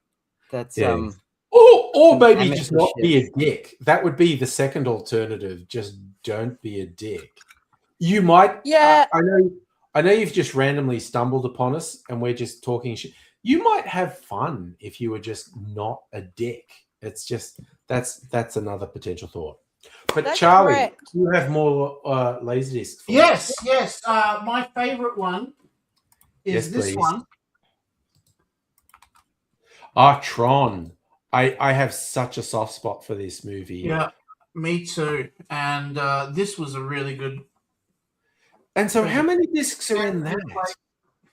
Just like Alice in Wonderland, Yeah. it has the. It's a bit hard to get out. There we go. Lovely book that comes with it. Yeah. It looks Because- really good on Laserdisc too because the special effects are a bit dated. Yeah. They were And- also clever with stuff that wasn't CGI. They were doing very clever stuff with lighting and stuff. And Yeah, like they rotoscoping cut and- holes in the film. Yeah. They would cut holes in the film where the lights come down on your suits. Yes. Yeah. And That- that would overexpose and come through the actual film, and that's what would light them up. And so they had people sitting, cutting holes in film slots, Yeah. like crazy, for ages. Yeah. Yeah. But the comparatively low end computer generated effects, they did a really good job of, if you were into video games at the time, that movie was freaking amazing. Yeah. I have posted a meme Oh, you posted a meme. Oh, I'm okay. You know I love memes. I've got to in find the vein of Horny Jail. Where are we? Oh, okay. Yeah, no, we're doing Star Trek Lower Decks, which I love. And I'm mildly inebriated, so this is going to take me a while to get right. You're mildly inebriated, meaning you're partially drunk? Yeah, very much so. So yes, joke's on you. I love Horny Brig. I'm going to my favorite place. And again, yes, that character in Lower Decks, I think Horny Brig would be her favorite place. Now that's making me want to rewatch Lower Decks. Lower Decks was so good. What the hell? And that crossover episode when they went into Strange New Worlds, I love that. Jung, are we gay? I'm gay. Yes. I'm clearly fucking gay. Yeah, we're very happy. Yeah, pretty gay. It's Pretty kind of gay. like I'm actually bi. I always like when people try to use gay or autistic as an insult, and it's just like You can't talk one. You bloody wear women's underwear. yeah, it's like neither of those is an insult, my dude. It's like you either are or you aren't, and it's just not an insult. I love both men and women. Yeah, I prefer to marry a male. I'm not gay. no, but like we the really thing care hasn't about come your in my front door is all I'm saying. Taika Waititi He's kind of reference. Have a become drink. like a little fun part of the night to ignore. Yeah, This it's guy is like- really low effort. I know. That's why I'm just having. That's why I'm We've not had- picking him. I'm just making fun of him. We've had way better trolls than this. Yeah. Oh, heck yeah. Yeah. It's like this is a gay troll. Yeah. I kind of it's like Gay troll. although your opinion on Rhodesia, that was a fun one. You don't join the call. You get invited. You know what? I would legit let you join if you put your camera on. That's a rule. I have let complete strangers join. You just And I'm one of them. You can't. That's true, Kirsty. You just wanted to jump on one time, and I didn't. I know was a complete stranger before I joined. because I won't let. Okay, you know what, dude. That's You're gonna let him in. Link is right above him. Yeah, no, I I did put do her it that again. the link was right above him. Yeah, but this is like the fourth time the link's come up. Hour. You just can't hide. I will let, because if you do something dumb or stupid, your friends I is on can there guarantee and- this guy's going to be really stupid. Honestly, It's actually a panel. It's not a full. 10 bucks, hang on. I am So it's genuinely better than giving night. them 10 the bucks benefit of says he the doubt. forgets to unmute or stop YouTube when he comes in. Who knows? I'm legit willing to give them the benefit of the doubt. Look, he did. Okay, I can. Oh wow. Okay. No. Hello, Juan. How are you, Jew? How you doing, bro? Jewish people doing? We're ish. We're all sorts We're of not ish. Man. Jews. But we're ish. I don't think believe any in of it's the a Jew. Jews. We're not Jew. One's like quarter Jew. That's Jew enough, all right? Is there something wrong with I was being born Jewish? Christian. Is there something wrong with being Jewish? I don't know. Absolutely not. No. No, we could be so lucky. We're all gay autistic Jews here. It's Yeah, Gay why not? autistic? I mean, Anyway, what's your opinion on Rhodesia? Rhodesia doesn't exist anymore, man. What? How would I have Well, an opinion on it? Yeah, but like, what are you sad Where about Elon that? Musk's got all these money. He's South African. That actually, you're right. His dad owned emerald mines in South Africa. I thought they had some holdings in Rhodesia too. Although I may be mistaken there. Yeah, I'm not autistic, so I wouldn't know all that. But yeah, I wish I was. Dude, you're gonna get this so left I'm not behind by autistic African- either. People come on and do that kind of shit for sure. Yeah. Yeah. So where are you from? I'm from Ireland. Ireland. From where? Sorry, Ireland. Ireland. Yeah. Ireland? So you're Irish? Yes, that's what people from Ireland. Yeah, that's what that means. People from yeah. Ireland are generally Irish. Yeah. I mean, except for I mean, it's not I a mean, hard we and don't fast have many rule, Jews. but Yeah. It's a general rule. I mean, I mean, like, there's a lot of foreigners, so they're not Irish. That is but- true. Except yeah, for I have an American friend who's about to move to Ireland, so Oh, you know. Tell him not to. Tell him not to. I Tell was him not to. watching Don't go. an Irish video maker, and he was reacting to seeing an article. More American for the first time, it's like I think it was last year. More Americans moved to Ireland than Irish people moved to America, and he was traumatized by that. Don't go. Whenever Ireland. It's Americans say fucking they want to terrible. move here, I just say no, please don't come here. Oh, where you guys at? Like Australia or something? We're all Yeah. Australians. We're all yeah. Aussies. I'm yeah. from Adelaide, We're in different parts of Australia, but we're all Australians. Yeah. Yeah. but I have three accents. I've got the Irish. I've got You the, don't have the Irish. Actually, my late great grandfather was born in Ireland. Yeah, but you don't have the accent.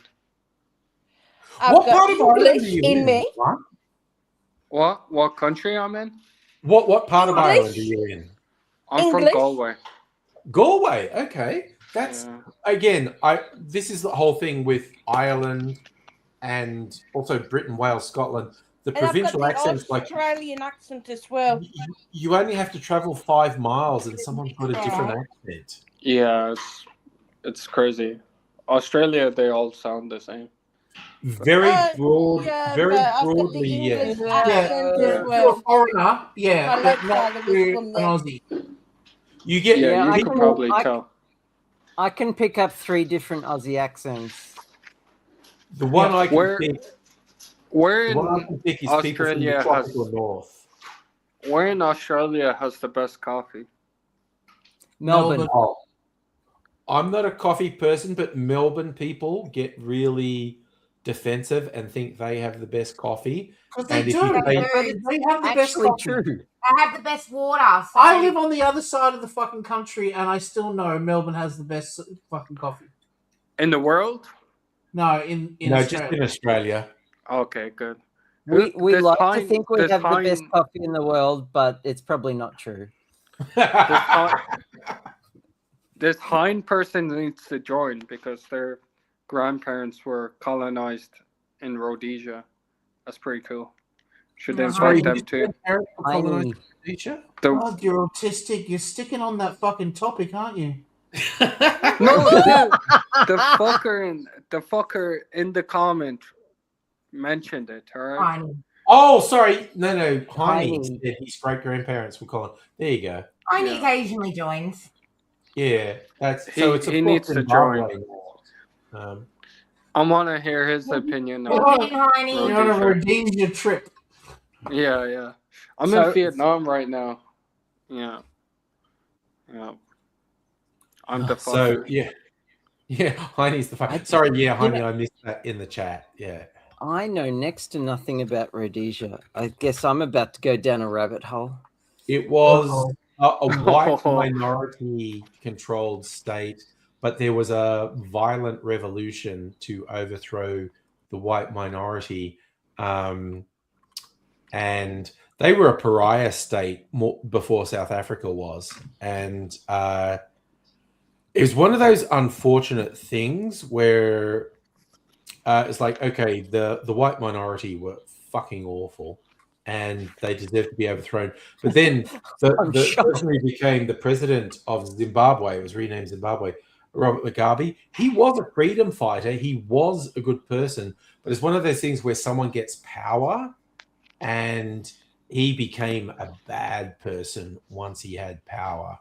And this is, of course, where we get to Zimbabwe had a $100 trillion banknote at one point because their economy was absolute. Like you would have trouble getting a day's food with this $100 trillion banknote. It's almost like when you kick out the white people, the country goes to shit. It wasn't so much that, because the white people were fucking the country really badly. But I mean, yeah. It was the thing if you see before and after pictures, it's like, oh, developed roads, oh, dirt roads. And what I would say is what was before was privilege for a very tiny minority and a shit life for the overwhelming majority. What happened? It was literally someone who started off from a good space of being a freedom fighter, but then he got power and Mugabe became a despot. Mugabe was a piece of shit. And Germany had that issue after World War One where the dollar was worth next to nothing as well. Yeah, and after World War II as well, for that matter. But, yeah. But it's one of those unfortunate things. Like, Mugabe was a noble freedom fighter for a while, but then he just loved power and was a corrupt fucking jerk and ran Zimbabwe into the ground. Definitely. Okay. You know what? I genuinely like that our boy Juan joined for a while and had his camera on. He wanted to stir things up a bit, but as I said to him, if you have the camera on and stand for it, he wasn't expecting logical debate. Yeah. Well, props for having the balls to front I got to up. give him credit. He came on with the camera, so he followed. I'm okay with him. I'm all right with him too. So, Juan, you couldn't wind us up and make us be all butthurt and, oh, I'm a soft liberal and I'm really upset by what you said. I was half expecting him to pull up an image on the screen or something like that of someone doing On bombing us. That was me. But he just tapped out, like a little bitch. Well, yeah. It's fine. Yeah. Sorry, I'm just going to go into what Art Heine said about Zimbabwe, the US dollar. Thirsty though. Mugabe did try to make it illegal. I love coming up here for anyone to trade in US dollars, and he's going, you have to use Zimbabwe, and everyone's going, Zimbabwean currency is meaningless. It doesn't mean anything. And so, if people could get US dollars, they would, you'd buy a loaf of bread for $1 US or 100 trillion Zimbabwean dollars. When I saw that, there was like a stamp collector and a banknote collector place in Melbourne, and they had all stamps, and they actually had the real Zimbabwean currency. I still have this one, Dr. Abigail, that you sent me, the fake one, the gold one, which I love. I still have this. I have a bunch of them still. Yeah. The fake gold ones. The real ones were interesting. Oh, Juan's coming back. Hello, Juan. Oh, sorry, I had to get my grab. That's okay. Yeah. I'm look, I'm in and that's the thing, Vietnam. What's that? What the was dong? The dong. Oh, that again. Vietnamese dong. Is there a funnier currency than the dong? I'm just. I believe not. That looks like a big dong you got there. That's 20,000 dong. Yeah, I think we're going to a million's like dong is a very funny currency. Yeah, a million's like $50. So, yeah. And also, just randomly talking about big dongs, I watched A Night of the Seven Kingdoms, a Game of Thrones spin-off. Okay, over the last few years, I've seen a few shows on streaming shows where men do full frontal nudity, and a couple of times it was quite old guys, and in each time they've had a prosthetic dick that is ridiculously big, and again, that's the only spoiler. This is the only spoiler I'm going to do for A Night of Seven Kingdoms. At one point, this old guy who's a hedge knight walks up, and his flaccid penis is almost down to his knee. And he walks out and lifts it up and pisses. But I swear there was the streaming series of The Gentleman, which was on Netflix. There was one on like Disney Plus, but there was a series of things where guys were doing full frontal nudity with their dicks out, and they clearly had a prosthetic that was over large. And I just picture the discussion in all these cases where they went, "We want you to do full frontal nudity," and the guys are going, "I don't think I want to do that." And they went, "We'll give you a prosthetic dick that's ridiculously large." And they went, "Okay, I'm on. I'm in." He's looking distinctly uncomfortable right now. One, we talk about dicks a lot. I'm sorry. I find it equally as uncomfortable. Yeah, Dr. Abigail is not. Can I address I the just have to slander hold my again? tongue because of my job, so I see the unbelievable. Yeah.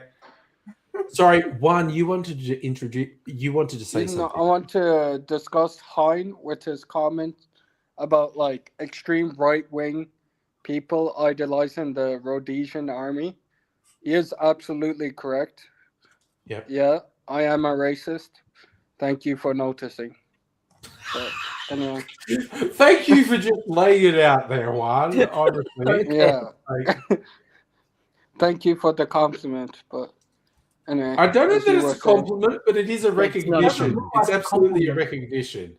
A compliment is saying racist people are cool. You know. Also, see, one a compliment is No I one like said the way that. because I'm only seeing you from the nose up, so I'm just going to go. I like the way you part. Oh, no, I oh, there thought you are. You're there. You Yeah. can see the I- giant hole in his teeth. A compliment Uh-huh. is I like the way you part your hair. A compliment is not racists worship the Rhodesian army. Hair party makes it look I mean, like I don't worship. It's just cool. Like you ever go on the like Rhodesian army like montages? Like just has a cool. Is that a thing? vibe Is on that it. on YouTube? Is that a thing that you? Yeah, man. Like you got Fuck people yeah. like dress up as like Rhodesian like soldiers, and they buy the guns like the FAL, and they just think they're like Rhodesian soldiers, like. Honestly, That just is in a cool terms comment. of comedy, I'm fine. Look, Tiny Jesus says I'm on board. It's like Tiny Jesus. What are you talking about? You're okay. You are the savior, so I kind of have to. He's the anointed one. Tiny oily Josh is saying he's. I don't know.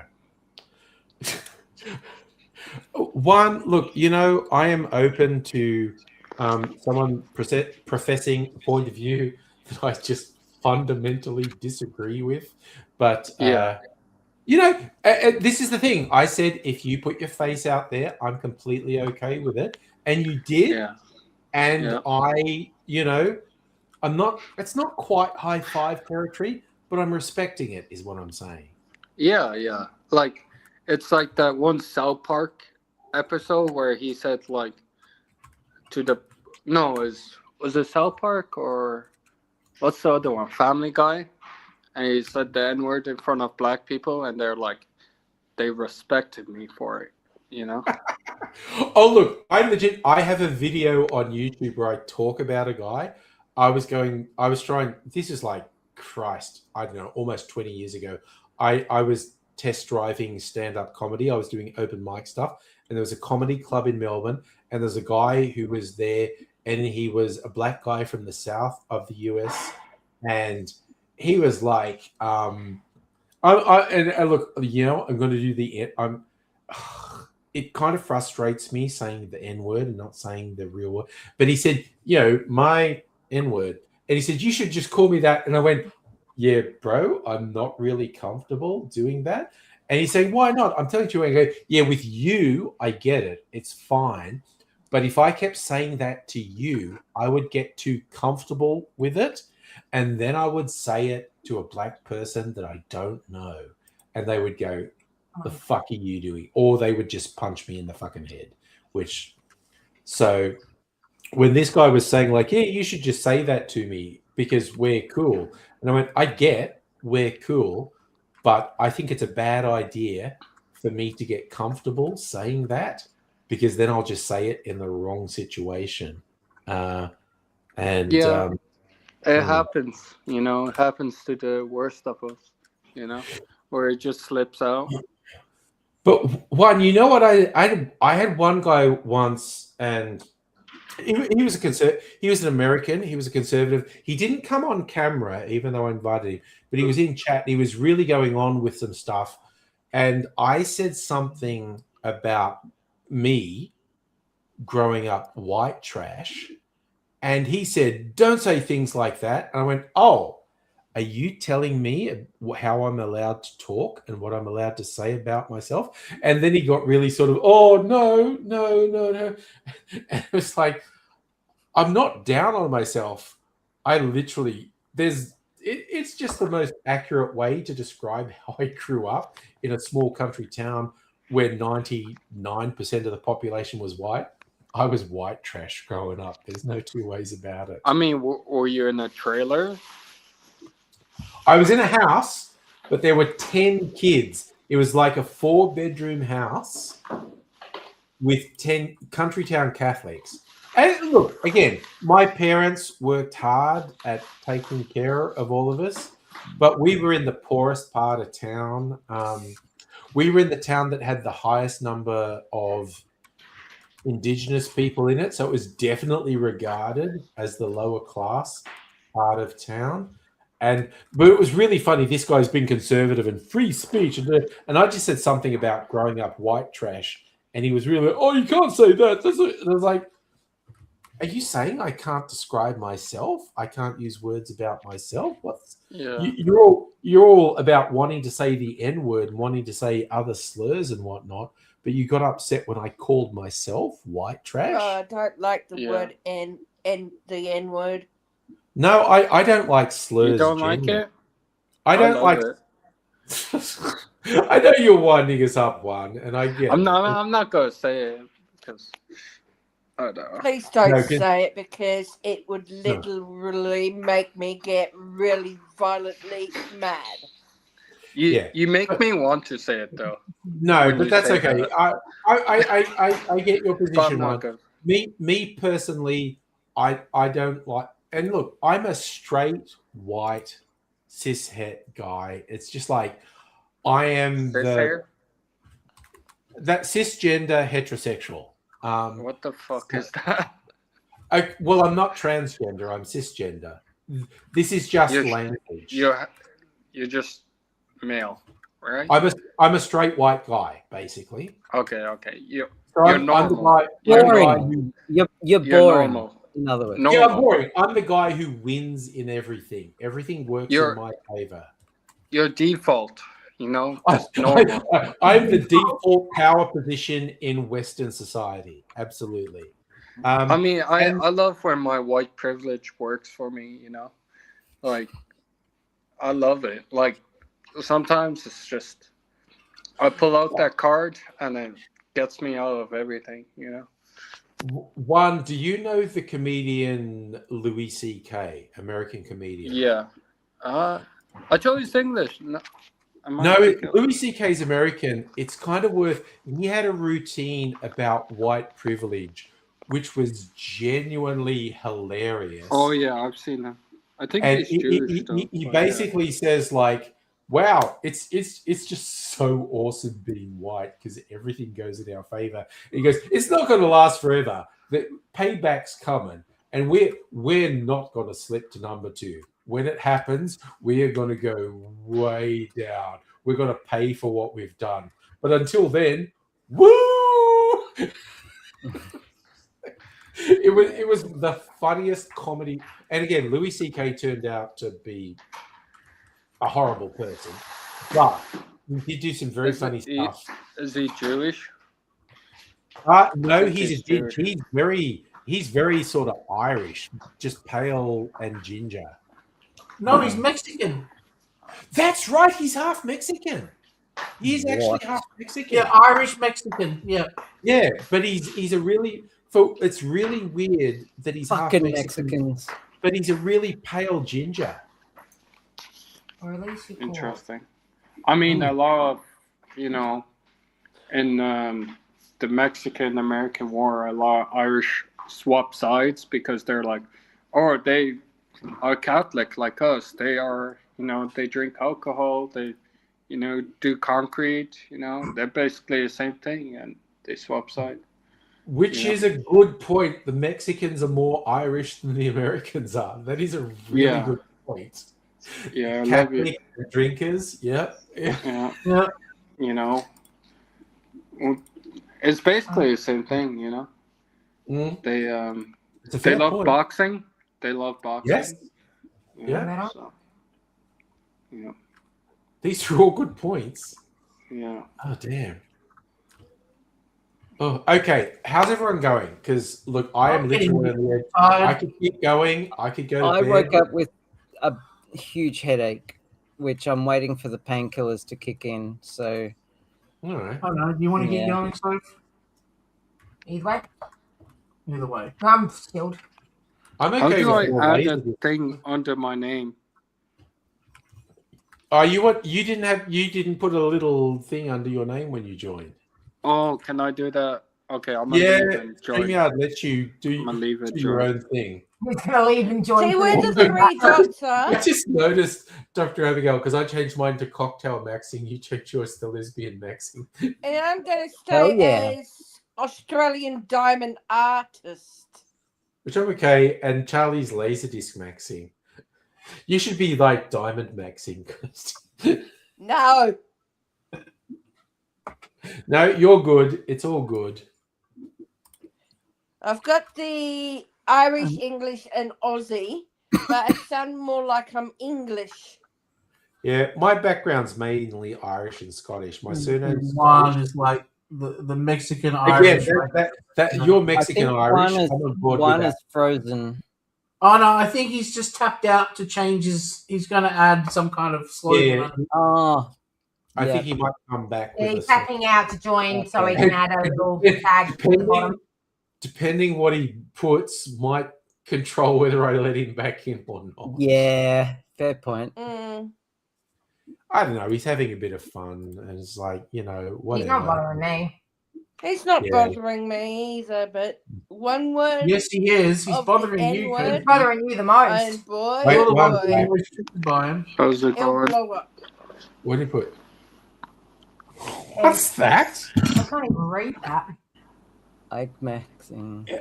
Ike maxing? Elk maxing? If you know, you know. I mean, Okay, so one, you've got one over on me there, right? Because Oh, I Theodore is his first name. Okay. I think Abigail's going to look it up. It You sounds like- chipmunk. Maxing. oh God. You want a chipmunk? Was he a Rhodesian one? No. No, No. He was he was a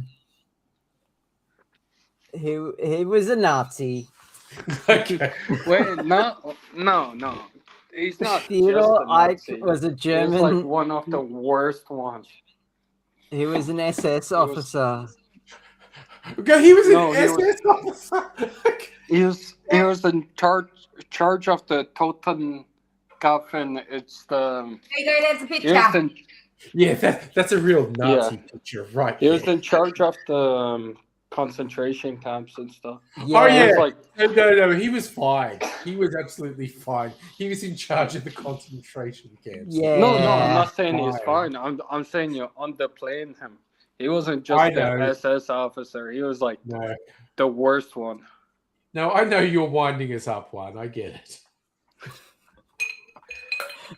Oh dear. It could be something else, though. I'm sure there's another.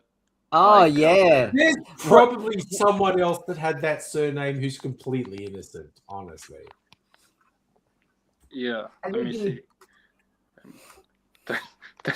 There's no one else.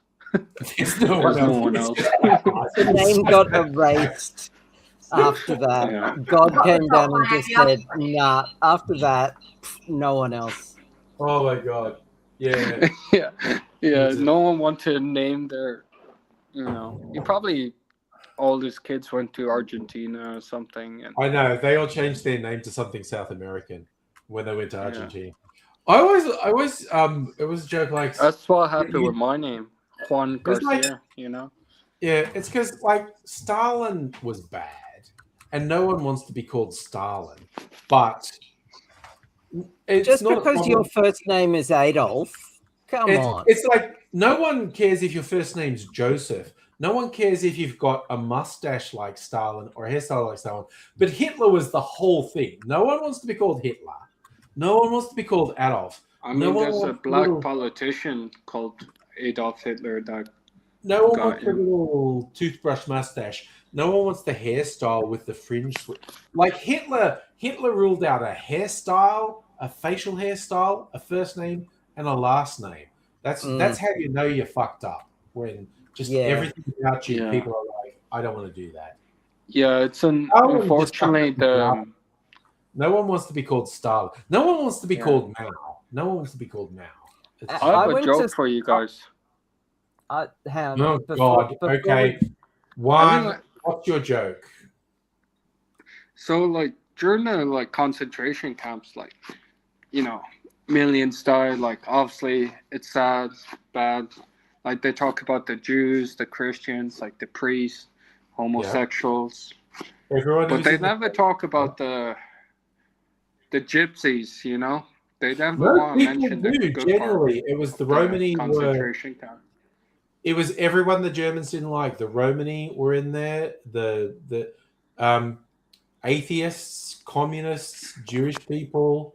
It was everyone. Yeah, but no one talks about the gypsies because they don't want to talk about the good parts of the concentration camp. Jesus Christ. You were definitely trying to wind us up. No, it's come on. Oh, is there no gypsies in Australia? Yes, there are. I literally just got a text. I'm being too noisy. Okay. Yeah.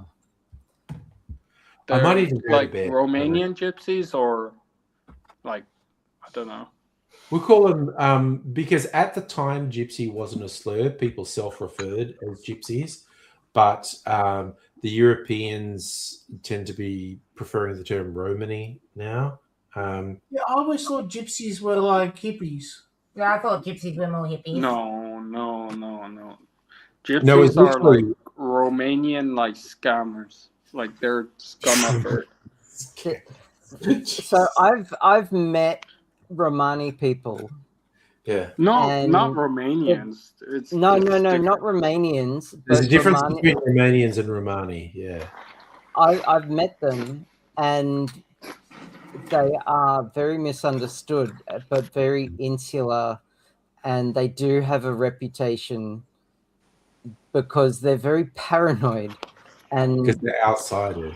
they're outsiders, and they treat anyone who's not Romani with the same distrust Yeah. that As the outsiders treat them. as they get treated, and to the point where they actually send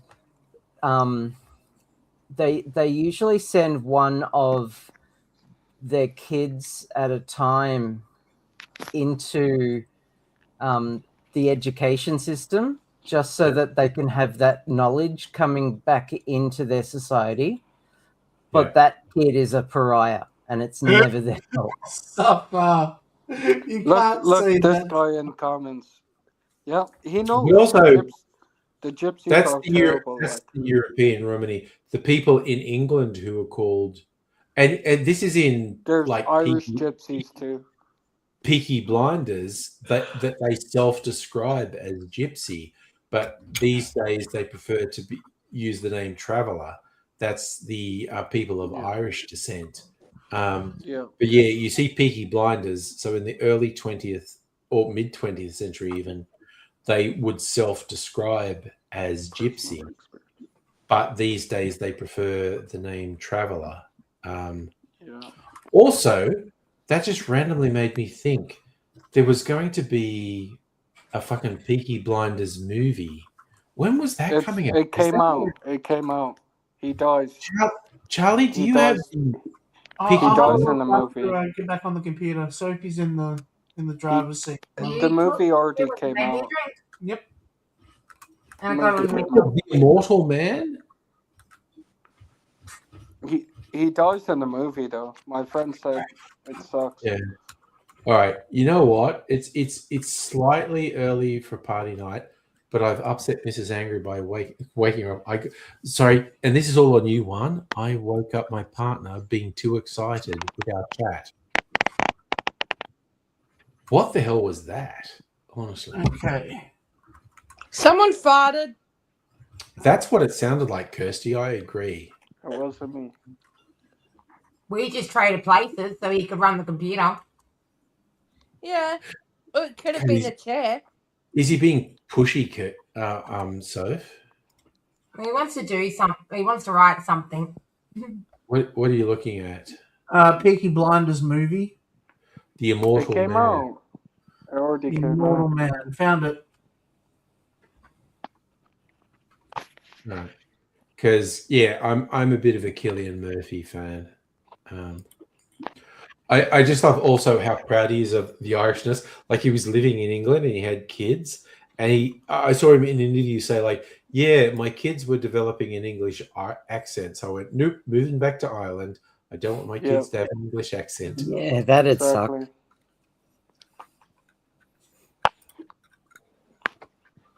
Okay. All right. Yep. Got it. You got it? All right. Yep. You know what? I'm gonna go sleep. What is on your wall there? Have you got a security camera on you there, Juan? What the fuck is that? I feel like What you mean? Is that above your head, Juan? That's a lamp. It looks like a security camera. I'm now just thinking Juan's in incarceration somewhere and he's got a security camera. Yeah, I'm in jail. Yeah. In jail. Juan's locked up and he's got a security camera just over his head. Yeah. All right. It's a pretty cozy jail if that's the. Ching, ching, ching. Oh my god. Okay. I really appreciate you joining, Juan, even though you just spent the whole time winding us up. It's cool. I'm okay with that. I'm going to go to bed. I'm not angry. When's the next time you got this podcast thing? Tomorrow night, I'm probably doing another stream. So I'm gonna try. I want to change the background though. But he doesn't Yeah. invite people up. He But we'll actually see. He has his own But you stream know what? rolling up. Isn't that right? We'll see what's what. But I'm going to go to bed now because I got a text. I woke Mrs. Angry up. I was too excited and too exuberant and too loud. Don't worry. I'll calm her down in the special way that only I can calm her down. Yeah, you know that's Yeah, the thing. the panel live stream is Fridays only. But Angry, I'll let you know this. I won't be coming up because I'll be having my surgery next Friday. All right. Well, we're all hoping that all works out for you, Kirsty. Thank you, mate. All right. And yes, one, I'm having a gallbladder removal surgery. It's called a cholecystectomy. Cholecystectomy. Oh my god. What you I love said. these I love these cherries so much. This is just before All right, bedtime. gotta go. Yeah. The candied ones, aren't they? Nope. You have a good night. Maraska cherries in syrup. Oh my god, they're so yummy. Well, good day, I should say. You'll take care. See you another time. Bye for now. Bye. Bye. You are totally fucked!